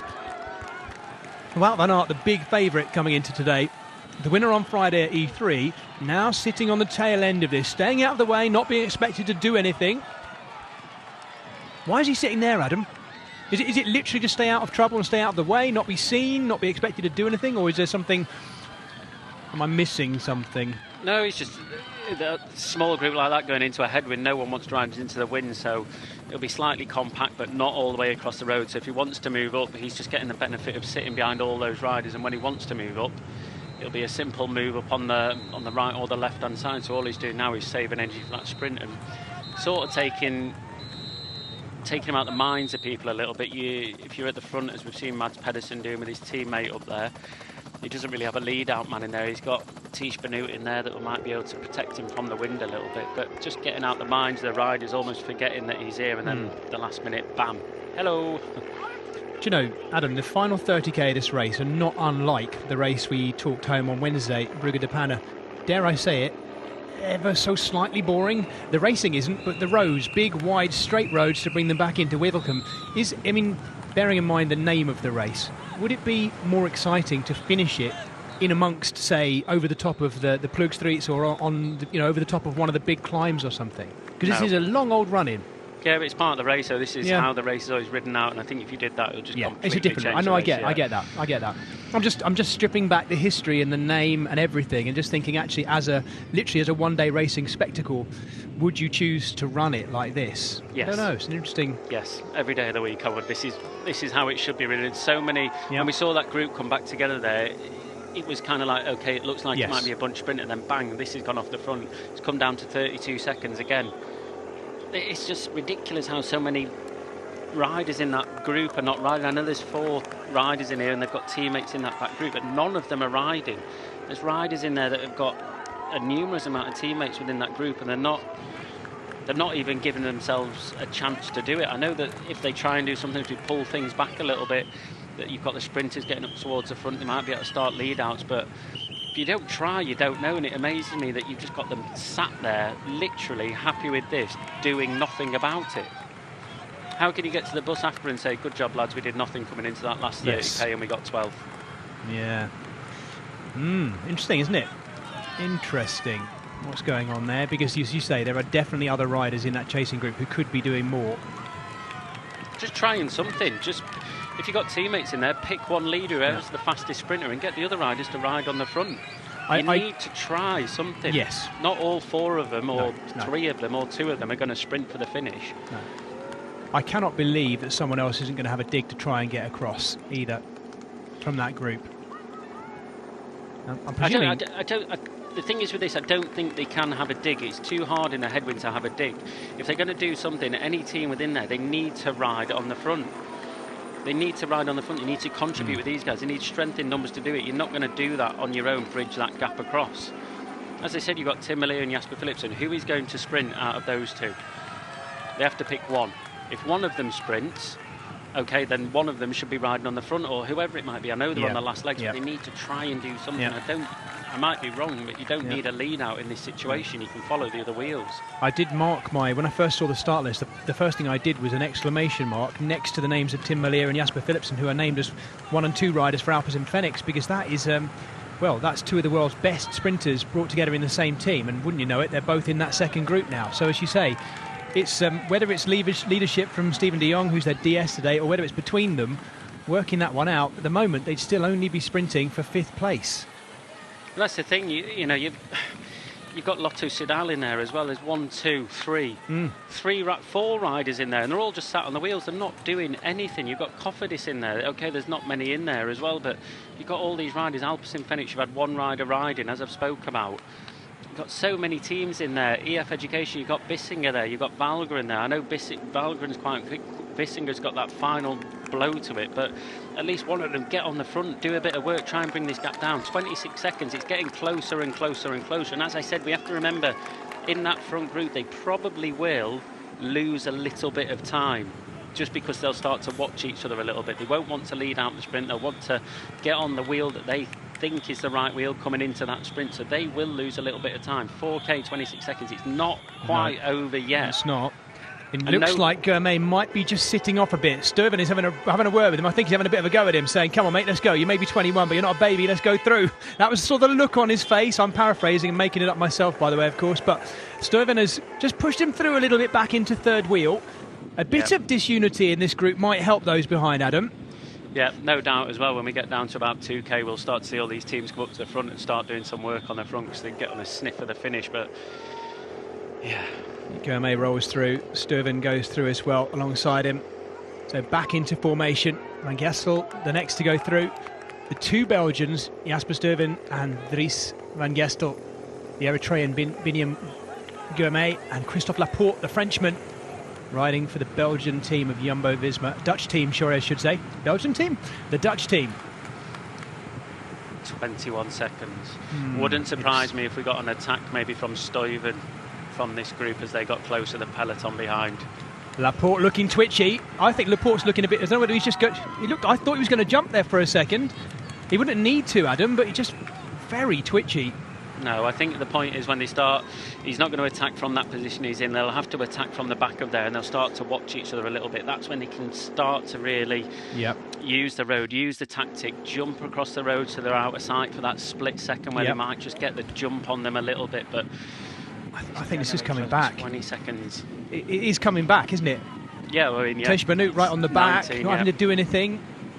Just eating into a few seconds. Yeah, Tej doesn't have to do anything. He's got Laporte there in the front. These guys, it's all or nothing now to the finish. I think Stuyven, he might be playing his devil's advocate a little bit, bluffing ever so slightly maybe, just pushing Gamay through a little bit. And if they keep rotating like this now, he might have thought Gamay is the wheel that I want to be on, so I'm just going to push him in there, get on his wheel so it's a little bit easier so I have to fight for it. Laporte, he's not too bothered what might happen. Obviously, he wants to go for that win, but he's got Wout van Aert behind still. Gianni Vermeersch has been in the ditch on his back in the mud, and he's being toasted on the front to try and bring things back for Tim Merlier. Merlier sits fourth wheel there with the Belgian champion stripes on his sleeves, the Alpecin Fenix rider. So Alpecin Fenix, thankfully, are helping and content to really press on in that chasing group. It's still 20 seconds, though. Yeah, still 20 seconds. So close, 2K to go. Oh, the closing stages of this 249-kilometre Gent-Wevelgem, and Jasper Stuyven, Christophe Laporte, Benjamin Gourmet and Dries van Gestel hanging, just dangling there. Now it's starting to go out again, I think. One rider trying to go off the front. Soren Krag's got to be yes. the only man that will try this now. Not quick enough in the sprint, so he needs to try and do this. And look what that's done in the peloton. One rider's attached, the riders on the front are going, oh, I'm not riding anymore, my job's done. And that's the opportunity that he needed to do that one attack, and now it's the other riders. You can see the Movistar riders saying, come on, you need to start working. But the other riders now, like Trek Segafredo, they need to ride to just bring him back a bit, get him in touching distance. They don't want to bring it back together, but they want to be in with a chance of being able to do this. And it's the same with Wout van Aert. He's just sitting on the wheels following Pedersen. He's got a teammate in there, so he can sit in and follow. For the likes of the other riders that are still in there, Lotto Soudal, why aren't they on that? Why isn't Victor Kampenaerts following that? You would think Soren Kragh Andersen, of all those riders, is exactly the rider you'd expect to do this, and he's only gone and done it, and seemingly no one's been able to get on his wheel. I didn't see where it went from. I mean, he could have switched to the side of the road and done it down one side or something, but either way, he's managed to get away by himself at a point in a major classic where you'd have expected everyone to be ready for that. Look at the wind as well, though. Look at the wind. The wind is blowing straight on in the face, and back to the point about Soren Kragh Andersen, 1K to go into a headwind. People are probably thinking in that group it's going to be a sprint. There's enough sprinters in there. Laporte starts right from the front, the worst place to do it, straight from the front, but that's the worst thing he could have done.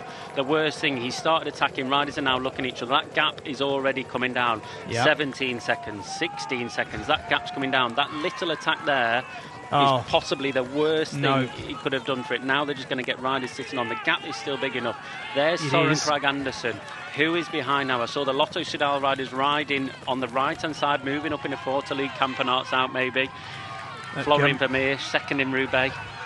Gourmet is in the whole shot, though. He's in the perfect position on the back of this string. Laporte stuck on the front. You're right, Adam, that was a very strange move. It was almost like a nervous hesitation. Soren Kragh Andersen desperately trying to get across these guys, but he's going to have to work really hard to even get on, because I think, by the looks of it, they might just hang on.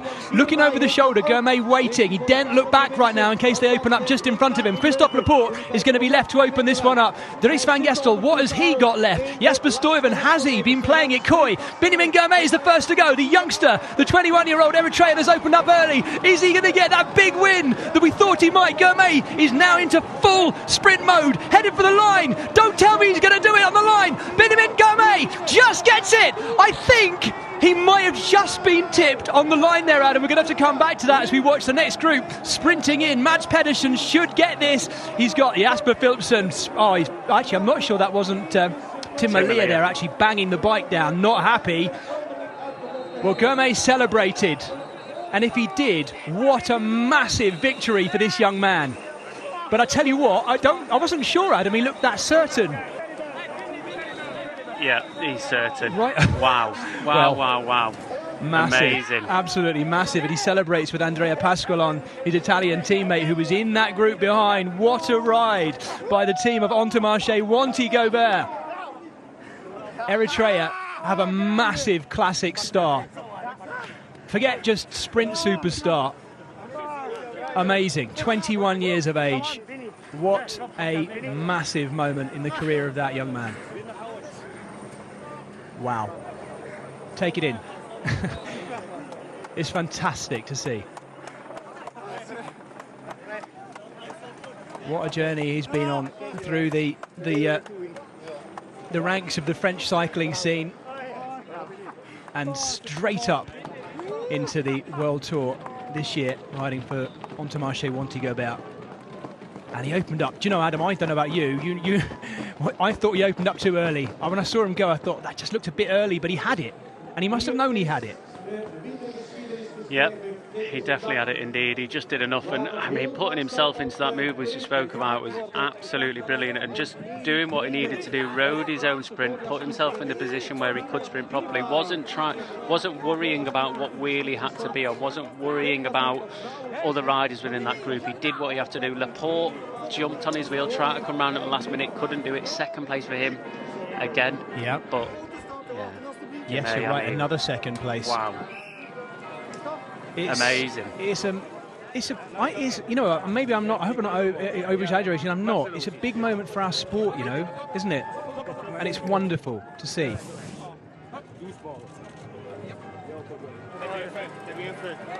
Picking over the bones of things, Jumbo-Visma, after a great showing from the team, an awful lot of work, and another great ride as well by Christophe Laporte, but in the end, not quite enough, was it? Gevelgem from Eritrea, the 21-year-old, cannot believe it. He better believe it, though.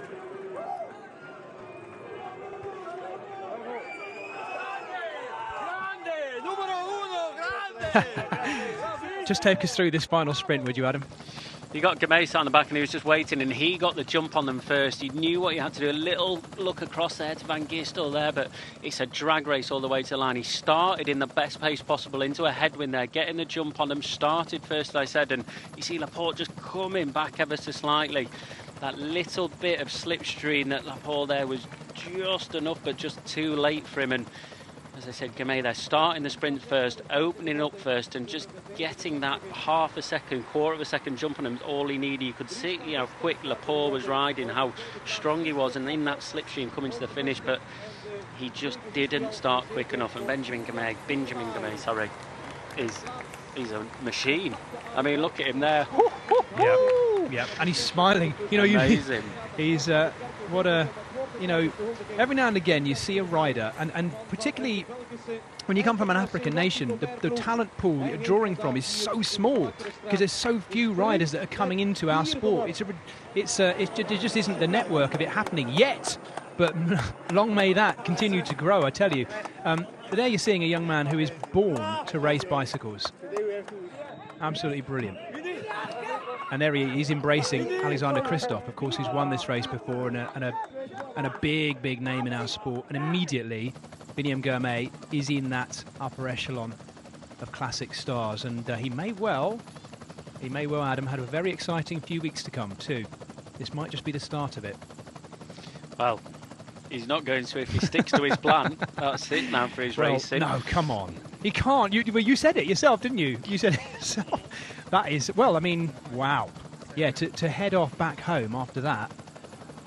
I mean, you know there would be probably people who say, well, you know, this is a young rider. At the start of his career, he's 21 years of age, you know, having a little bit of time out and enjoying, you know, having both sides to your life. Let's hear what he's got to say. Massive congratulations. This is cycling history. An African wins Gent-Wevelgem. Tell us how you did it. I don't know, you know, it's unbelievable, amazing. I cannot expect like this, you know. We just changed my plan in a few days, like Friday night. So, yeah, I'm just coming for some good result. But like this race, amazing, unbelievable. Is there any chance you're going to change your plan again now with the Tour of Flanders in prospect? I don't think so. Now, yeah, it's since a long time. You know, I stay 3 months, so I miss my wife, my daughter, so I have to go back home.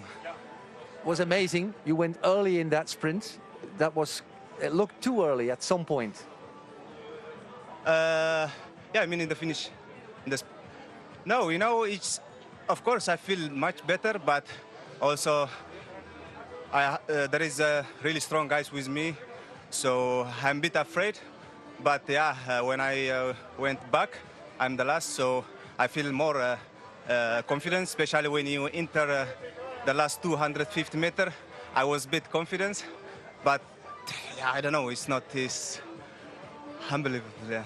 You are already a hero in Africa, in Eritrea. What do you think this victory can change for African cycling? Of course, you know, it's changed first for me. For sure, it's changed a lot of bright future, especially for all African riders. So, I mean, congrats for all African riders. And congrats for you yourself. How was it the third time across Camel, and then you were in the right group to get there, and then you catch the right breakaway? Yeah, you know, I lose many places, especially the first when you enter the first section, and then also in the first cobblestone. I also feel a bit, you know, not comfortable, but after I feel better. So, yeah, just riding a bit smart, you know. I just going follow, and then in the end, we know everybody because they just waiting for Van Aert. So yeah, I'm just playing a bit easy. Okay, thank you very much. You have 10 seconds to say something in your mother language. There's Africa. Yeah, I mean, thanks, man. Good job. نكون حقوسنا نقولاتنا especially نقولهم صدراي نقولهم بعلت بيتي بفلاكا نقولي نكون حقوسنا. You're a cycling god. Thank you, Binyam Germay. Thanks so much. No pressure. You're a cycling god now. That's it. Big pressure on that man. Do you know, Adam? It's you know, we're both fathers. It's interesting to hear him talking. There was actually no uncertainty about it, was there? He is going home, and this what is certainly in England anyway, considered to be Mother's Day or Mothering Sunday. So nice to hear a family man, even despite all those pressures that we've talked about, we're saying there's no way he can go home. No, that's what he's doing. He's going home. And we will get many more opportunities to see him racing at this level, that's for sure, this year. Yeah, I think one thing that I took away from that interview was after the Kemmel for the last time, everyone was watching Van Aert and he was just doing his own, no, I'm going to do this. And there's some of the most experienced riders within that group there that are just waiting for Van Aert, watching him, and he's like, right, okay, everyone's doing that, I'm going to do this. For a 22-year-old bike rider to be able to have that sort of experience on your shoulders and to be able to have the confidence in to follow the moves with such big names in that group is special, you know. When we look back and was talking about the riders in that group absolutely doing zero within that group to try and bring that back. Yeah. And you've got this man out the front that's just going, you know what, I'm not bothered about Wout van Aert. I don't care about it. I'm going to do my own thing. And amazing. A big bit of bike history. It really is, isn't it? It's wonderful. On the back of it, it has to be said, and credit to them, the UCI get a bad. Here we go. Hang on, let's have a word with Christophe Laporte first. Félicitations quand même avec une deuxième place, mais c'est pas le même sentiment que dans les trois. Donc, qu'est-ce qui s'est passé dans ce sprint? Ouais, je me suis retrouvé en tête assez rapidement. J'ai essayé de contrôler un peu la situation derrière et. It all happened very quickly. We were trying to control the situation. Très vite. Et voilà, je me suis un peu fait surprendre. And it was very quick. The attack was a surprise to me. Voilà, once he launched his sprint, it was very fast. Je pense que j'ai fait une erreur. J'aurais dû lancer le sprint. Ouais, je suis vraiment. And it was a mistake for me. I should have really launched my sprint. Pour moi, voilà, I'm disappointed for the whole team and for myself. C'est très bien pour lui. Je suis content pour lui. I really wanted to win this race, but it is great for him. I'm happy for him. Et vous avez quand même su réagir parce qu'à la fin, il n'y avait pas grand-chose. Ouais, he launched sprint early. You reacted. Ce que j'ai dit, je me suis un peu fait surprendre. En plus, il est arrivé de l'arrière avec vraiment beaucoup de vitesse. Il a démarré très vite. I didn't think he would launch that sprint so early, but it was just so fast. Et j'ai direct vu que ça allait être compliqué de revenir, mais il s'est un peu écrasé à la fin. Et je suis revenu pas loin, mais bon, c'est. I thought it'd be too complicated to come back and. Je sais pas quoi dire. Je vois que la déception est là. Mais oui, c'est la déception qui prime. L'équipe a fait un super travail, on court toujours pour gagner et je pense que voilà, ça joue a big work from the team, big job from the team. Et voilà, we were trying to win, it was close, but that's it. Mais voilà, c'est sûr que je suis déçu, c'est pas. We can't win every day. Des occasions comme ça, c'est pas tous les jours et c'est dommage de. I'm disappointed, but it was nice. C'était une belle course et vous étiez dans Just a pity to miss out at the end. Juste, donc racontez un peu comment s'est passé les montées de Kemmel. Ouais, c'était vraiment une course difficile et ça a roulé vite dès le premier Kemmel. All the climbs. Et voilà, c'était notre but aussi de durcir la course pour éliminer les sprinters. Et voilà, c'est. We wanted to have a tough race in order to eliminate the sprinters. Et on voulait continuer à tenter de sortir. C'est ce que j'ai fait. On est sorti à 5 et à 4 et on est allé au bout. Et voilà, je pensais pouvoir l'emporter. Mais voilà, c'est jamais facile à gérer. On est 4, voilà, je fais deuxième, c'est sûr que voilà, c'est la déception qui prime. It's never so easy, voilà, and I was dommage second. De louper une grande occasion comme ça sur une grande course flandrienne. Merci. It's definitely a disappointment not to have won a big Flandrian race.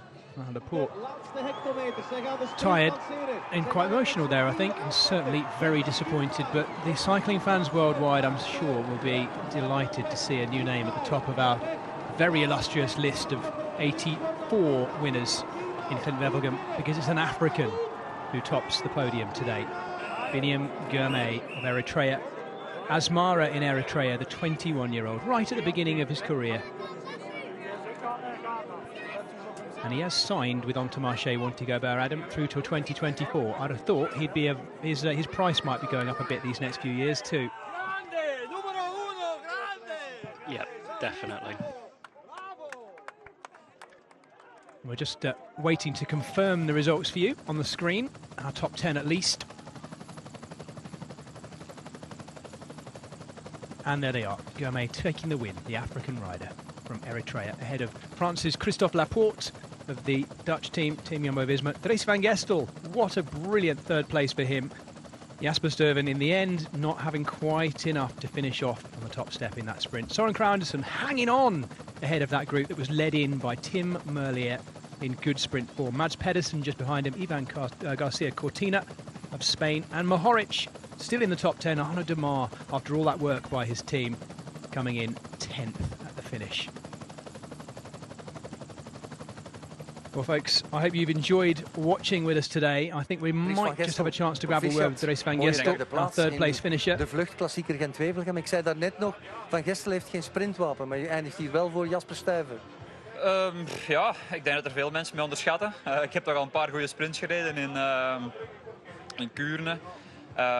Samijn was ik iets te optimistisch en begon ik iets te vroeg.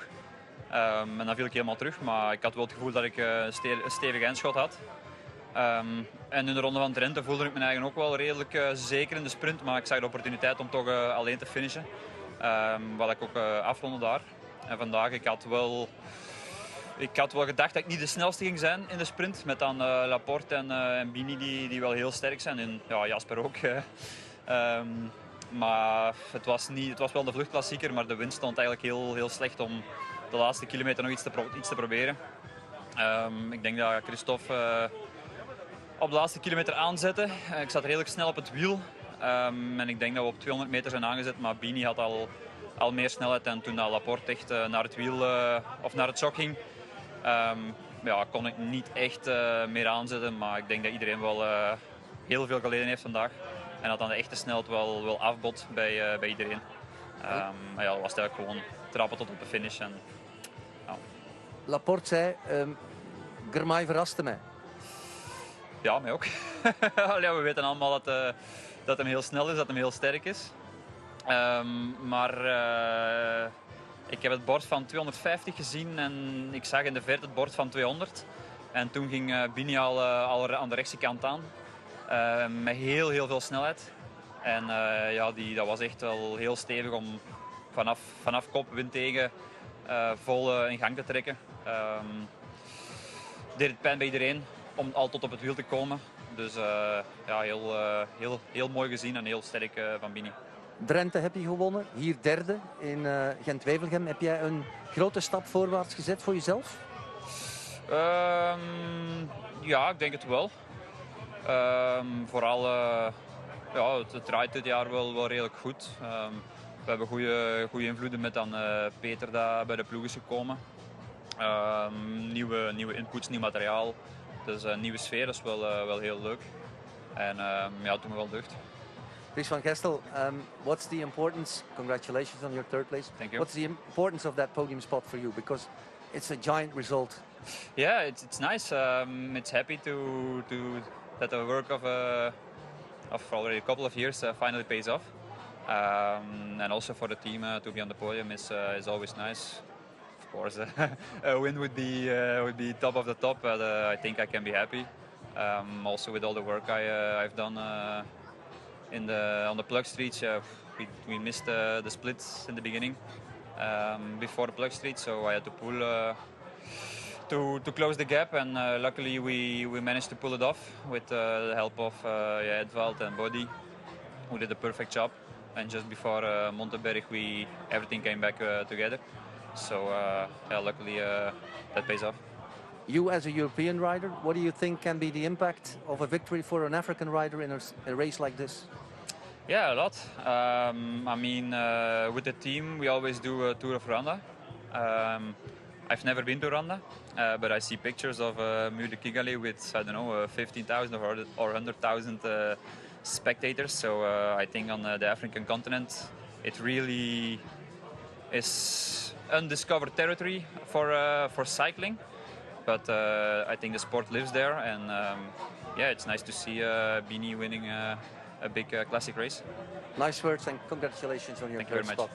Dries van Gestel. There's the nickname right there, Bini. Voilà, merci. Nice to hear the support from his fellow riders. On our terrestrial channel, on our Eurosport channel, you're going to be watching the women's race conclusion in just a few moments. In actual fact, we can have a look at shots of it right there. Those of you who are watching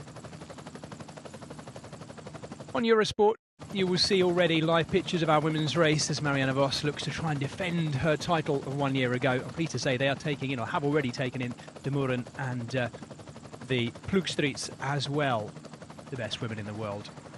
Currently, Marlen Russe, by the looks of it, on the front of the women's peloton as well. Well, for those of you who've been watching on Eurosport, thank you for your company. From me, Jez Cox, and from Adam Blythe. Until the very next time, stay tuned for the best women's racing.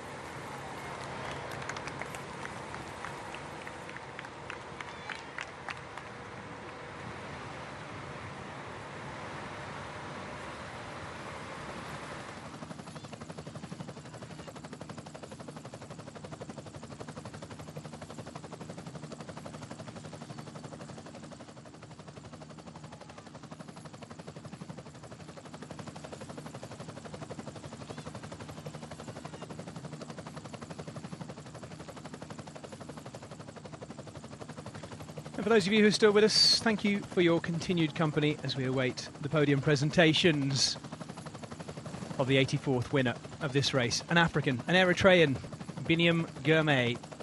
You've been witness to it, and now that you're still with us on GCN Plus, an opportunity, as well, I think we're about to watch a plane take off, of seeing this man get up on that podium in Gent-Wevelgem. We're in Wevelgem, of course, in the finish, and by all accounts, this place buzzing with excitement.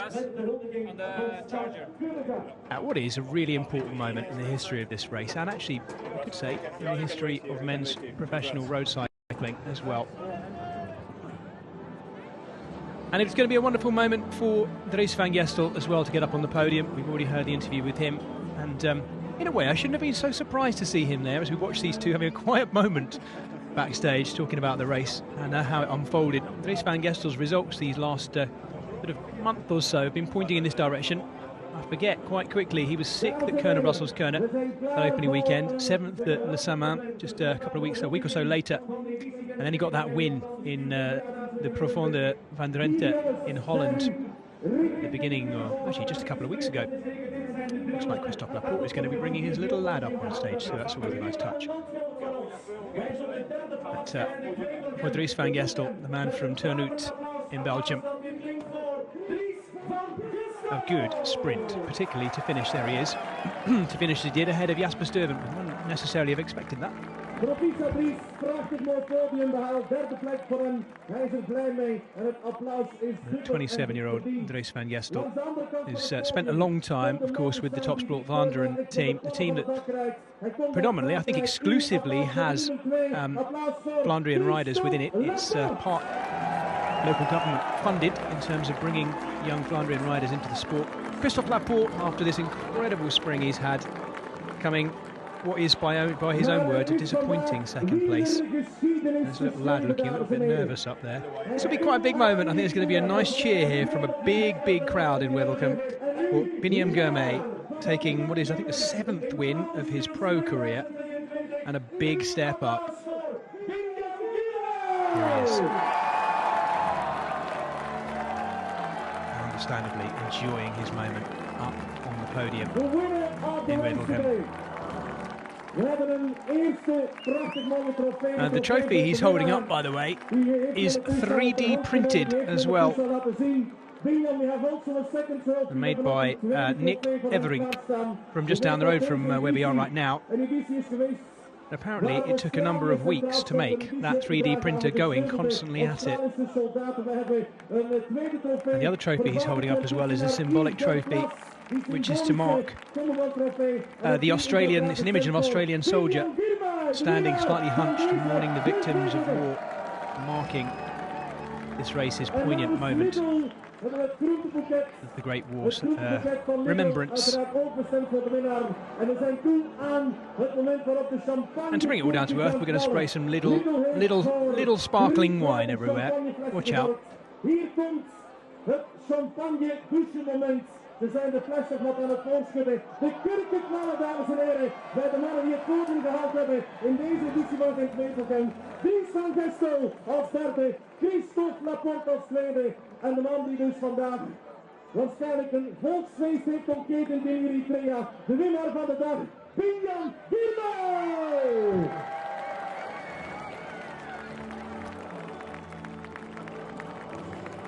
Prachtig podium, de aanvallers hebben het gehaald. De aanval bleek de beste verdediging. Deze jongens hebben uiteindelijk een kleine marge gehaald en hebben kunnen sprinten voor deze podiumplaatsen. Heel mooie top 3. Dries van Gestel de derde, Christophe Laporte de tweede. En kijk hem daar zielsgelukkig in het midden staan. De winnaar van de dag. Geef hem een laatste oorverdovend applaus. There's the final podium shot. It will be all over the cycling press and wider, of course, I suspect, in the next 24 hours. Great support for Binyam Girmay. Riding for the Belgian team with the French headline sponsor, Intermarché, to go about. That team looking so good at the beginning of this year. They've got a hot talent there they're going to do well to hang on to in the coming years. I'm sure they will, the way they're building. Wie Marianne Vos gaat opvolgen op de erelijst van de dameswedstrijd. Die gaan zometeen hun finale induiken. Het laatste koersuur, daar zijn ze stilaan maar zeker aan toe. Rond 5:15 binnen een goed uurtje verwachten we de aankomst en nadien meteen ook de huldigingsplechtigheid hier op dit podium. Ze krijgen hem niet van het schavot, dames en heren, van het hoogste trapje van het podium. Zielsgelukkig als hij is. Kijk naar die brede zwaal. En we gaan hem, ik denk dat hij dat verdient heeft, toch nog een applausje geven. Binyam Girmay!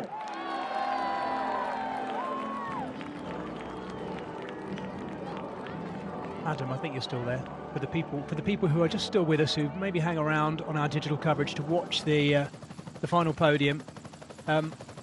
As we both said, a great moment, wasn't it? After we wouldn't have predicted that finish, perhaps. We certainly didn't predict that finish earlier on, but a great race, lovely sunny conditions, and a really poignant moment for our sport. Yeah. Just to confirm, that is not Binyam Girmay heading back to Eritrea. That's not. But he's going, by the sound of it, isn't he? Yeah, he's definitely going back to see his wife and kids. So yeah, hats off to him. I mean, yeah, you can't really put it into words what it means for cycling history. Let's say it's a massive moment in our sport, and it's hard to wrap your head around it right now because we've just seen the live pictures of it, but it's huge, it's monumental, and I think when you see everything online and all the support that he's got and everything that goes with that, what a winner, what a rider. He's gone down in history, made history. Yeah, absolutely. The great unknown, of course, is how much history will he go on to write. We're looking now at just the highlights, the last few key moments in this race. And that was the one that did for Lars Sorgstad, taking him out of the breakaway. And it was that second loop through the big hills, of course, which saw the breakaway being eaten up. But a fascinating finale of well, one attack really that launched those four clear, and then the hesitations and the, I guess in a way that group behind may have been too big, Adam. Maybe is that part of the problem, that it was still too big and there were too many people waiting and watching in there? I think everyone was waiting for the inevitable of the Wout van Aert attack, which we eventually got. You can see every time there's a move towards the front, it's the same riders on that Kemmelberg each time that sort of went off the front and pushed the pace on. This is the moment before the Kemmelberg the last time here. Big shout out to Olivier Legac, the amount of work he did today. Not just him actually, but a number of riders who just kept ringing themselves out. He's a valuable team worker, Legac. I do like watching him race. That was the big attack, wasn't it, from Van Aert? And it didn't quite have the effect that I think a lot of people would have thought it would. I think that was the best it could have done in those circumstances. You know, the group went clear after that for the next 10Ks. He had a very strong group with him, but with a large peloton chasing down his neck, he wasn't able to get there Dylan van Baarle, Thies Benoot, they all came back together here. We had Matti Mohoric, all these riders, and that's where the group came back together just a little bit after. And that's the moment here where Jasper Stuyven, Van Gestel, the eventual winner Guimet and Laporte went away.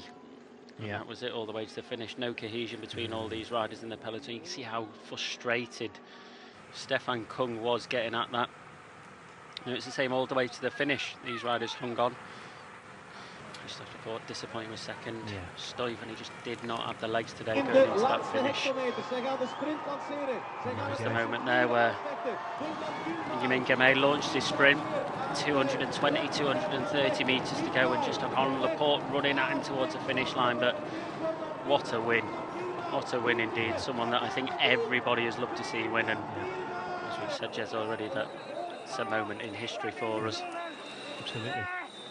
Delighted to have been part of bringing it to you folks at home today. And yeah, the question I guess is, where do we go from here? Where does he go from here, apart from going home? And I like that. Do you know what? I like that. The fact that he's absolutely certain, no, I'm going home to my family, you know, and underneath all that, I am 21 years of age. I've got a lot of time left in this sport to achieve great things. And there is not necessarily the first of them, but there's the biggest of them so far. Folks, as you look at the top 10, it gives myself an opportunity to sign off on behalf of myself and Adam Blythe. Do join us this week because it's Flanders week, don't forget. Wednesday at the Home of Cycling, we bring you to Dwars door Vlaanderen, both the men and the women's race. And then next Sunday, the Ronde van Vlaanderen. And we look forward to your company all the way through the Flanders Classics fortnight as well. Adam, thank you for your company today. Folks watching at home, thank you also for being there. Until the very next time, goodbye.